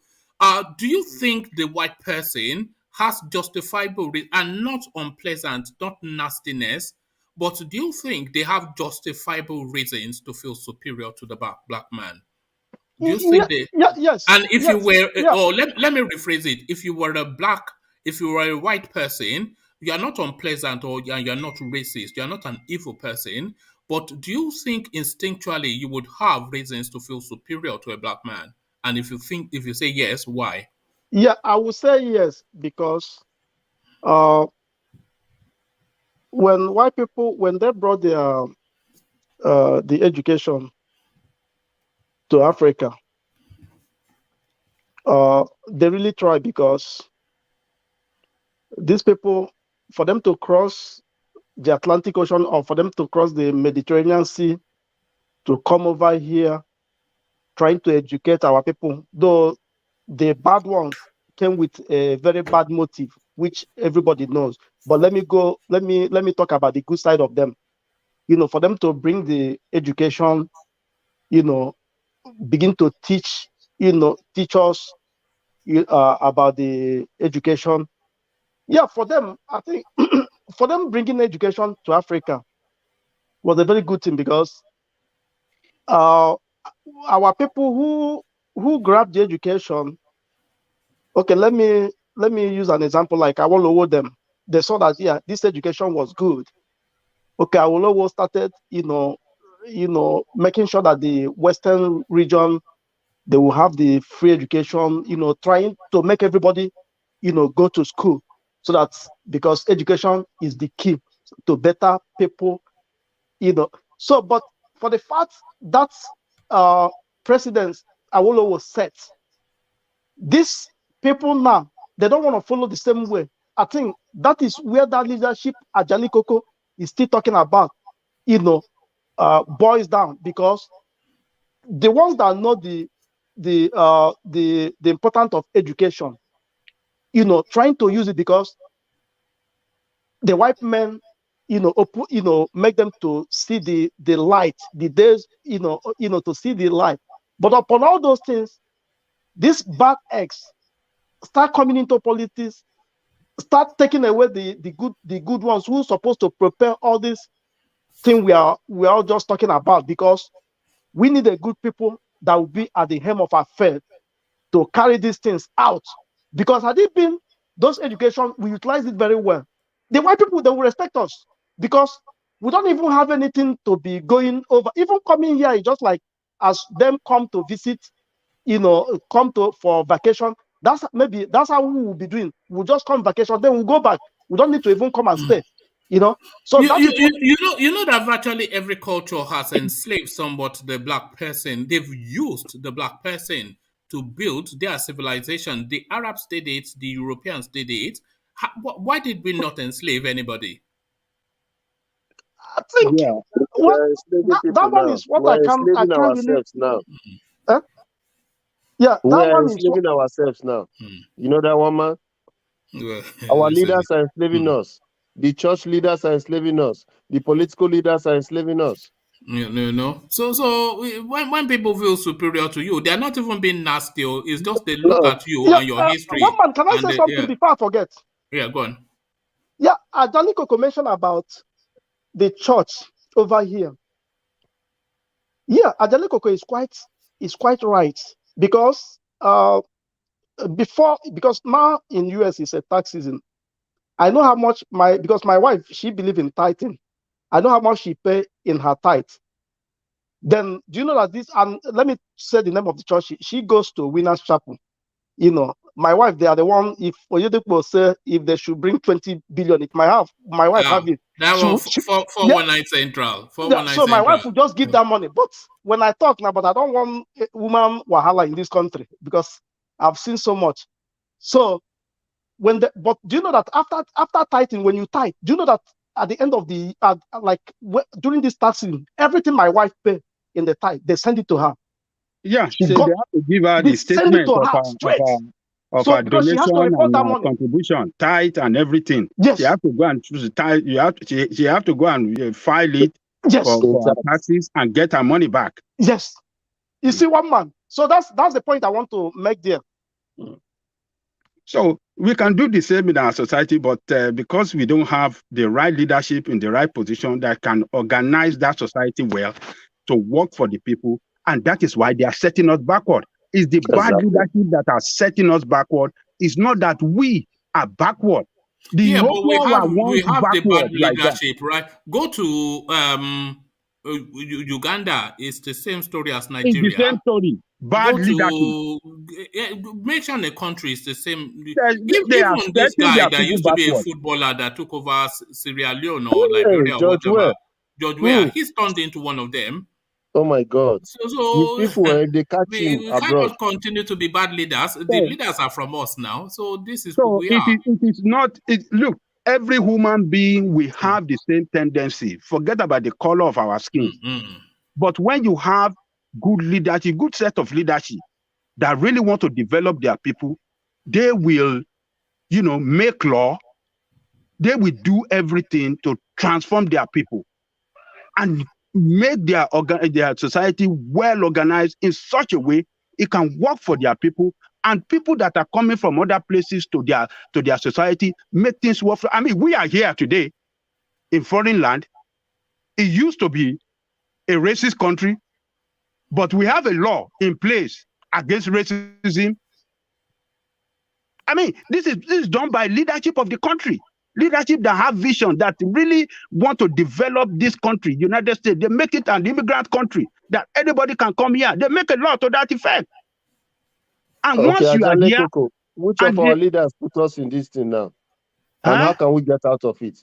It's only good to mention Zeke now. You want to take him there? No. I want to correct something today. So I want him to mention Zeke. And I'll correct something today. All right. Okay. So you've been saving it up for him. So let him just have it. Ajale Koko, stay steady. Give it to him, and then he will respond. Okay. Ajale Koko, do you know that it's not only Nnamdi Azikiwe that is our problem? Awolowo is our problem. Hold on. Too. Don't let us go I want to tell you something. You might not need to reply me, but it's a food for thought. You know why I say he too is part of the problem? Oh yeah. You see, it's part of the problem. But let me explain why. Now, it's just like you with your correct senses. You see a blind man leading you to a river and you follow him there. If Awolowo had known, he should have let Nnamdi Azikiwe to go and fool himself and take his people. By now, we would have been begging to come out. We would have not been here. So he too followed to make that mistake. He should have taken his people away. It's paining me when I think of these guys. So I don't know what they promised him or how they convinced him, because he too he was with his senses, so he should have said no and stood by his no. I want to say something. Ejiro, can I come on? Carry on. Yeah. Well, he won't blame Awolowo. Awolowo may just is the one man. Come on. Hello. Hello. No, go ahead. Is it in jollof rice? Ejiro is always eating jollof rice. You won't blame Awolowo. Awolowo is just a one man, maybe he might be pushing that let's go. But I mean, he has people surrounded him too, and those people, we don't know the kind of people they are. Maybe they are the people. Maybe they already bribed them now, because most thing that Awolowo did now, he didn't do it with a clear eye now. Maybe Okay, do you know UK, let whether me stop they you there. use UK, let me stop you there. If you don't know, don't say. let me I reply your allow question. people Let who me know to reply your say. question. Don't come and tell us that you say No, you no, don't no. know. Hold on. He's entitled to his opinion now. No, you can't do that. Why are you saying that if I don't know? That means I'm one man, you know telling something. you, that's my own speculation about the man. Yeah, no. Awolowo is a Some one people man. will even But disagree Michael, with you that difference of Awolowo made a opinion, difference of mistake. opinion. Hello. Awolowo is a one man. Ejiro, you know that this in a country is he run by a group of people. So do you know? Okay, let's say there are 10. Then Awolowo is the one that say no. Let's go. Then the 9 say no. So what do you want the man to do? You want the man? You want the man to be killed? Don't you know right. that? Yeah. Don't you know that people can use gun and force on your head? So if you don't do, they will blast your head. All right, thank you, UK. Let Ajaleko give just a very short response to Lord Michael. Then I want to go on from there to Thomas. Have I Just to take. finished? I think you've put the position, or do you want to expand more on it? Okay, let Ajale Koko say something. But I don't want it to expand into, because No, it's okay. I usually will not expand. when we get to Igbo I Yoruba, will you not always expand. You know, Ajale Koko is an elder statesman. Yeah, but you are a stubborn man now. You won't accept now. Then you start to We argue. learn from him now. You want us to call him Professor Ajale Koko? Lord Michael, you see, Sir? Awolowo, Nnamdi Azikiwe, Sardauna of Sokoto, all of them back then were tribal leaders. They were leaders of their tribe. So, and they were all colonized together by the British. And they were all struggling together against the British. This is what we want you to do for us. This is the way things should be done. So they were fighting the same cause. So I want us to understand that they were all fighting the same cause against British rule. So when it got to the time that the Awolowo group were chanting for independence, that we want independence, they not said they don't want independence. Azikiwe was saying that let us wait for the North until when the North are ready. So, but Awolowo back then, they believe in the power of persuasion. They said, let us talk to the North so that all of us can get the independence. They convinced Zeke, let us talk to them so that we can all get. So at the end of the day, the North joined them too, and they all got that independence. So I want us to understand that these people, we can blame them for one thing or the other, but they demonstrated leadership that represented their people well. They wanted good for their people. They are not leaders that wanted to sell off their people. No, as what we have today. So they had, Awolowo thought back then that if we can have a larger nation, we could compete in the world. We could be the greatest Black nation in the world. And if we get our people educated and give them that knowledge, we can overshine other Black nations in the world and compete with United States, with other powers to be in the world. And that is why Awolowo, when he demonstrated that sense of leadership at the West, he thought if we can extend it to other parts of Nigeria, yes, we can be one of the greatest countries in the world. So we cannot, sometimes we can blame them a little bit, but we have to understand one thing, that they are leaders that believe in Georgia.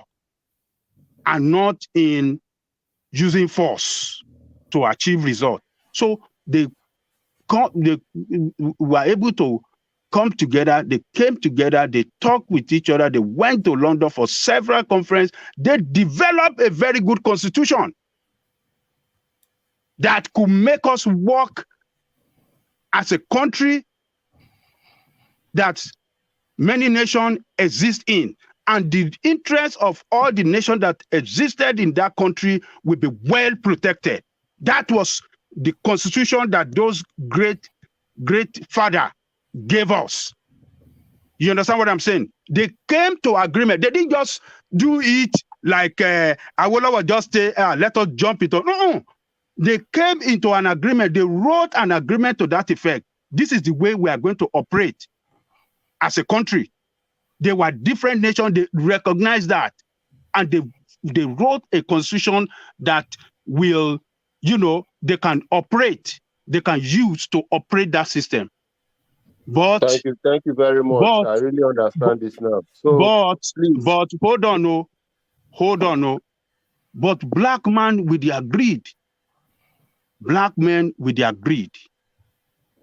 until 1962, when Awolowo was fighting hard as an opposition leader for the interests of minority and everybody in that country. It doesn't matter where you come, but as long as you are a minority and you are a Nigerian, the interest of everybody, the Zik and Tafawa Balewa coalition there did not like that. And they crooked up a coup. Fata Kuma gave this man that he was planning coup and slam him in jail, give him 10 years, and his political associate, and others that they know with Awolowo, like, what do you call it, Bapa Edaworo, that one even actually run away. He ran to Ghana, from Ghana to Britain. Nigeria requested for extradition, and they brought him back to Nigeria, and he was slammed in jail. Jakonde, Bola Ige, all they plan for is that let us destroy Awolowo political career and all that follow him, so that when they serve 10 years, by the time they come back, their political relevance in the West will have been killed, and NCNC will have gained ground. Nnamdi Azikiwe and Tafawa Balewa party, their coalition will have conquered everywhere across Nigeria, and then the Awolowo political end and his vision, his fighting spirit will be killed. That was the beginning of our problem. All right. I said that is the PDP and APC of the old. That was the beginning. That was the beginning of our problem. And then when military came, they came and compounded, and then those ones started destroying it. Unrosi, when he came in, he didn't allow the regional government to say it broke it. He neutralized the system. And that was the beginning. Gowon came, that one break it into easy. One man don't want you to go this way. Yeah, no, because he usually gets long and heavy when we go into that. Okay, let me conclude. No. Sorry. No. Everybody's just people culture. Sorry, thank you, Adanle Koko, but that space we go to just too often. That's fine. Culture. Yeah. So thank you, everybody. So. Back to our culture base. So I want to encourage everybody. Let it not just end at Igbo culture. Let's every ethnic nationality find a way. We can start it from here. Keep doing these things. Be teaching your kids your language, your culture. I have an example. I have a family who traveled to Nigeria for Christmas. I had their 3 kids with me who were with my own family. One was 11 years, the other one was 9 years, and the last one was 6 years.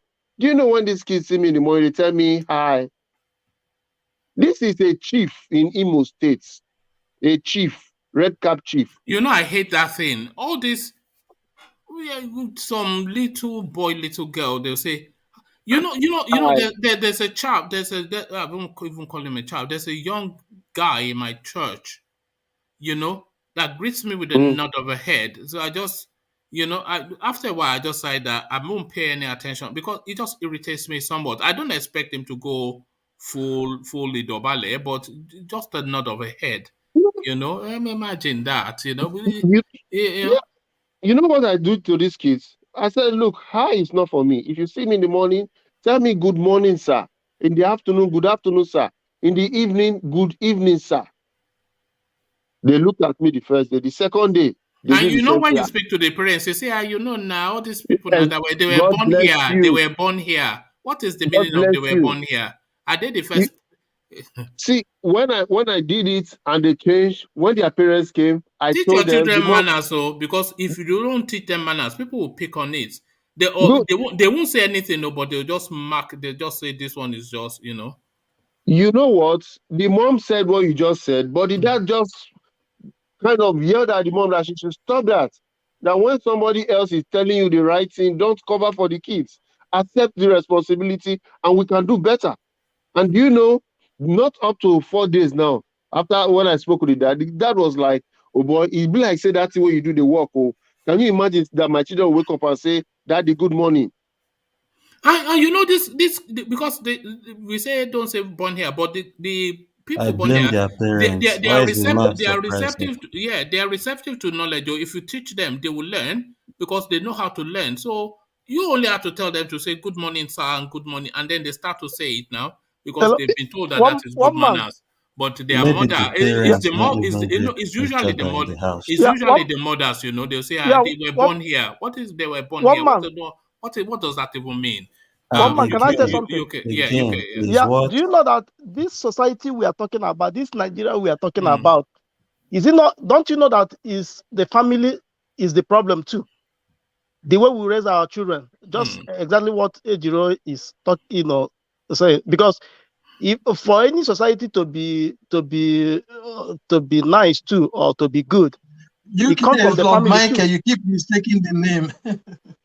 Okay, Lord Yes, you know, not Michael. worry, we come Yeah, for the same state, so we resemble. you know, all you black people now, you all look alike. You all look Yeah, alike to Lord UK. Michael. Yeah.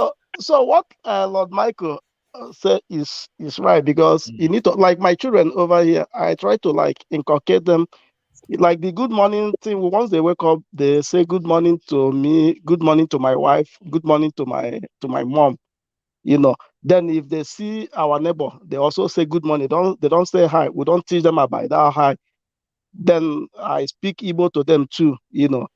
But they they can't really speak well, but at least they understand. But I've been teaching them little by little. You know So I another think thing that irritates me, since we are talking about all these abroad kids, what irritates us.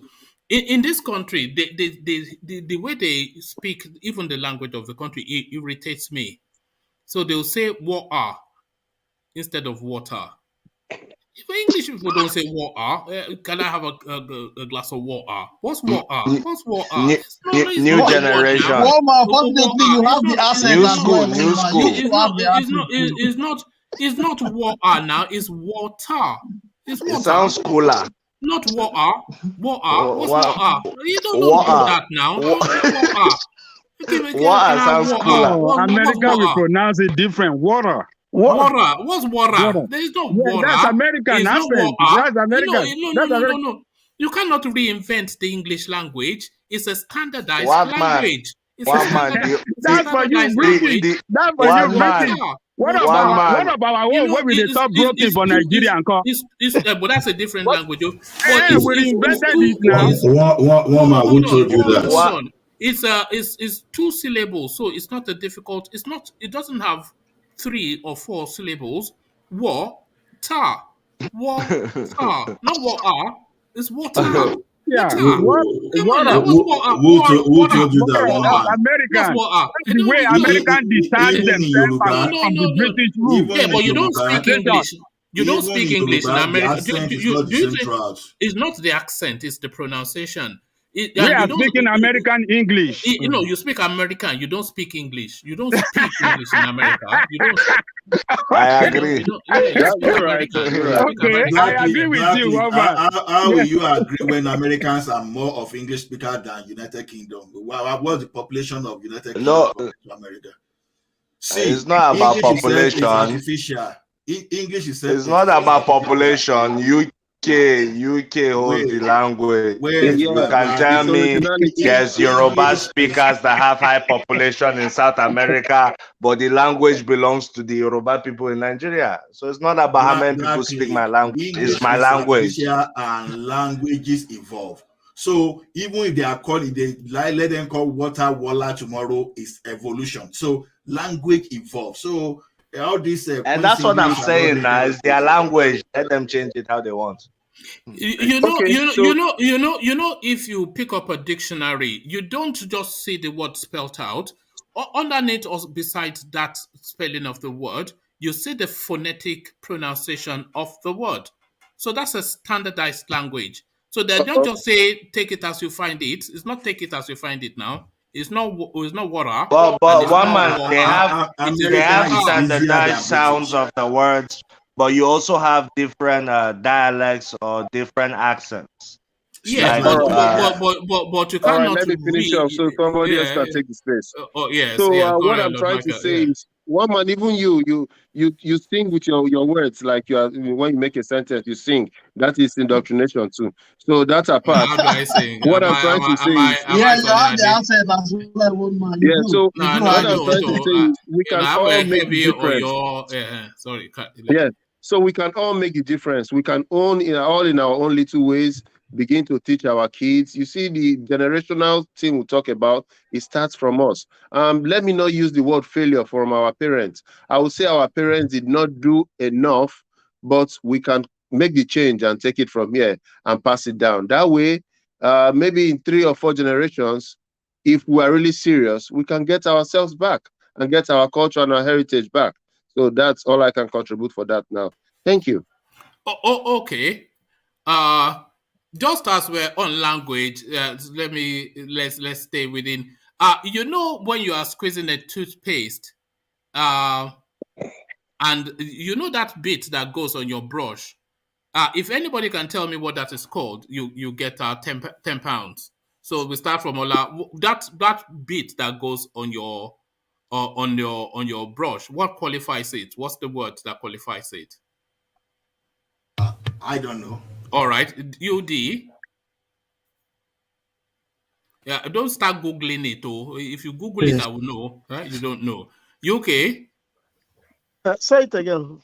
You know when you squeeze the toothpaste to put on your brush, the part that goes on your brush, what is it called? What's the verb that qualifies it? Is it the pest going to the brush? Yes, the one that ends up on the brush. What is it called? I think is it. If you don't know, say I don't know. Well, I want to use the word. Is it bread or something? No. Something like that. Okay. Thomas. I don't know. I don't know. All right, Prof. Lord Michael. Are you talking of the fluoride that goes on the toothpaste? Oh, okay. Ejiro. I don't know. Ajale Koko.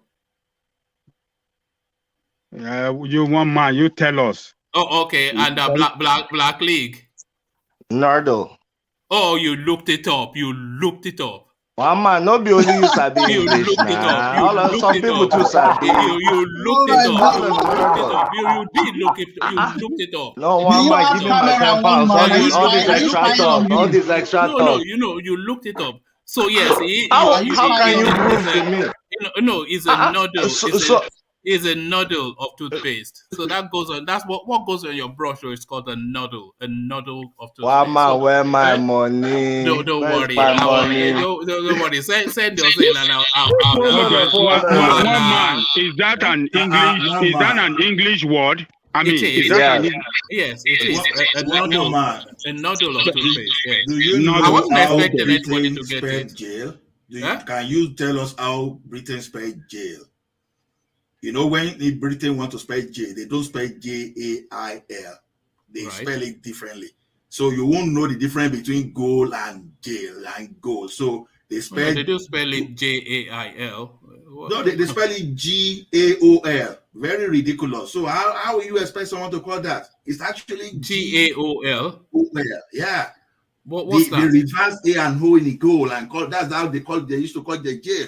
So how would someone name No, that? I've never heard that before. Okay, you heard it today. Okay, well there you are. Ola, what are you saying? What are you saying? What You are you said the talking word about? British spell J. What are you saying? I don't understand. It says they spell jail as goal. I've never heard No, that before. GAOL. GAOL. No way. GAOL. Look at it. Look it up. That's the GAOL or GAUL? GAOL. I don't know what you're talking about, but you So know, how so there you that is are. British for you. So how But will you expect someone? the £10 does go to Black League, but like Black League, you're an honest man. You Googled it. Tell me you Googled it. One man, My stop man, forcing you're people into already submission. concluding. I know English Black League, language don't too. arrest I'm me. Don't a, force anybody into No, wanted to say submission. please, but I wasn't sure. Black League is from the north now. and so what? I mastered the language. You're from Oyo, and we're talking about English Exactly. language. Don't We're worry. not talking about Yoruba. That's Black fair enough. League Black I'm League from is English teacher. Yeah, I'm surprised you know that. I'm with all the impressed. history. I come here and be telling you. I don't know how you be looking at me, one man. Everything is embellishment. No. I'm impressed. You know that a noddle of toothpaste. So a noddle of toothpaste. Let's go on. Who was I going on to put another talking point to? So let me. Thomas, that was Thomas. Yeah. So to you, Thomas. Now you see, we've referenced the Afonja narrative often enough on this platform, and in most instances, when we reference the Afonja narrative, there's only ever one name that comes that we conjure up. So that name conjured up again. Obasanjo, others built Second Niger Bridge for 16 years with mouth. So Femi Adesina, of course, I'm sure, no surprises, you know already. So he's saying now that for the entirety of the PDP life, all they ever did was to talk about the Second Niger Bridge. But Buhari never said a word, he said, but he just went on quietly to build that bridge. So that is just a half truth, if not a 10% truth. Because the second Niger bridge, the credit for that, the attribution actually goes to Goodluck Jonathan. You know, it does.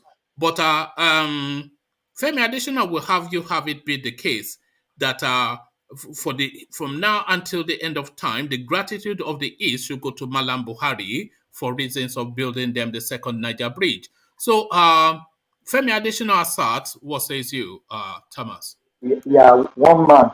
If I really understand what you read earlier, on, we can even say it started from Obasanjo because 5 days to just ending legit. He signed it to what can I call it? He signed it. He really started the thing. But in these circumstances, who normally execute the project? That is what we normally give the credit. We doesn't know that the project started from somewhere, which the person that had the initiative, the person that put the initiative on the table, the person that signed the thing into that we're gonna do it, and the person that started the project, and the person that finished the project, and the person that commissioned the project. So I will not go too far. Everyone from Obasanjo to Buhari, you can give them kudos for the bridge. I'm not going to go any route more than that. It's not something Okay, so if everybody gets the kudos, then why is the bridge called Mohamedu Buhari Bridge of Anambra? Why is it called that? Mohamedu Buhari Bridge of Anambra of Abakaliki. Why is that? And I since when remember. did that Yes, I start? remember you. Since when did that start becoming a tradition in Nigeria to be naming monuments after somebody that is still in office? I've never heard any bridge or Qatar bridge. I normally know the name, and even the Qatar is not in Nigeria. So I don't know. Maybe Buhari wants to bring another thing to the table. Really, for me, the thing that they've been named the bridge is not even. I don't even care about it. But the name bridge. My own is what the bridge will bring to the nation of Nigeria, the economic growth the bridge will bring, the synergy it will bring, the coalition it will bring from the east to the north, and like all Nigerians is going to benefit from that. We can't. There's nothing nobody can say about that. The north, the east, yes, because anything that happens to that happens to all Nigerians.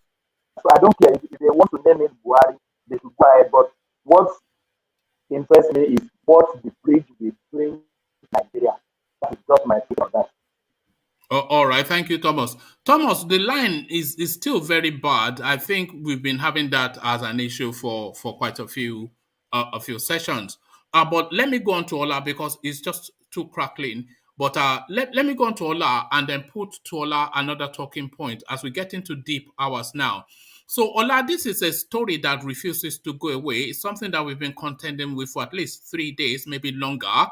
It's that battle in Osun State, of course, the rascality of Aregbesola, Ipata Agbalagba. Why I am opposed to Oyetola's re-election, Aregbesola speaking, and the reason that he's really, I've reading it all the way through, the real attribution is that Oyetola, he feels his witch hunting name, and he feels that he's not staying steady with what he, Aregbesola, considers his legacy. So that is his real fight with Oyetola. So now it looks as though this is more about his self-aggrandizement and ego, and he's just preening, So it's just selfish self-ego that is really driving this fight from this guy. What are you then making of this saying that he feels he's being witch hunted by Oyetola, and that is why he doesn't want him to be the governor of the state? Then it should stop being witch. Why should it be a witch? The thing is, Aregbesola has no excuse. We know what he's fighting for, so he can't be hiding under the story of being witch hunt. So witch hunting him for what? He's the minister, for goodness sake. So what type of witch hunting? If witch hunting that has never landed in jail, the only thing I understand about that is all about sustaining the relevance, nothing more. So no excuse.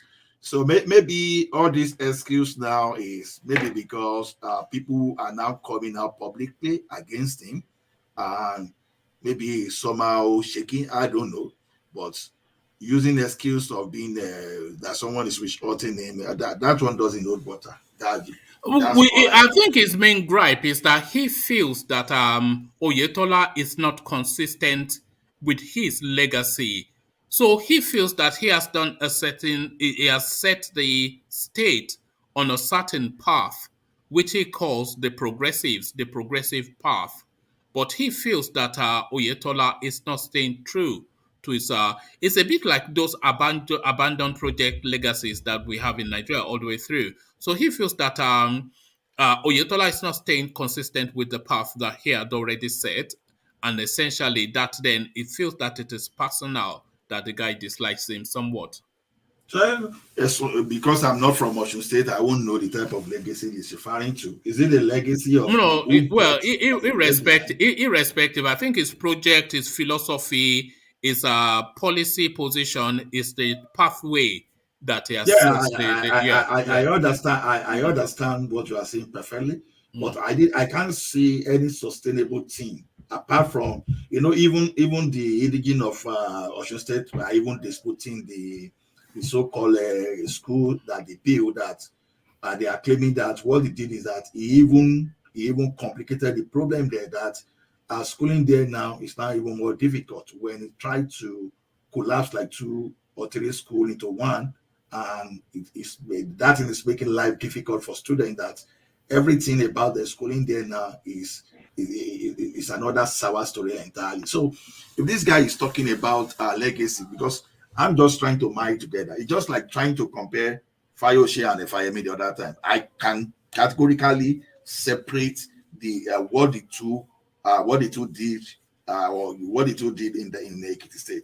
But as for this guy, I'm trying to mar whatever kind of legacy he's talking about. It's not as if he's building infrastructure. It's not as if the guy was attracting like a foreign investment there. So what legacy are we talking about? So those one to me, they are just like kind of awawi. You are just trying to use some kind of semantic. Tell us in categorical terms, what legacies are you talking about? Is it that is it 10 billion, or how much did he even spend on this appointment? Is it that one that Oyetola is not sustaining? Is it that it's not building school? Or is it like what investment? What exactly did this guy do that he's talking about? As a matter Is of it, fact, Yeah, the one man, last days of one man. Aregbesola was sad Yeah, because Sorry, he let's was. hear from D. Hold on. Yeah, sorry, D. Repeat that.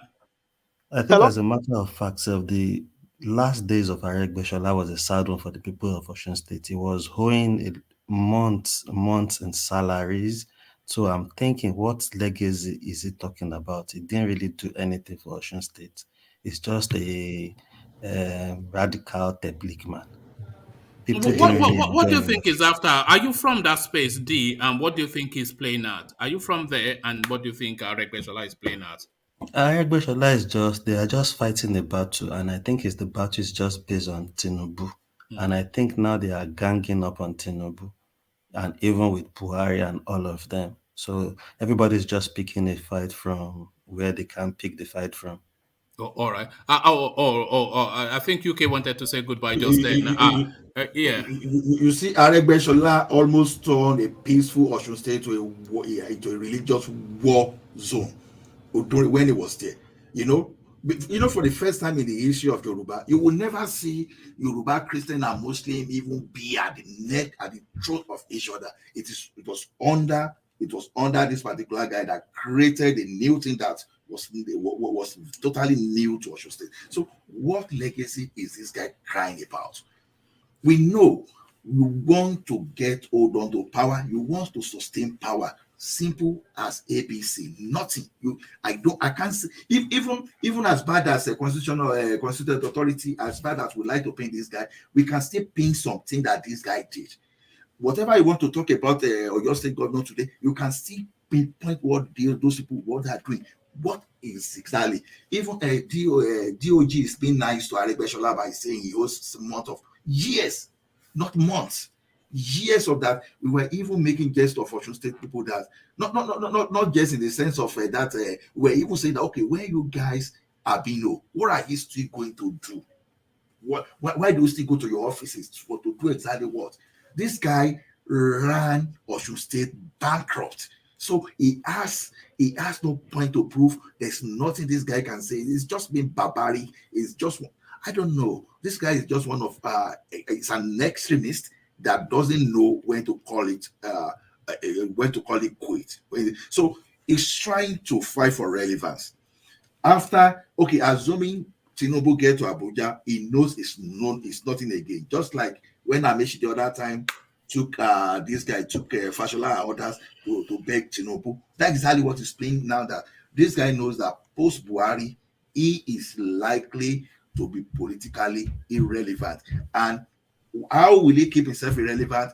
Go back to his grassroots, to go and cause some kinds of trouble there and hold that place as something to just negotiate. So that is the weapon for political dealing. So I don't know. If anybody knows what that guy has done in Osun State that warrants that he wants people to sustain, the person just tell me. I don't know. I'm ignorant. All right. Nothing, my brother. Nothing. He did nothing. Not He that. couldn't have done nothing in 8 years now. He must have done He's a something. proper public man. Very radical and very mad and mean to people.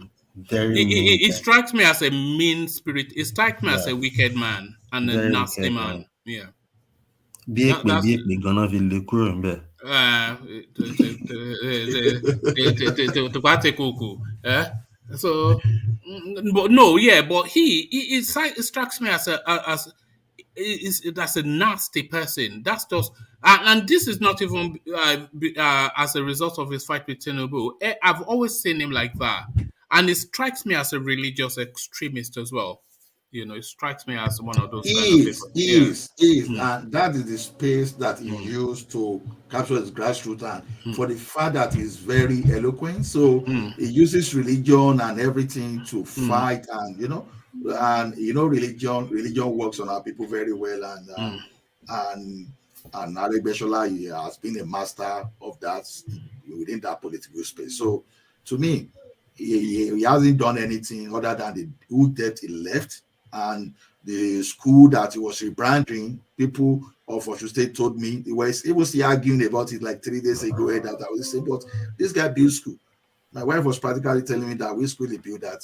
The sister and co there they were complaining about the hardship to students there. So to me, what's he sustaining? To sustain poverty? To sustain debt? I don't know. So today you can't match the depth that this guy incurred on behalf of Osho State. You can't match it with the development there. Nothing. All right, but I don't even know why he's fighting so hard for Osun State. What more can this guy want in life? For the past going on 30 years, he's just been living fast off the Nigerian state. Two-term commissioner with Tinubu, two-term governor with Osun State, courtesy of Tinubu as well. Minister of State going on was he how many term? I think it's just one term, or even, I don't know how long he's been. But what more does he want? What power does exist in Osun State that he doesn't have tenfold as the Minister of Interior? No. Once it's out of that place, things can happen quickly. As powerful as Bode George was, used to be, it too went to wear the cloth. It was an inmate for some time. So see, if this guy has stepped on toes, for example, the way he's doing now, anything can happen to him, and they can see to take him back to where he was coming from before. So anything. So that's why all these politicians, they want to stay relevant, so that if you threaten them with EFCC, those people will think, oh, these guys can mobilize for us. They will back off. So a lot. He has got a lot to lose. So it's beyond all those money that he has acquired, because it's just like a criminal that needs some other kind to sustain themselves, because someone now that, oh, this guy, we see this guy, government is looking for that guy, and immediately he realizes that this guy can be if he can commit another crime there. So that's the way politicians are. So once they are there, that they've stolen money, and they will never remain, they can never have that peace of mind if they don't under any power, because every dog and cat that moves around the street will be, oh, maybe they are coming to revisit my sin upon me. So they want to stay relevant till the day they die. That's just the way Nigerian politics play.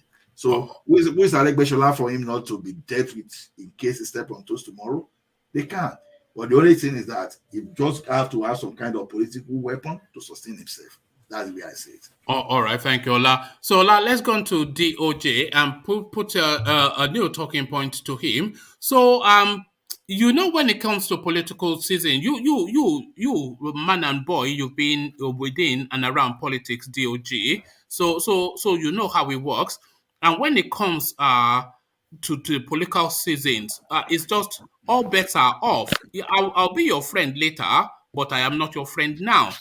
Just all manner of things. Remember when just a couple of days ago, we went as low as to be speculating if Tinubu paid on himself. So that's how low politics can go. And it doesn't get any lower in politics than Raymond Dokwesi. So Raymond Dokwesi now one of the lap dogs of Atiku Abubakar, somebody that is sipped and marinated in Nigerian politics. So he has sent him round now to be spreading ugly rumors about the PDP governors, to say that they went to London to go and plot and scheme to pick a presidential candidate and a vice. So this is the narrative that Dr. has been spreading around like a virus on social media, to the point that Wike has now come out to caution, call Dr. to order. Wike wants Atiku. So Raymond Dokwesi, of course, dirty and politics, and Raymond Dokwesi, those are the those words they go just cheek by jowl. So Raymond Dokwesi, Atiku's lapdog, and Wike, all of that, DOG. Or do you want me to read you the whole? You heard me read the narrative. No. So Sorry. go ahead. Yeah. All these people, you just need to give us details. You already know the history. All these things, you see, it happens when election is coming. Then everybody is mostly like Dopasi is fighting for his interest of Atiku. And we all know it lately. Atiku's leg is even shaking in that party to get it to get. So he's just trying to probably assume and bring issues up that is not even the case. And I think that's why Wike is so angry. Like, even who is Dokbesi in PDP, for him to come out and be speculating and be assuming things and be saying all these things, because obviously APC is looking like it's falling apart. People that have common sense in PDP don't want any such drama at the moment. They want to look like the party that is doing things in the right way, if you get what I'm saying. So I think Dr. is just from fooling about, and of his it's all about his interest. There is nothing more to it. Not like he really knows what is even going on in the party. He's just a supporter of Atiku in PDP. Not like he's a full functional member self. Because what political structure does Raymond Dokbesi have? You know, so yeah. So that's it for Raymond Dokbesi. All right, thank you. And to Akitoye, who comes out to, it was the headline that got me excited, but a bit of an anticlimax, the body of the narrative. Pa Akitoye just chest beating the headline read like, Yoruba Nation, our time has come, says Professor Akitoye. So he says that, but then he just speaks to just reach to the future and keep your spirits up. So it was just a rallying call, essentially, eventually. So that's Yoruba Nation. We don't really hear that much apart from when the prof just wakes up from his afternoon naps. I imagine that is now one of those that takes regular afternoon naps. He just wakes up suddenly from sleep. Yeah, Yoruba Nation. So is this just prof waking up from his old age nap to just verbal outburst, Yoruba Nation, to go back to sleep? So what does it then mean? Our time has come. The prof speaks. You speak. What I would say is people like Babas have information of what is going on in the party. So as at that, if we look at it, like now, if they didn't produce a Yoruba president, that might be a way for Yoruba Nation to kickstart his agitation again. And obviously, they've been doing groundworks on their own part. So I think Baba is just trying to wake Yoruba people up the more to that call of Yoruba Nation, because even him knows that most Yoruba people are not really all about Yoruba Nation. Obviously, is it time to pack that narrative away? It was just a flash in a pan thing. Just Sunday go away, because of this guy still being locked up. If Igbo was out, it probably would be dead. The whole Yoruba Nation would probably be already in one corner, sitting down, just talking about. Is it not already in one corner? Yeah, I don't hear Yoruba people. We won't be hearing more of Yoruba Nation anymore if Igbo was not locked up. If he's out, do you want it? Do you personally want it? Personally, fine. Yoruba Nation will do Yoruba Nation good, but it will take time, and it's not that easy to even get it. But for me, I prefer one Nigeria. I won't lie. There you are. I prefer one Nigeria as we speak.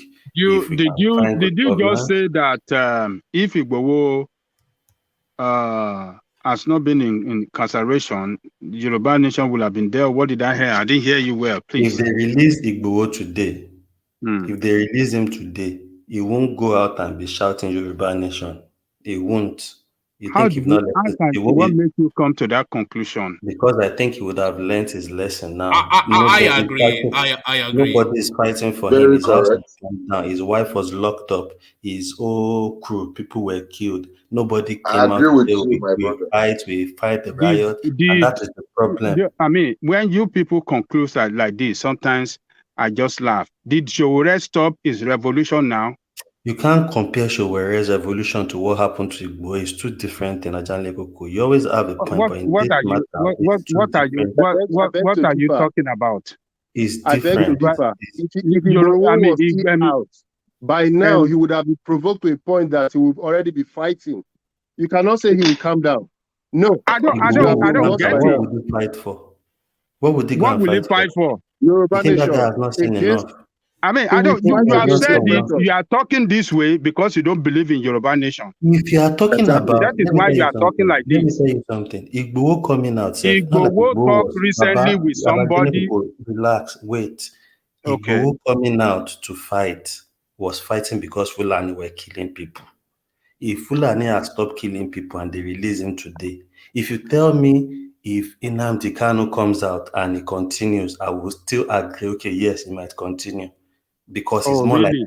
calling. Why do you want to believe that Nnamdi Kanu will continue and you don't want to believe Igboho will continue? Igboho won't continue because They are what two actually different. causes They are Igboho two to different continue? issues. Is it that are Yoruba not happy being They in are two Nigeria? different perceptions. Then allow this man speak. Igbo, because you just came in and you are I said, shouting on allow this somebody. Yeah, man that's the speak. thing. You're He's not allowing making me to speak. points. It's They true. are You say two something, you different want me to people, say two what I'm different saying. perceptions, two different thinking. Allow him talk to us. We dey hear him. He's making points. Well, I because think you Igboho believe in and the Shoren point are the he's same. making, because you believe in the Igboho, Igboho point and he's Shoren is making, the same. Nnamdi Kanu can and you, Igboho is the same. Allow this man speak, man. Don't just be interrupting him and don't let him get what he's I'm saying. not interrupting. You are the one interrupting. I am asking him question, and you are jumping in like all this Nigerian yam here that doesn't know what they are really doing. I am stopping you. You can insult yourself, but I'm stopping you. Don't interrupt. Don't stop me. Just leave me and him alone. I was asking him question, and just let me ask him question. He was talking. We have been here. There's not been rowdy until you came in now. Hi. All right. Ego, settle down. Obviously, you are a voice that we cherish as well, but you must you can be part of the conversation, but don't try and stifle it. But I think Ajan Lekoko was trying to nail D down, and D was holding he's to not his letting me in anything and because I I'm he trying to was make a holding to his sense out of position. what he Yeah. has asked me at first. Purely, we know the mission of Nnamdi was different from the mission of Igboho. Igboho coming out to shout, he started shouting because the Fulani were killing people in the bushes and in the farms and killing people in his hometown. They killed a man that came from the US that has been employing people. He was angered, even though the situation of the country is making everybody angry initially, like, oh, these people, Fulani people are taking over. Nobody was coming. It was when until the Fulani were killing people. That was why Igboho came out. That's not true. That's not true again. Let me tell you the history. Igboho, I think it was last year they picked him up. Last year, a year, that was 220. Igboho wanted to launch Yoruba Nation campaign in Ibadan in October 1st. It was prevented by Nigerian army and police. So it is not that Fulani something that You are not trigger listening to Igboho. me, Ajale. I Hold just on. want to make your point. I Hold said if on. Let the state of me the speak. country, the Let state me of the speak. I'm country, just hold on. responding to what you said because you are giving a wrong narrative, No, and I'm trying to correct I you. can't be shouting. I have Yoruba, babies sleeping. I have people sleeping. I can't be no, we arguing. are not shouting. Just What listen. I'm You are saying to talking, you and let is, me talk hold on, because you hold are on. giving a wrong As narrative about Igboho, how he it's came not in. wrong narrative. Let me Okay, land. Let just me land. I was land. saying But something before you interrupted me with I series didn't of interrupt questions. you. I was just trying to You are correct your wrong interrupting narrative. me. Okay, I'm It's not saying it to you. You're interrupting. interrupting me. Okay, Please. keep talking. Jesus Christ. I don't even know where I stop. So yeah, Igboho case is different from Nnamdi's case. And this Yoruba nation, not like Yoruba people were planning to go on any Yoruba nation agitation. Even though people know, okay, the Fulani have taken over, we didn't like what the Tinubu is doing. Nobody was thinking about, oh, we want Yoruba nation. Nnamdi has been, the Biafra has been since even before I was born, Seth, and all that. Nnamdi was fighting for a particular thing, which it was different, which it might not, it is not even stop. Even it was arrest, it has not even stopped. So it's two different things. If they release Igboho today, Igboho will probably add to his journey because obviously, how many people came out? How many people have you sponsored to go and carry placard? Can people even try it? Nigerians won't do that for you. And you can't even compare Igboho's mission to what Showore is doing. They are all different things. And the way you are in the US, I'm in the UK, but the way things run in Nigeria, don't let us forget, is different. No, how many people Shoren is a have gone out to Yoruba man. He protest? doesn't believe in Yoruba How nation. many people? How many people have gone out to protest that they should release Igboho since Igboho has been released? Apart from Baba talking on interview some few people talking on TV, talking about Igbo. Nobody has gone out to protest, Nobody. to do anything. You know you That are guy lying they right there. destroyed his You house. know you I are know lying that right house. there. That's I know another that lie house very again. well. Sunday That Igbo is is another somebody that lie I again. know. Is somebody that I know very well, one-on-one. They've wrecked his house. They've killed his main friend. They've killed his people. They locked his wife, locked everybody, destroy his property. He's been there suffering now in Abidjan for how long now? How many months now?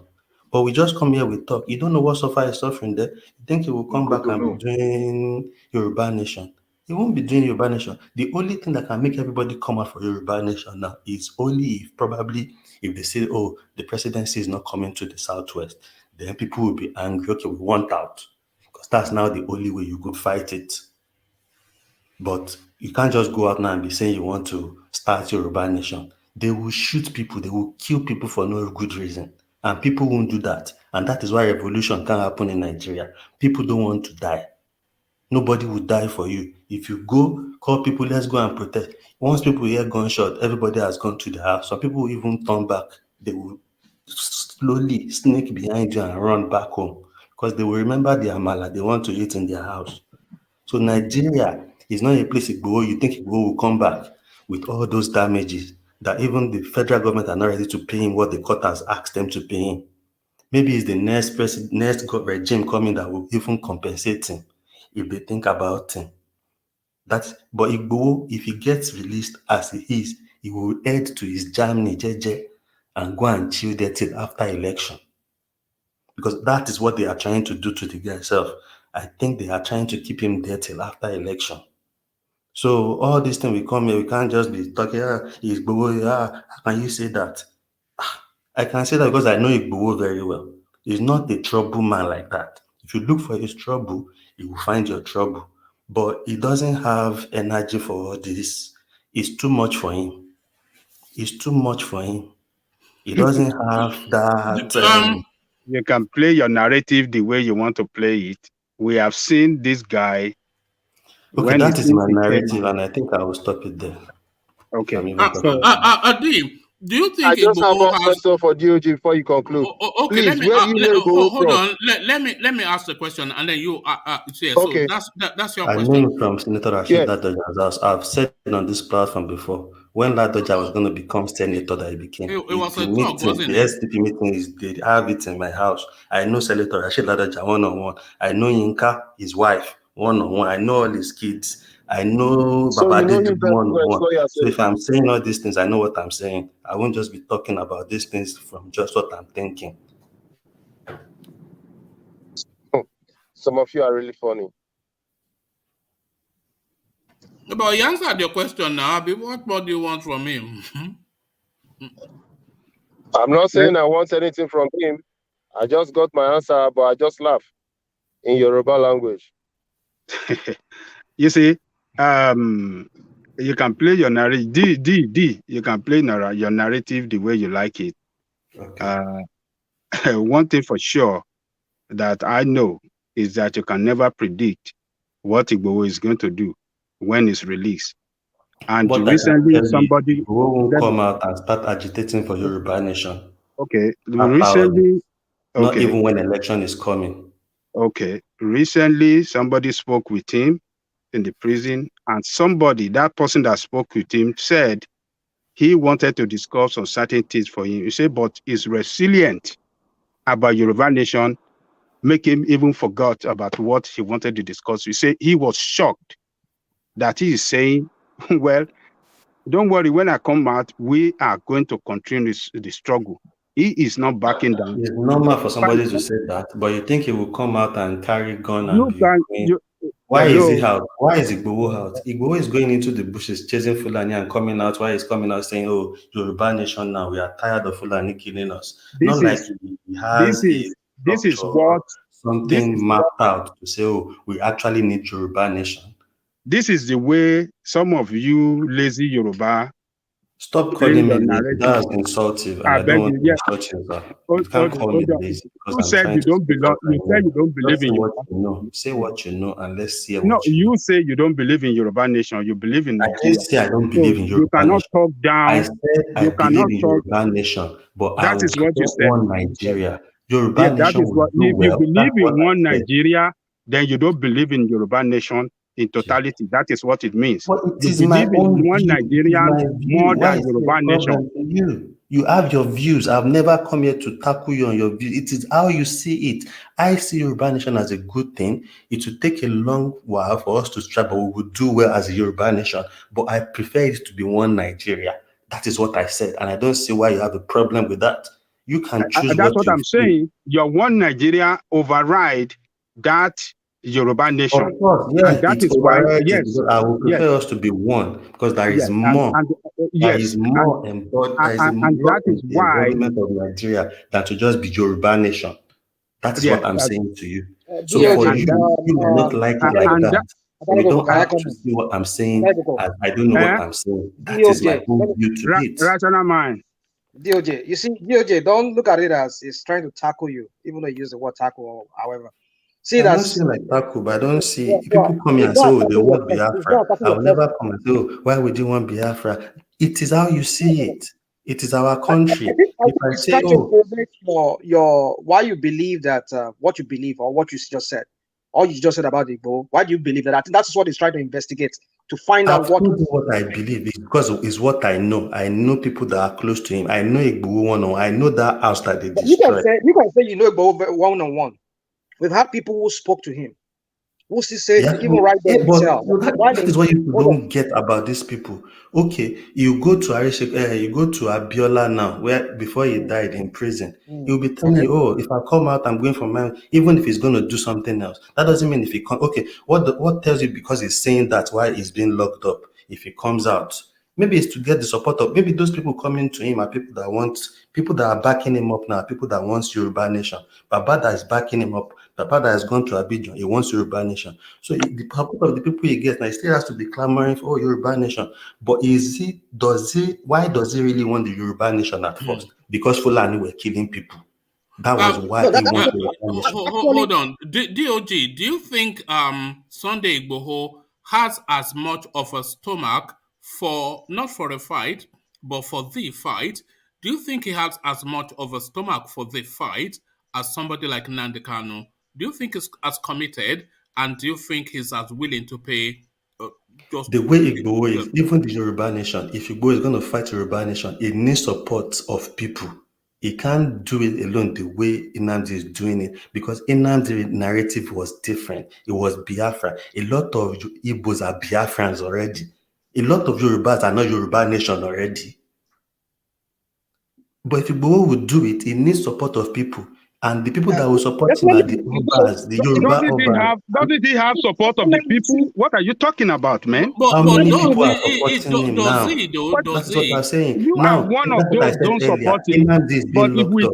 But there are some people still fighting outside there, calling themselves Ipob, calling themselves Essence. How many you people are are the doing that one right that is now not for supporting Yoruba him, Nation? if we take a census right here, I bet you majority of us here that are Yoruba will say they are behind Igboho and Oh, they are okay. behind I'm not Yoruba saying I'm nation. not behind Okay. Igbo. Hold on. So what are Hold you on. talking about? Hold on, everybody. Let us take that census. But let me set the question for that census. One man. Hold on now. Hold on. Like I said, these conversations they evolve organically. So Ajane Koko has opened that space. So let's take that census, just a snapshot. So, just for the Yoruba people in here. So, if you are Yoruba, I'll start from Ola and then I'll to land on rational mind. Um, do you want Yoruba nation? One, do you want it as passionately as the Easterners want Biafra too? And is it that if you do want it, is it something that you are happy to have if it comes, but you are not chasing it aggressively? So you've understood the question. Do you want Yoruba nation one? Do you want it as fervently as the Easterners want Biafra? And if you do want it, is it something that you're just happy to have if it comes, but you're not chasing it with any aggression? So just a very short answer to that. We start from Ola. One man, that's your question. No, hold on. That is the question, though.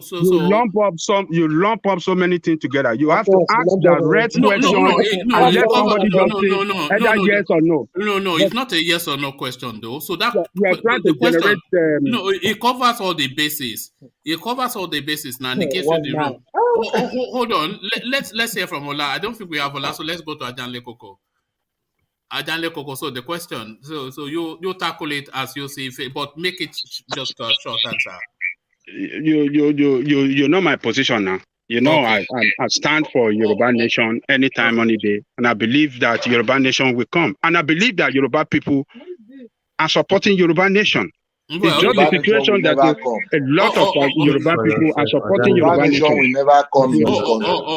You are not a Yoruba. You are jumping your mouth into the discussion of Yoruba people. Why don't you go and join your own people? I'm in Nigeria. Igbo, leave Ajele Koko. Leave him alone now. To Yoruba people. He put the question to Yoruba people and not to you. Yourself. I think he put the question to Yoruba people and not to you. And he said that to Yoruba alone. Hold on. Settle down now, Ego, settle down, please. I think Ego just... Settle down now, Ego. Calm down now. No, settle down, Ego, now. Please, I think Ego just comes here to kung fu fight Ajanle Koko. What is it? What is it that about Ajanle Koko that Ajanle Koko is number one? It's not that. You watch his language. Watch his language very well. His language is always on point. How do you want me to feel? How do you want me to feel when you say Yoruba Nation cannot come? How do you want me to feel as a Yoruba man? You are not a Yoruba person and you are saying Yoruba Nation will never come. Yoruba Nation, come and stand in position of Igbo. You are those outside pushing people in trouble in this country. Do you know what you are talking about? And you are saying Yoruba Nation will never come. Okay, I'm going to cool Ajanle Koko and Ego off because otherwise I think when Ego comes, he just comes to kung fu fight Ajanle Koko. So let me cool them both off. Let's go to Thomas. Thomas, did you hear the question and would you like to respond to it? One man. Yes. You know me, I don't want Yoruba Nation in any way. Because the current, I don't want, I'm one Nigeria for fact. Because the problem we have is not Nigeria himself. It is the bad leaders we have in Nigeria. If you get your Yoruba Nation, the same Tinubu, the same that you have now, those that will be in your nation, call Yoruba Nation. So it's better we drive out the bad leaders, we get the good leaders. You know my position every time. I'm not for Yoruba Nation. All right, thank you. And to you, DOG, you heard the question. Yeah, for me, I prefer one Nigeria. If opportunity come and Yoruba Nation come, it's a good way to go for Yoruba because there is too much trouble in the country. But if we have a good governance in Nigeria, I don't see why we can't have one Nigeria as it has been because it comes with a embodiment of a lot of things. All right, thank you. And hold on, and I also being the other Yoruba person here, I think I align myself somewhat, not fully, but to a good degree with Ajanle Koko. I want Yoruba Nation. As I know your man, I cannot want other, and that is what I want. So, but that might well be a generational chasm because we note that DOG and Thomas, young men, and Ajanle Koko and I, we've seen a few cycles of life. So it might well be a generational. Sorry, one man. So rational mind as well. Somebody's asking me something. I support Igbo. I was with Igbo when everything was happening. But when it comes to the importance of what nation do we have, if it's Yoruba or Nigeria, if you have good governance, I will go with Nigeria. But if everything is so bad, I will say, okay, let's try Yoruba Nation. But I'm not in any way attacking Igbo or in disagreement with whatever movie he had made. He has done well because if not for him, a lot of people would have died in Yoruba land by the Fulanis by now. He chased all of them away. Yes, and he opened up that space. But rational mind, sorry, I nearly forgot you. Yeah, so you just you now the deciding voice because it's 50-50 now. Yeah. You know me. I don't know if you know me, perhaps. Well, I'm for a Yoruba nation. I've looked at that country from top to bottom. I've seen it. I think the founding fathers who started this whole thing of a one nation called Nigeria, they knew what they were getting into when they had it to be on a regional system, that every region should be on its own. The three major tribes, which is Hausa, Yoruba, and Igbo, they knew what they were doing. They knew what was, they seen the future. And so if they've gone, if that country had gone on that trajectory, probably it would have been a different story today. But we all know how it happened. So for me, going by that, because I've seen other nations who progressed, namely talk about countries in Europe, the Germans, they control their territory. The English control their own territory, even the country called Britain. I mean, you have the Scots, the Wales, and then the English. So we can see how it's helped them to progress. And in that instance too, I will look at it that the only way Nigeria can move forward is if they allow each region, if we have to remain one Nigeria, each region having a self kind of government and developing at their own pace. But if not, let everybody go on their own. So for me, rational mind, do you want one Nigeria, hold or you on, want hold on. but now you are wanting regions to merge as all one right. Nigeria? Hold on. Let me land my point. My point is this: that I've looked at it that they would not allow it because some people would not allow it. That's that three regional system or that regional system. So the only way for But me they are now not is allowing Biafra, but the Easterners are pushing it. So would you push the way the Easterners are pushing for Yoruba nation? I mean, how do you mean? I mean, like, Well, you know how shouting, you know how the Easterners are pushing. Never mind the method, the effort. one man, don't push that to me. I won't allow you to push that to me. However, the Easterner goes about how they do their own, is that's how they know how to do it. But then for me, Okay, so you won't commit I to don't find it, fault but with you that. like it. It's a romantic idea to you, a romantic idea. No. I All want right. Yoruba nation. Just straight to the point. I want Yoruba nation. Romantically. You want it No, romantically. not romantically. I want Yoruba Are you nation. going to get out of bed for Yoruba nation? Is this something that will get you out of bed? Yeah, it will. One man, what do you mean out of bed? No, to make an effort, to actually do something, yeah. Yeah, it will. Yeah, it will definitely will. Yeah. All Okay, right, you thank were going you. to ask me. No, it was a Yoruba question now. Well, okay. No, we are Yorubas too by association, one man. The question has to go around. All right. It was only what Adanle Koko said that the Yorubas want Yoruba nation, and I wasn't 100% that they do want it as a romantic idea, as something that they will have if it comes their way. But I'm not sure that they will thrust at it the way the Easterners are going hell for leather. So, so that being the question, then let me just take every voice. Then let's start from Prof. Then, so you outside looking in to that question. I want Yoruba nation. Of course, now it serves your purpose, doesn't it? Why not? That nation, Nigeria, ought to disintegrate because they have evil people that don't want to encourage integration. So let's disintegrate. It's a simple thing. All right. I want one Yoruba nation. The better Nigeria disintegrates, the better for those people that want to move forward, but some people some evil caucus are stopping down the nation. Yes, you see, Tinubu and co. When the nation disintegrates, these individuals will be dealt with. Just like what Ngige, Oboniono, Hope Uzodinma. Don't worry. When the nation disintegrates, they will have no hiding place. They know that. All right. And to Lord Michael. Of course, so my Yoruba name is Babatunde. Look at you that. See, our neighbor gave me that name when I was born. Our neighbor is a Yoruba chief. He's from Oyo State. So I want Yoruba nation like yesterday. You know why? Right. I want the freedom of everybody.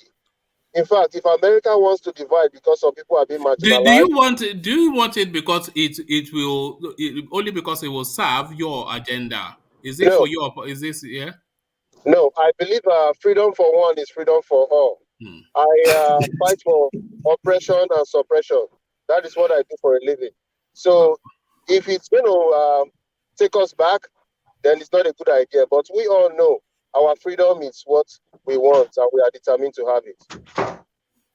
All right. Okay. It's just a little something from what you just said, and this one to Prof, and then it's going to go to Black League as well. So, Prof, are you still there? Prof. Yeah, see, he has gone to raid the kitchen again. He's gone to raid. Have you gone to raid the fridge again, Prof?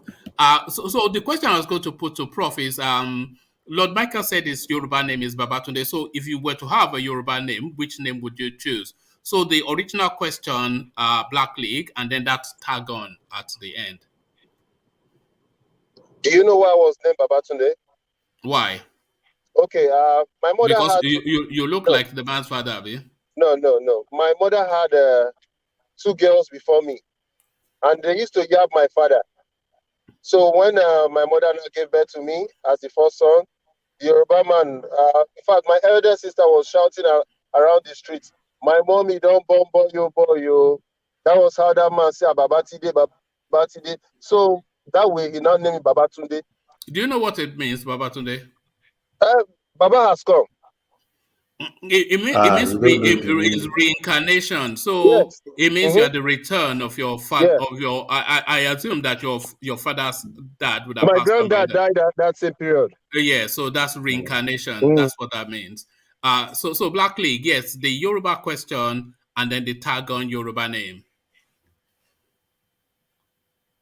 Black League, have you gone to rate the fridge as well? Yeah. No, I'm here. Well, to the original question, Yoruba Nation. If the majority of Yoruba people want Yoruba Nation, then automatically I'm for Yoruba Nation. But I think we just failed to see our potential as a great nation, as one great Nigeria. But I understand why, because of just the mismanagement of the country by a set of corrupt leaders that have seized power and have refused to let it go. Well, not refused to let it go. You don't let go of power, really. They have not been challenged. And I think that's where the problem lies. But if we think we should not put up a challenge and the best way to go is to break up the country, then absolutely let Yoruba Nation form Yoruba Nation, Biafra form Biafra, Hausa and Fulani go and form their own. Then the rest of us that are not any of these tribes will stay as our own country, give it a name, and we'll keep it moving. Just throw you in the Atlantic. I'm beginning. Like I've not come to a conclusion yet on this. I've not come to a definite conclusion, but I will soon. On the breakup or not? No, on the breakup. I already said about that, but I'm beginning to think our problem in Nigeria is Hausa, Fulani, Yoruba, and Igbo. I'm beginning to think that. It's beginning to sound like that because all our problems, these 3 major tribes, as they are called, seem to be heavily involved, accusing each other, some complaining they didn't get the spoils of war or the spoils that the other group got, this and that. It's never really for the betterment of all. So the country it's a battle for supremacy. Black League. That's essentially what it is. Yeah, it's about if the Igbos, if they were in the position that the Fulanis are, or the vesting upon everybody, the Fulanis and the Yorubas and the Hausas, they will be launching at the Igbos as evil people. If the Yorubas were in that position, the Igbos, the Fulanis, and the Hausas, they'll be launching at the Yorubas as evil people. So it's just really about. I think you get my point 100%. But as to my Yoruba name, it would be let me see, Shango. Shango, look at that. No, get a proper name. Don't try. You're always trying to be too clever. Don't be too clever. What's it? Shango is not a proper name. One man, please take that back. Shango is a proper name. You like Magani too much. No. I think your Yoruba name will be Wole because you blow too much grammar. So you'll be maybe like after Wole Soyinka or something. So because too much grammar. So thank you, then, gentlemen. So round off your thoughts, DOG, and then I'll move on to. I was going to go to Prof, but it's not there at the moment. So I'll move on then to Black, please. What are you saying? I'm here. So there you are. So round off your thoughts, D, and then Prof, if you were to have a Yoruba name, which name would you choose for yourself? I'm somebody that just take time to choose names. I can't come up with any name for now. You don't know a Yoruba name, is what you are saying. Say what Yoruba name. I know a lot of Yoruba names. Wale, Babatunde, Dipo. There are a lot of them. Even that I don't remember. So you will be Adewale now. Okay. Adewale, look at that. Adewale Ayuba. All right, thank you. So round off your thought, DOJ, and then I'll go on to Prof. Yeah. As we speak, I don't think Sunday Igboho will come out from where he is now and start the agitation of Yoruba Nation. If the opportunity comes in the nearest future, maybe where they need to now fight for it, it might be part of the people that will be part of the mission and all that. But it won't come out and be going, Yoruba Nation now. Now I'm out. Now I'm out. He could have been shouting Yoruba Nation still when he's there now. So I'm not against people, but I'm just saying, as it is, yeah. Hold on, let him land and then go on. So I don't see him coming out to start any agitation of Yoruba Nation because that was what prompted him initially. It was the killing of the people. Even if some people were thinking of Yoruba Nation, and I will say it here tonight, 75% of Yoruba are not thinking of Yoruba Nation. So it is only the agitation. I'm not sure if the percentages are as high as you put it, but I'll say a majority percentage, maybe 55%. Baba, 75% of Yoruba people are not thinking of Yoruba Nation. It was just that agitation that the Fulani were killing, and Sunday Igboho came and anybody jumped on the bandwagon. Yoruba people are not really thinking of that. They don't really care. They don't care about things like that. Really. Oh, Wama, please, can I come in, sir? Please, I have a question for DOG. No, hold on. I think Rational Mind wanted to put in a question. Okay. After well, if you put a question, though, he has to be consistent with the. Yes, very consistent. So, yes. We know they're in the bushes and they're killing us. So don't. No. All right. So Rational Mind. There. Let me ask. The DOJ was saying a while ago. You said you were with Igboho. When was this? No. That's going. I didn't say I was with Igboho. I say I know Igboho. I know his house. I know him very well. I was not with him. Okay. He meant I was with him, meaning I supported him. I think I remember when he said I was with him, but I think he meant I supported him. I think it actually means he knows him personally. I know him personally. That's what I'm saying. Not fully. Not no chick by Jao, but is aware of him. Yeah. Why I asked him that question is because he's saying that he's speaking with authority, like he's speaking like he has the authority to speak. Like, I know him when he comes out from jail. He's going to say no. What he was saying is that hold on, Rational Mind. He actually said I was with him. Hold on. I didn't say I was with him. It might be a slip of tongue. It wasn't a slip of tongue. Let me give the articulation to what he was saying because I think I picked it up. What he was saying was that he knew him in the rounds because DOJ comes from a political base in terms of family and history and his time in Ibadan. And he knew Sunday Igboho in that political rounds where they have meetings, a lot of it in DOJ's home. So he has had a personal feel and text. So what he has read from that man, how he saw him, how he understood him, just knowing him casually, it does not rhyme with how a lot of people are trying to see him as this one for all guy. So is that essentially what you were saying, DOG? Yes, that's what I was saying. So do you understand that he didn't know him? They don't go to they don't go to the cinema together. But yeah. So thank you. So let's go on to Prof. So Prof. You forgot me, sir. Oh, okay. Sorry, go on, Tony. Yeah, thank you very much. Without mentioning any killings, okay. No, please don't. Okay. Because we are now 5 hours gone, so we are Okay, just sir. pushing now. Yeah. Okay, sir. One thing we have to understand is that DOG is a very wrong address to be asking about the Yoruba nation or Oduduwa nation rather. Why would you say Because that? hold on, because you see, because it's not a Westerner. So this Oduduwa nation ends at Delta State. So and the DOG is from Cross River or Akwa Ibom State. Says who? So that growing up in Ibadan does not make me to be a Yoruba man. But I'm a because I'm Yoruba from a man. My mom is hold the on, one because from hold Akwa on, because I'm from Ibom. Ekpoma, where Inahoro come from. That is where I consider myself to be a Yoruba man. And if you come from Wari, from Ugeli, you are a Yoruba man. If you come from Agbo, you are a Yoruba man. You can come for the Oduduwa nation. So you are a wrong address. Then to Black League, corruption, How can a Yoruba Black man League, be my wrong brother. How are you, address sir? in Yoruba So nation? listen, this And for Black League now, for Black League. you Just from very Ekpoma. briefly. Corruption from is not the Ekpoma. problem. Hold on, DOG. Corruption is not the problem we are facing. What we are facing is a certain part of the country citizens are are occupying all the various government offices under the system. So they created the wicked constitution, and they are using it to pound us. So that's what is happening. The northerners are the problem we're having, not corruption. All right. Yeah. Thank you. No, Alexander don't respond to that, Black League, because I have told Tony not to do that anymore, but he persists. But One more, let me sorry, I just. just want to say something to Alexander Akashi.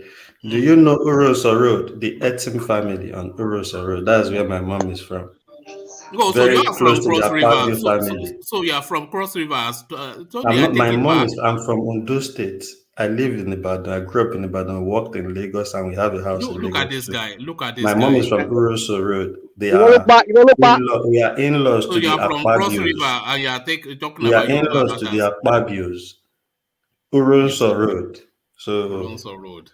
Look at this guy. it's politics all around my family. So I know what I'm saying when I'm saying something. It was One man, scot free. one man. And Maybe Tony Ondoman is the from Cross TSS, so River. Huh? It's not from Odo. maybe Yeah, Tony is it's the lying. TSS. And Ondoman from. Have you ever heard such a thing, Yes. Ajaleko? And Ondoman from Cross River. Timaya used it to be That's saying. serious, bro. Is That's this you love Nigeria better now. Mami water? Is this Mami water stuff? Because I know they do Mami We water eat the in best food. We eat the best food. No, the Okay, first Macedonia. They have okay. the Hold best food. on.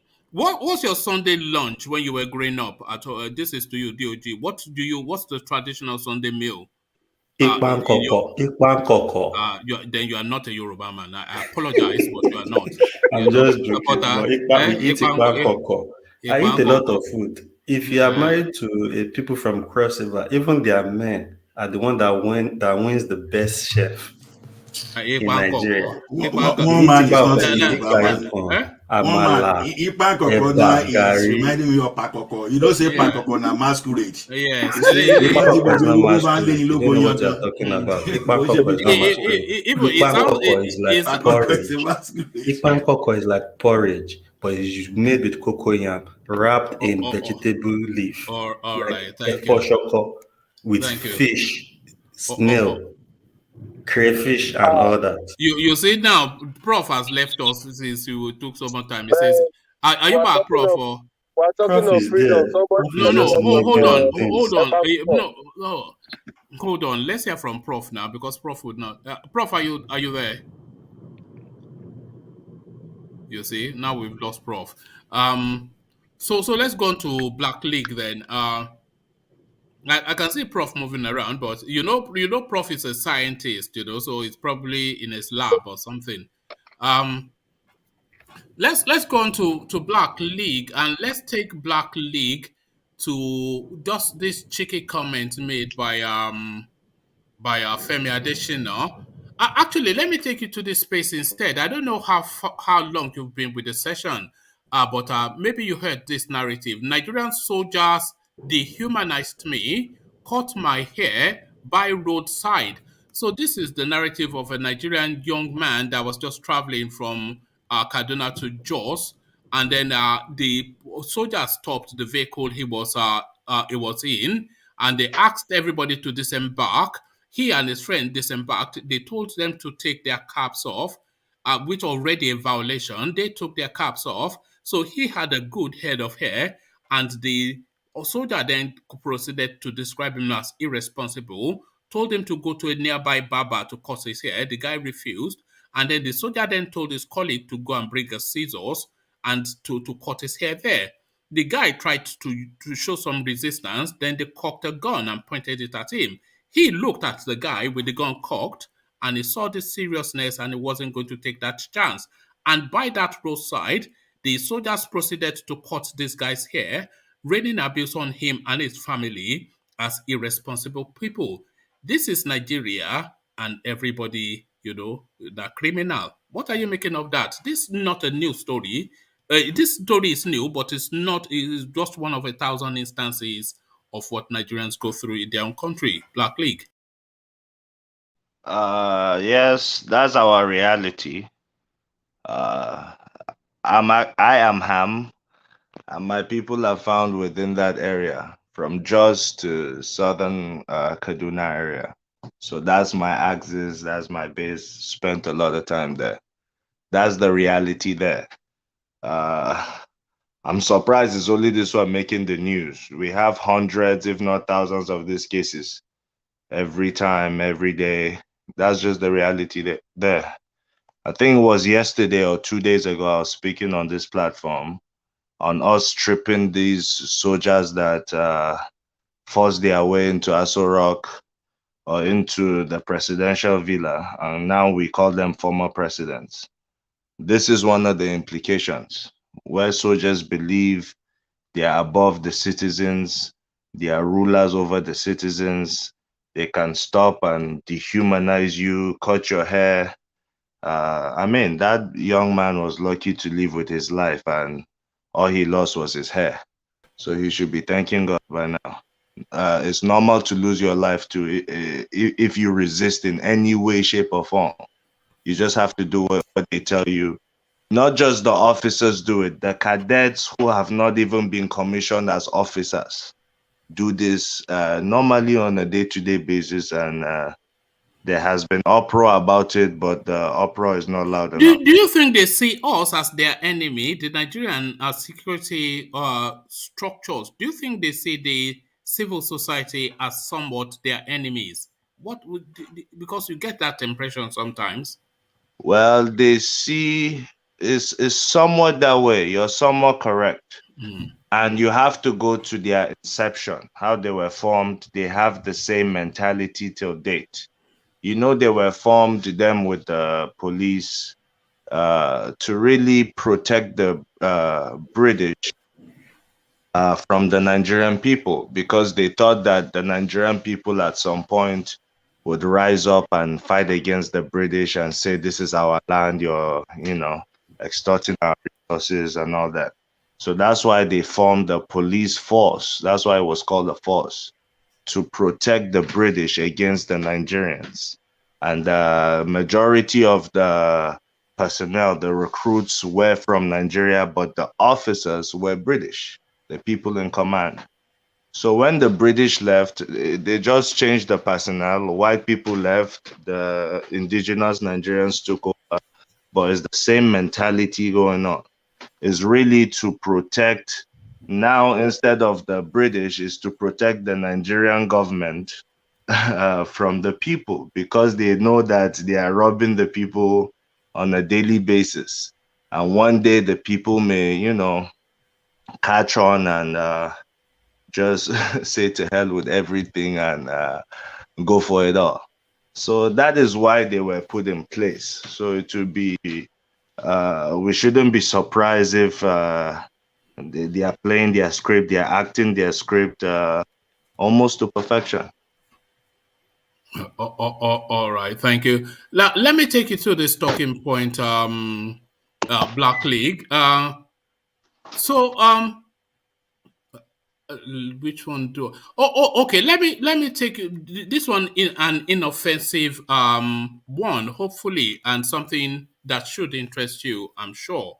Rare feat: Nigerian appointed first lecturer to teach Igbo language at University of Oxford. So we're just using that as a pathway to just celebrate the Igbo culture, which are personally one of the cultures that I admire the most. And it looks as though that admiration is global, as the probably arguably the most paramount of all institutions of learning puts that as a curriculum, not just a curriculum, even a course of study in this venerated and much celebrated university.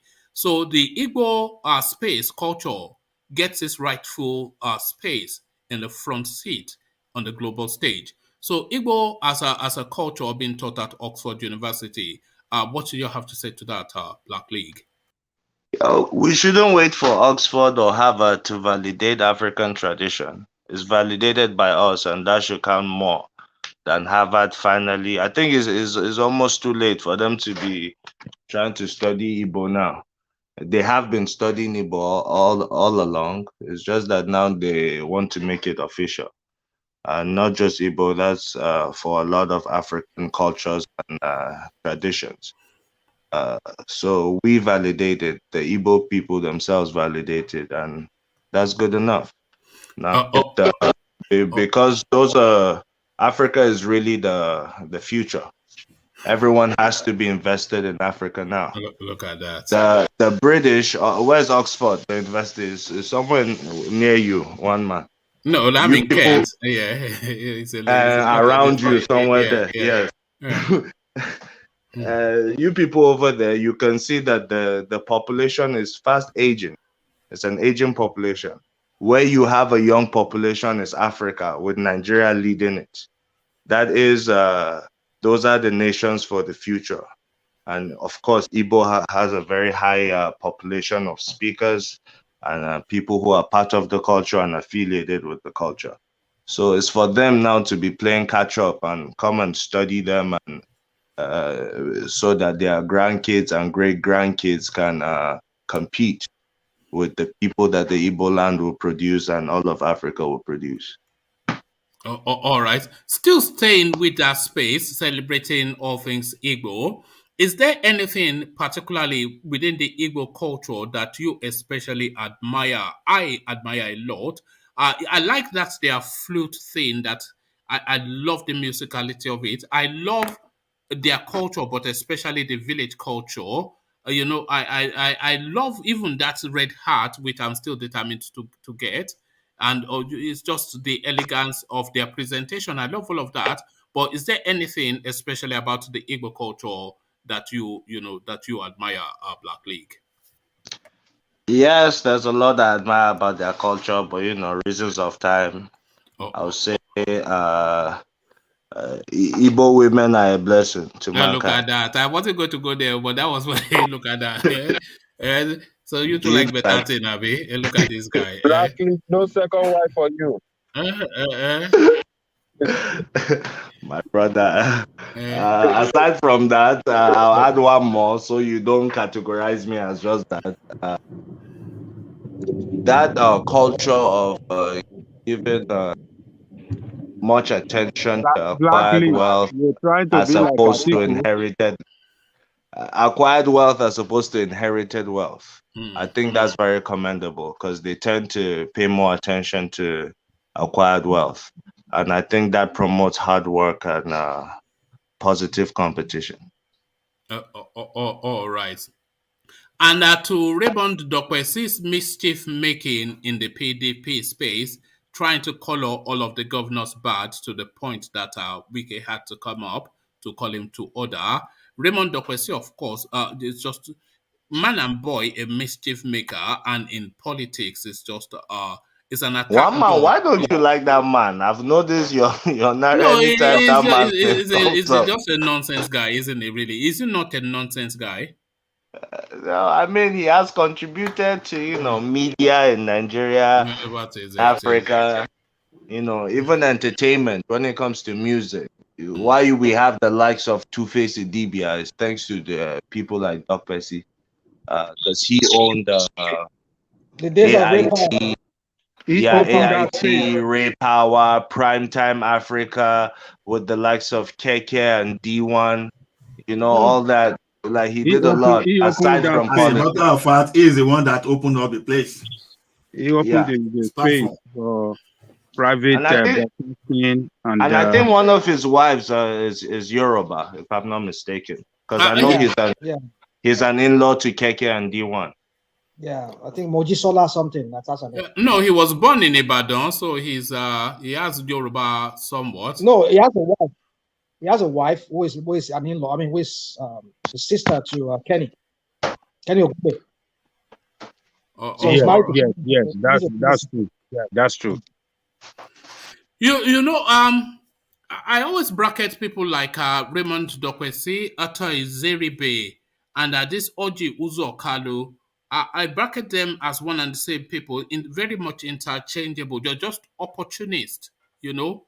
Any and everything, they just zero in on the money and do any and everything just a gluttonous, you know, fang tooth, blood soaked, claws out sort of people, you know, just yam, you know, just yam people. But okay, But so I think Wike was saying he's interfering too much in the affairs of the PDP. And of course, he's supporting Atiku. He has every right to support who he wants to support. So I think Wike is just trying to tell him there are levels within the PDP. The governors are at the highest level to pay more respect. That's all I it mean, is. if we can fight Babangida Aliyu to a standstill, who is not Messi? I think Wike is actually looking for a big fight to have just to show his muscles. He's looking for somebody. Wike likes media very well. And Wike has about a year and few months to go. So that media attention will soon drop. So he's trying to get his last draw before it's over. Do you think he's going to get the fire shade treatment although he will be living with Buhari, so maybe not. But He would might you have just go gotten to the Senate. the fire shade? Yeah. He might find his way in the Senate. He runs the state. I wonder why Fayose did not do that, just to slot himself into the Senate after after. Did you see him on Okada? Huh? But you see, let me say something about Doc Bessie. I think Doc Bessie should go and take care of his home first. Because he has home problem. You see what his son is doing in the US here? You call yourself a pastor, a preacher of the Bible, and your son is going against the Bible, and yet you have the mind to come and talk to other people about morals. What is he doing? He has changed his sex from male to he's a transgender now. Oh, it's a bit No. That's I think you're talking about Donyi Okupe. Okupe, and it's not He's in London. Not that's Okupe now. Okay. Yeah, that's Okupe. Doc Messi. Okay, Doc Messi, AIT. Yeah. Yes. Well, what are you making of that Okupe narrative? Because he's always in the news, you know. It's bad for the family reputation, you know. Yeah. You being a Jehovah's Witness, try to preach to people, and all of a sudden, from your own house, this kind of thing comes out. It's a kind of embarrassing. But in the UK, they see it as normal where he goes. Sorry if I may ask. He's an adult. Whoever the person But is. Michael, you say it's a Jehovah's Witness. Where did you hear that from? It's in the news Who now. was that saying that it's a Jehovah's Witness? Who said that?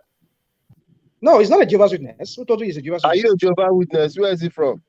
Where did you read that from? No, it's a question. It's a question I'm asking. I'm throwing to you. How do you know it's not rational mind? Arise News. Because I've read.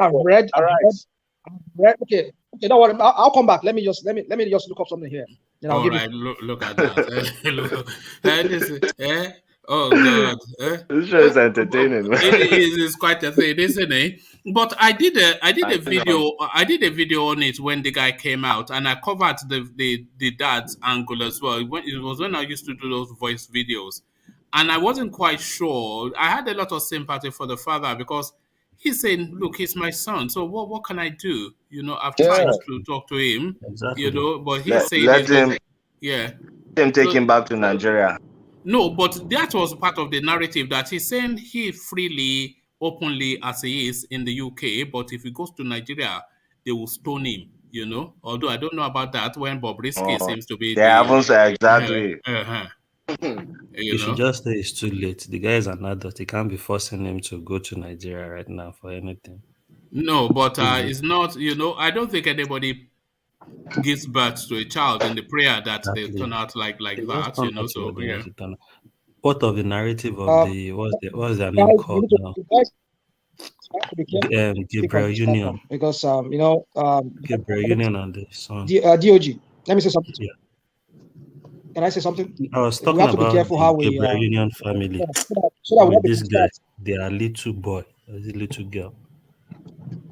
And Charlie Boy's daughter as well, same thing. This is a phenomenon that is taking hold in Nigeria. Isn't Charlie Boy the same thing? No, Charlie Boy is not the same thing. He's married to an American woman, isn't he? Oh, you mean he's somewhat on the borderline of, you know?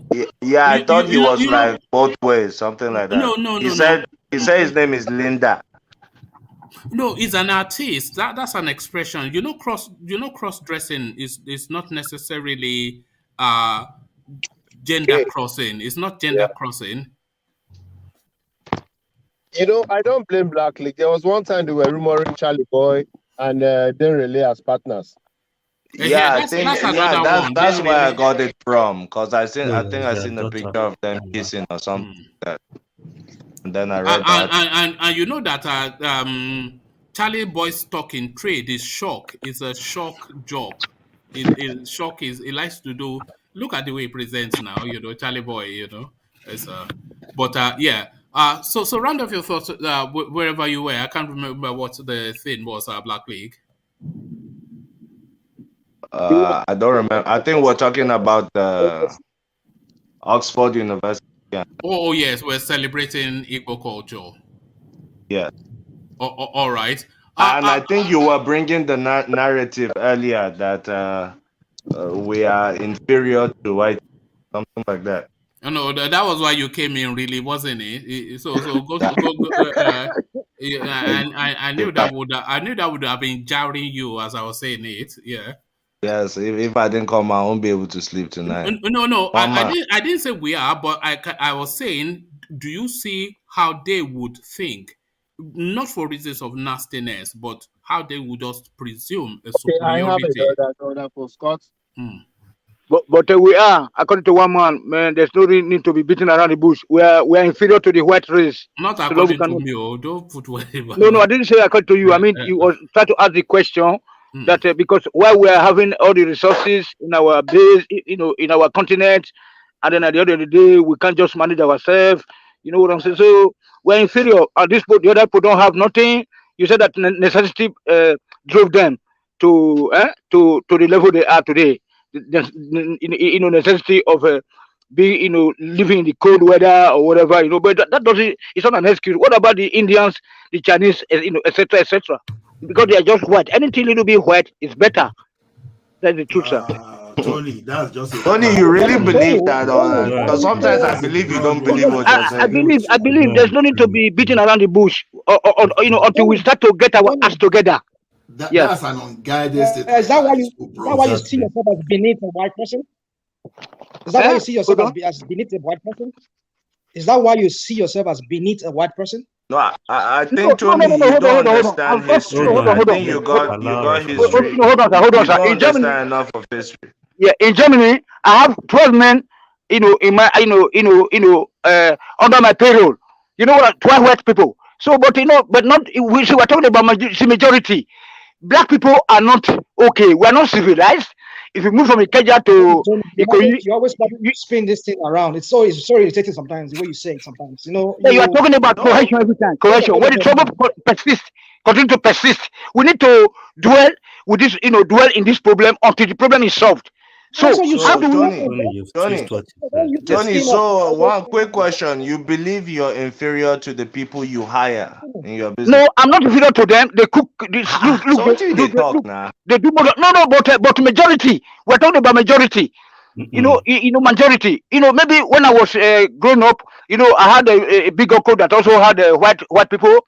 They were working for him. So it's a family. It's destiny.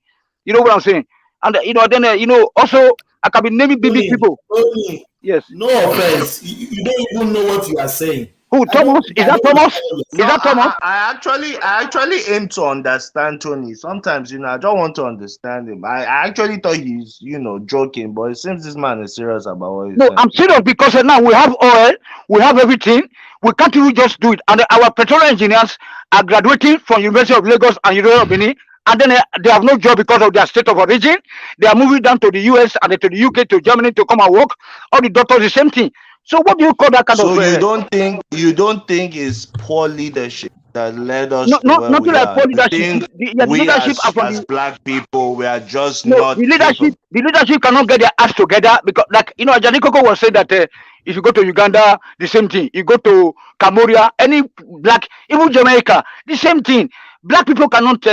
We need to get that fat into our head Tony, and you they don't start to carry act me go right. different places. Answer my question. Do you think it's our leadership, or do you think we as black people are just not capable of doing things right? Why is it that deficiency in good leadership? Because we are black. That is why it's not about the leadership. Because leadership, are they come from us. So the leaders themselves are failing because they are black, not because they are Yes, incapable. exactly. My God. Black League, just leave this. Just leave this. It's the plain truth, but you take it or leave it. One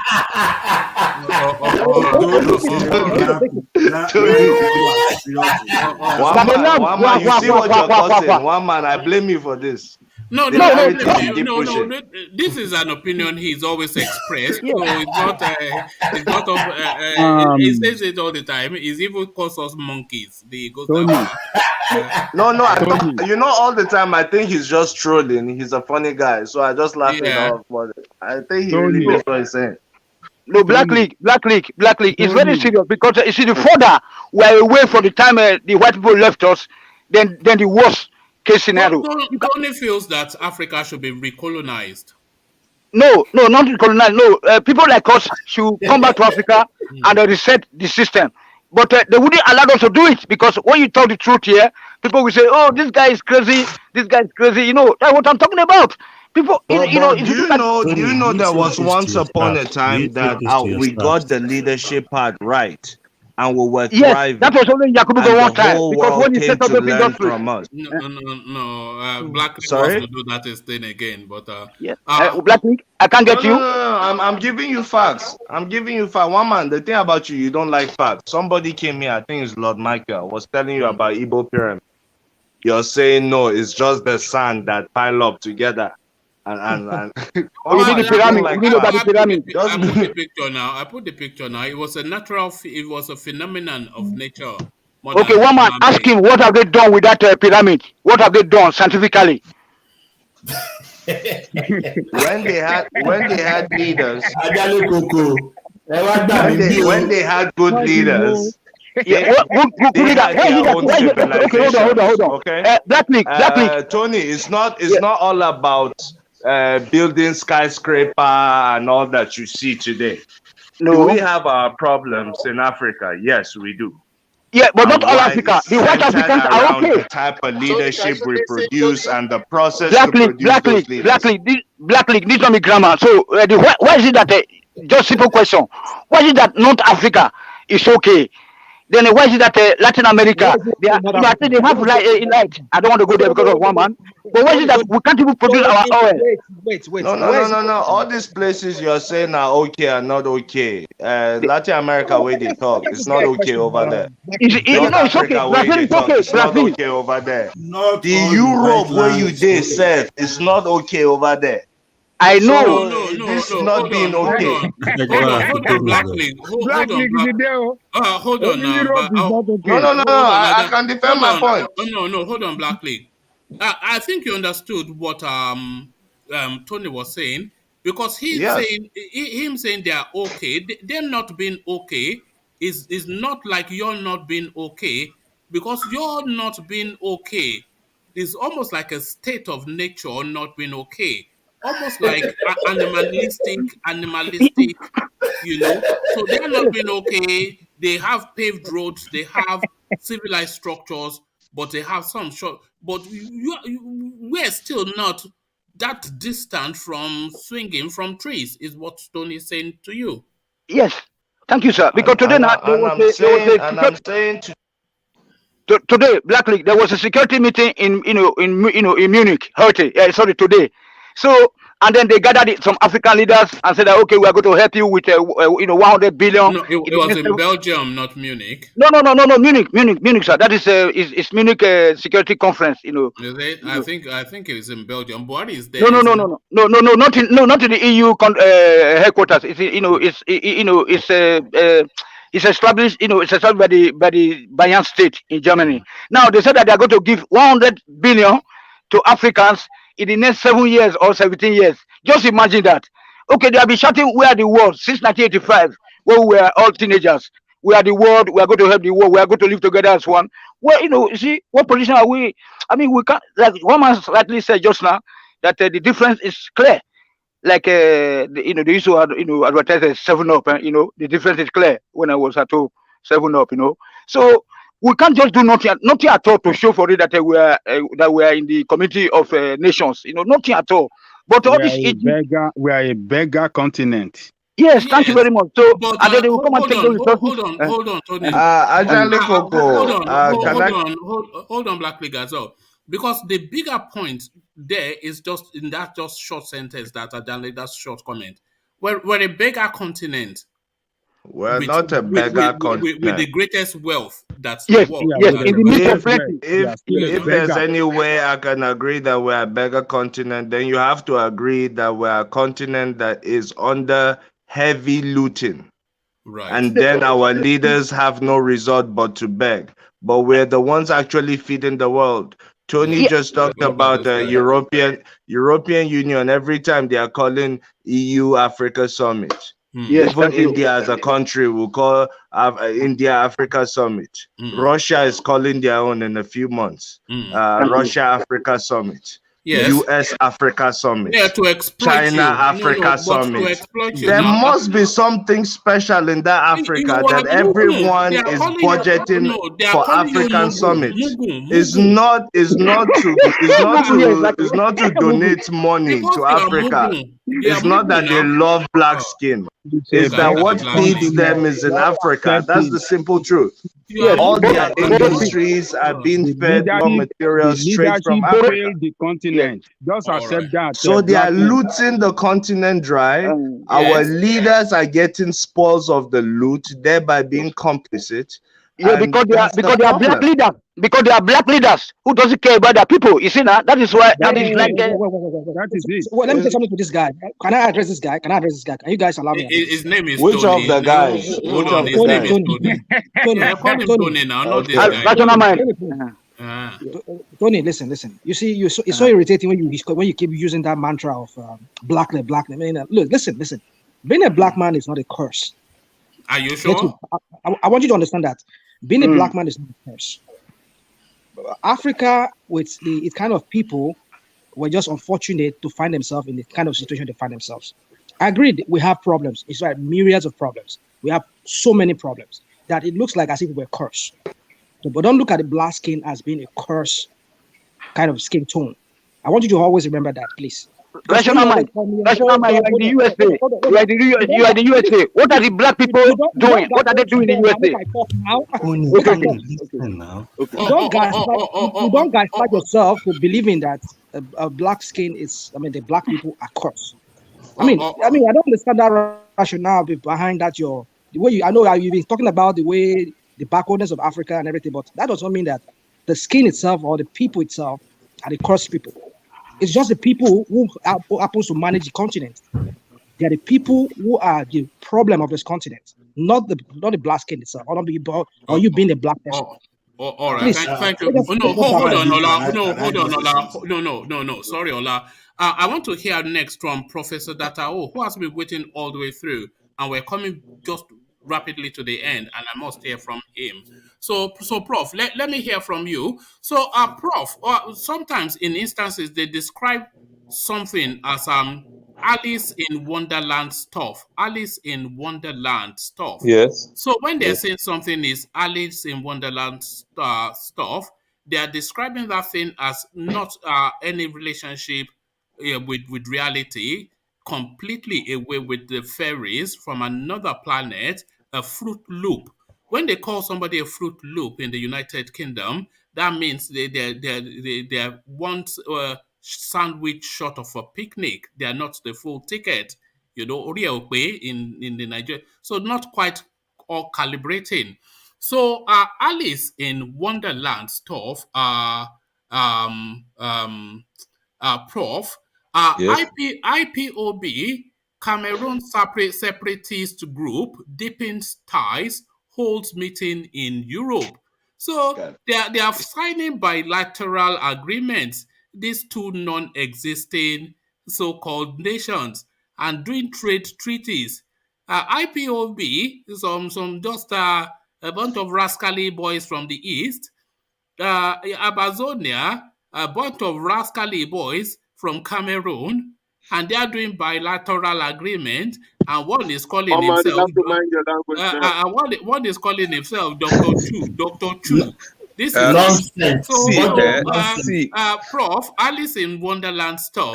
What are you making of that? Yeah, Bilateral agreement people have told you this thing, one man. People have told you this thing. Sometimes how you describe people is as if you're trying to describe my people as Alice in Wonderland.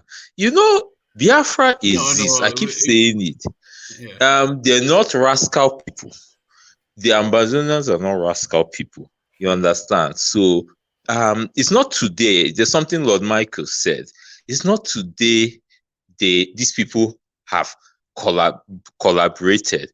Nnamdi Kanu, there's a time they had a joint conference. Nnamdi Kanu and Sho Ayoba. If you want to call him Sho, that the name resembles a Chinese name. One thing I know, these guys are making impact. The thing there is clear. Even though these nations have not been given, these nations exist as their own entities. You understand? And there are reasons why they're hampering. As a figment of imagination, imaginary nations, Alice in Wonderland. No matter how you say it's imaginary. Is it not? Is it an actual nation? No matter how you say it's imaginary, these nations exist. Now, let me also tell you something. No, hold on. They don't, though, do they? Okay, it's you that says, let me tell you. No, it's the United Nations that say so. Okay. The whole world, nobody knows the country. Let me tell you something, one man. Do they have a passport? What's the passport? I know. Let me tell you something, one man. It's just imaginary something. Okay, I'm going to tell you something that will shock you. Okay. I wish engineer was here. Right. There's something they call imaginary numbers in mathematics. I think you know of it. It exists. Do you know that? Excuse me. Do you know -1 has a square root? Does it exist or not? Look at that. It exists. It's so mathematical formula. Do you know why I brought up this statement? No matter how you, one man, calls it imaginary. But is it not? In your heart and mind? Imaginary is in existence. Now, let's leave that one apart. I want to talk about that pyramids you mentioned. You said that it just packed up things. Now, does it exist in a town? It's a natural formation, not man-made. One man. Yeah. What town does that place exist? Do you know the name of the town? Yes, it's in Enugu. It's somewhere in Enugu. Do you know I have roots from that town? Oh, okay. Have you seen the pyramids? So, I've made up my mind. Once I come to Nigeria again, I must visit that place. I have roots from that town. My mom is from Enugu State. I have roots from that town. In short, I will just say it here. It's still the Nigerian government, because all these things we're saying here, they're monitoring us. My mom's mom is from Nsude. So that town exists. So stop saying. It's from where? Nsude. Nsude is in the local government. That's not. It's in Udi though. The pyramids is in Udi. It's in Nsude. It's in Nsude. Nsude is the town where it exists. Become a believer, one man. Become a believer. You're a non-believer. No, it's a natural formation. We saw the picture. How is it a natural formation, one man? It's climatic now. It's just you know, I've come on here before, probably 2 weeks to a month ago, to tell you there were more pyramids outside of Egypt than in Egypt. And Sudan, I mentioned Sudan to you. Yes. You understand? So there are pyramids everywhere. In Igbo land, there are pyramids. Yes, they were made thousands of years ago. They are fragmented right now. They are in their fragmented state. The topography of the eastern part of Nigeria and the culture and way of life of the people that populate that space does not lend itself to pyramid building. It's a natural occurrence of nature. What we saw is a natural occurrence of nature. It wasn't man-made. Yeah. I thank the Lord Jesus Christ. It's not an Igbo man that told you it's a pyramid. It's your brother, a European who traveled there. Yes. It's a European who traveled there to say, this is not a hill, this is not a plateau. This is a European who went there to say that is on record. Right? Now you and love they put it Europeans. as he's the one who discovered it.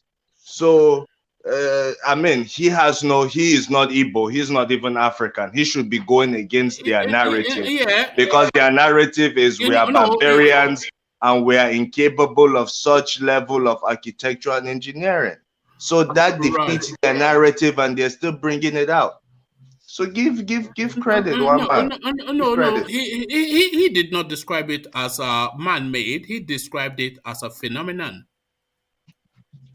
Phenomenons are man-made. They describe the no. What do you mean? The phenomenons are not man-made. What are you talking about? That's why we have natural phenomena. Yes, there's a term called natural phenomenon. So there you are. So if there's natural phenomenon, then there's human phenomenon, then there's man-made, there's artificial ones. But jokes aside, that is a real pyramid. Pyramids are found everywhere, fragmented. Even when you go to Sudan, you see things like that just look like a hill. But in fact, it's a pyramid in this fragmented state. Even in Mexico, there are pyramids. Outside of Africa, we know Machu or something. You said it's a pyramid, but are you an expert in pyramid? No, it's just it's a Pan-Africanist. So black man says that the way white man says so is right. So you didn't ask one man when he said it's a natural phenomenon. You didn't ask him if he's an expert to tell us. When I come to tell you facts. You want to ask me if I'm a pyramid doctor? Professional man, you too. You funny. Hold on. Let's hear from one man came to say it's not doctor. Look at that. Say she be pyramid doctor. Pyramid doctor. Look at that. But the reason why I said it's a natural phenomenon, it's a natural occurrence of nature rather than man-made. If you look at where they have pyramids, it's always just this desert-like arid sort of areas. But and it's for needs of for protection, for subsistence, for storage, etc. The topography of hold on, let you're indicting yourself. Do you know that? Yeah, go on. Do you know I spent more time in that the local government than where I'm from Anambra. When that Enugu state was part of Anambra state, when it comes to Christmas, I will go back. I will go for Christmas there. It was when my grandfather died. He lived, in short, though his age then was 92, but when he was buried, we learned the man was 100 years old. So now I want to tell you, somewhere, an Igbo person will know what I'm saying. There's something they call Ago. That Ago is like a kind of massive farmland where they farm. I won't mention my mom's town, but it's very near to that town. Part of that land is like desert nature. So you're indicting yourself. I know that place. I spent more time there as a kid. Did you see the what I'm trying to say is my mom's town is very near Sude. I have been to Sude many times. Okay, you say and I have seen that nature of sand like Oh, okay. You say I'm indicting myself, but you are somewhat Yes, indicting you're not yourself. telling me. So You're if not you said, telling me have it you seen should be it? in a sand-like place, and I'm not telling you that is how One it man. is. First of all, which Have you one? seen it? Which one? Hold on I first. have not. Have you I seen it? have not seen it. Oh, okay. I Stay there. Stay agree. there. Stay there. Stay there. Stay. Well, Stay let me where you say are. something. No. Don't say anything. I just want to No, hear from Prof. one man, why are you No, scared of hold me? on. Let me hear from Prof now, because this is a first-hand direct experience. So, Prof, now, man and boy, family history. He's giving us the hierarchy of his family to that locality where this phenomenon that Black King is telling me that, and a European man is telling me that you know. So that phenomenon is there, and he has been there, man and boy, and he's telling us that he's not seen it. So who is indicting who? You've not seen it, and you are Why saying I mentioned you're indicting Prof is yourself is indicting himself. look at that. you're in short. Let me rephrase what I said. You're bringing out something that will make me say that place is so. Let me not use the word indict, because for you to mention the topography. Wait, do you know how?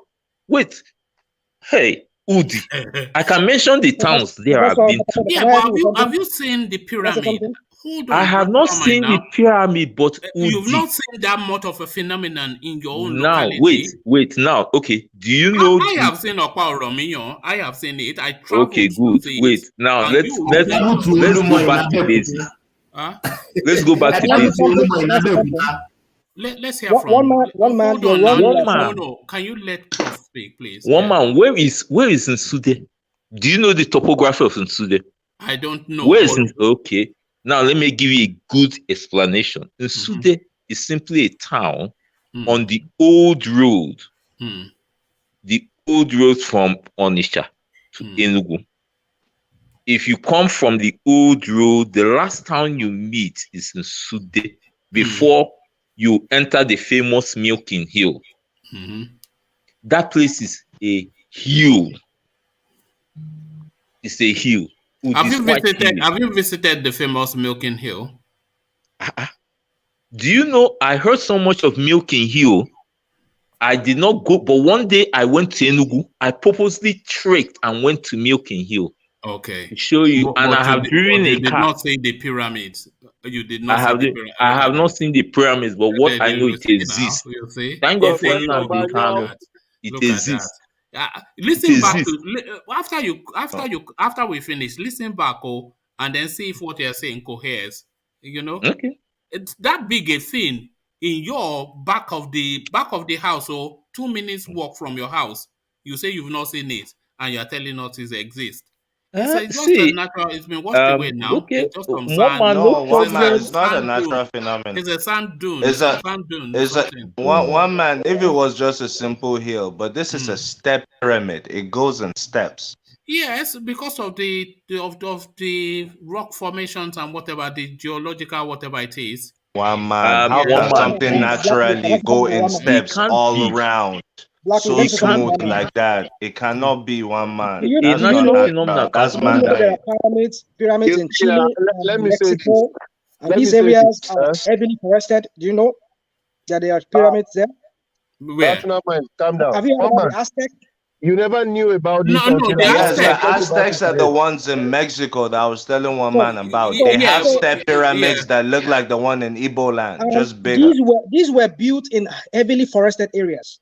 No. So that's your topography you're talking about. It wasn't heavily forested when it was built. It wasn't. It was arid when it was built. I don't know what picture you saw. But what I'm also saying is just not the topography, but the culture and the way of life. It doesn't lend itself to that sort of thing. So what way of the life culture does, one man. The culture does. We are having this argument among ourselves because we don't tell our history by ourselves. Beautiful. If we have had this pyramid in our history book, and we have been taught in the school about them, we will not be having this argument. We will have, it will have been part of our history or Igbo history. Igbos never tell us about this history before. Well, so that's because they didn't. That's because they were miseducated, just like the rest of us. Yeah, No, this It's is not the in no. their failure. history See, book This is too. the see. this is the Can I say failure of something? the leadership Eh, that we are one No. man, talking we need to about, round up. and Six hours. 6 hours, that is one why man. Yeah. we are Thomas, you backward. can So that you can We go don't and tell rest. it. The Bini had Great Wall. Whoa. We Yeah. are not telling it. Ijebo, they had Great Wall. We are not telling it. Kano too had Great Wall during their time when Kano was Kano. But all these things we are not taught in the school. So that is why we don't know anything. And that's why we come and argue among each other, because we don't tell our history. It's white man where we come and tell our history. This history you are to this pyramid You are all is a young white head. man that exposed it. All right. Let's get back to Prof. And Prof. Can I No, say no, no, something, no, please? no, no. Please, Out of everybody. no, no. Can you please hold on? As Oh my God. as Thomas just pointed out, we are now 6 hours into a session, Okay. so we're Okay, so one yeah, man. yeah, Let's leave this aspect of the pyramid. What yeah. Ajele Koko said is very true. I found Mm, out on earth, when you don't know about something, you just don't know about it. You mm, know, I see it, how I see this aspect of these things we're mentioning. It was like it was not incorporated. I will say it wasn't incorporated into our history by purpose. I don't care what people say, by purpose. Because like that of Kano, I heard about that thing, and I really found out that was true. Kano had great walls. I think even Bauchi had great walls. Gumer, I think Sokoto is original and had great walls. Now let me talk of that story about that army person. Okay, I think had I spoken about it, how he was intimidated and his hair shaved. You know, this is the type of nation we have. That is why you know, personally, initially I was clamoring for one Nigeria, but you know, if a soldier man can do this to a citizen for no just cause, why is this nation standing together? This is a soldier man that should help the citizen. Just because he saw his hair wasn't in, you know, did not please his sight, he then decided to intimidate him, even his colleague using gun. What a shame. That is very shameful. You understand? It's very shameful. So that's it. And I know you spoke about Igbo. I still believe no, one no, thing. no. Sorry, Prof. I just Mm. want you to speak to the Igbo language now being a course of study in Okay. Oxford University. So land on a positive note. Okay, Just I'm happy a brief about that. commentary on I'm that. Yeah. very, very happy about that. Mm, I hope people or elders can find a way and get in contact with this very fellow in Oxford, so that whatever kind of education he's going to impart will be in line with truth. You understand? Because I found out in life sometimes if something is not educated in line with truth, it will go on to corrupt, you know, people ahead of time, and before you correct it, it's going to be a problem. You understand? So I think the name of the professors are, I think, Emmanuel something. I can't remember his name, but I know Emmanuel was part of his name. So that's it. That's a kudos. You know, Igbo. As far as I'm concerned, in Africa, you know, everybody has their own rating, but it's not that I'm insulting other natives in Africa, but I keep saying, you see, Igbo, Yoruba, and Africa, then maybe I think the Mandays or so. I think the Mandays are people from around that Sierra Leone area. You know, I think we tend to stand out. You all right. understand? Thank you, Prof. That's a good spot to leave it. So we are Mm. now past the 6 hour mark. So I'm going to look to round it off rapidly. I was just thinking just to shut it down abruptly, but traditionally we always take closing comments. So we will still take that, but very rapidly, no more than a 2 minute window, if even that, to closing remarks. So just rapidly through it. We'll start from Ola to land on Ajadle Koko, but just please, just rapidly through it. So Ola, you first. All right, we don't appear to have Ola anymore. So we go to DOG. So DOG, just to you. Yeah, thank you everyone. Yeah. All said and done, I enjoyed the night. It's good to be here again. People, please thumbs up, like, and share. And for the fact, you people should know, I have a pyramid in my room. Thank you. Good night. What you do what you do under the duvet is your own business. So that's too much information. So that's why we didn't need to know that. But Lord Michael, to you. Okay, we don't appear to have Lord Michael. So from Lord Michael, we're going to Thomas. Thomas, to you. Thank you, Oman. This is a very nice session. Thank you, everyone. Thank you for having me, one man, and thank you for staying this long. May God bless everyone. May God bless Nigeria. Thank you. All right, thank you. So from Thomas to Tony, Tony, to you. So thank you very much for letting me in. At the dying minutes, at the dying hour rather. So that I was able to make my contribution. I really thank you very much. So anyway, so they wonder themselves which time they take build those pyramids. Was it when the Igbos were in Israel or now when they arrived in Africa? This is it. The Igbo story a lot. They are black Jews. Black Jews. So thank you, Tony. So from Tony, we go to Prof. Prof, what is your Torah name? Do you have a Torah name? Because are you even a black Jew? So Prof, I don't have such kind of name. Okay, if I'm to say anything, I will advise us, even Nigerians, we should dig into our culture because there's some things taught of our history that were not taught in school. The next one goes out to our leaders. Our leaders should realize why this agitation is going on. People want to separate. It's simply because they're not doing well. And the worst of all, daily, they even go on to in short, it's like they're enforcing disintegration.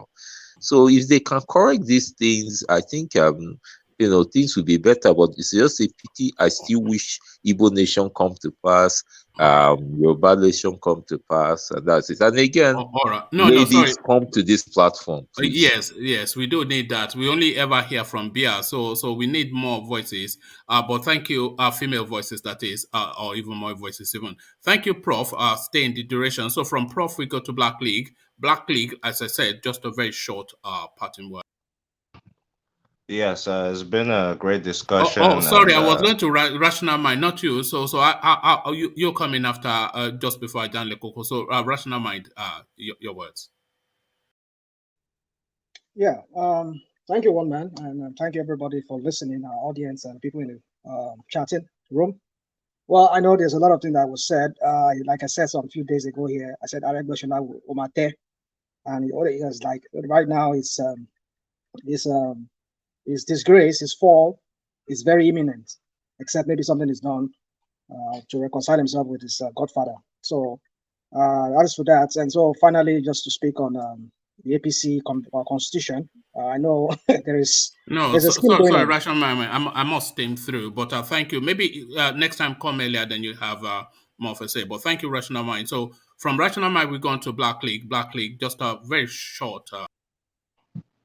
Yeah, we as Africans have a lot to do studying our history beyond what we are taught in the classrooms, because that a lot of our history was left out. It basically starts with when Europeans visited us, but we need to know our history beyond that time. It's been a great discussion, and have a good night, everyone. All right, thank you, Black League. So Ajanleko, in a really, really condensed, round about a minute sort of parting words, ladies and gentlemen, they might. So there it is, Ajanleko. Just the final word. Thank you. Thank you, one man. Thank you, one man. I want to thank everybody that came on the platform tonight. Your contribution, I believe, is quite meaningful. You have educated, enlightened, and informed a lot of people around the world. I want to say congratulations to Professor Banji Akintoye that clocked 87 today. May God continue to bless him, give him long life, healthy, so that by the time we get our own nation, Yoruba nation, he will still be around to see it. And I would like to congratulate the Igbo people around the world as well, that Igbo language has been accepted to be taught in most prestigious university in the world. It's a success story for Igbo around the world. And I hope the professor who is going to lead in the teaching of this will consult with brilliant Igbo people that are very good in Igbo language or that teaches Igbo language in Nigeria. You can incorporate them into this achievement, or incorporate them into doing this thing together so that they can uplift the culture and tradition of Igbo. And another 10 years or 20 years to this time, Igbo language will be an international language, and Igbo culture will be internationalized. Just as we have Yoruba language being taught everywhere, most prestigious, most university in the world, Harvard University, and many schools, many universities in the United States. And as a matter of fact, Ifa, the religion of Yoruba people, as well been taught in so many schools around the world. So congratulations to all of us. God will continue to bless us. And those of you guys behind the scene, I really appreciate you all. We'll be here tomorrow again, and we will continue the struggle. Thank you, woman. Tomorrow we'll continue the struggle. Thank you, woman. All right, thank you, Ajale Koko. So I'm going to bring Lord Michael back, who insists on having his word, but just a short little. So the final word, now the final word to the Lord, that is Michael. My people, una don see as e be today. Time not today, get many things for yam, but make sure say una come tomorrow. Make una invite una friends, because e get many cocoa when I want yam tomorrow. When I go let una know. So make we leave am like say we not see. Tomorrow we go see.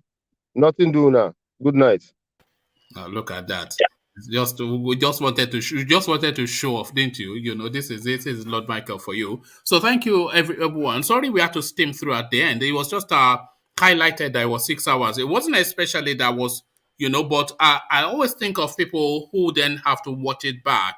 And I'm not sure that anybody is looking to watch a 7-hour session. So I'll leave it there. Carry conversation within the comment section, but here, say peace.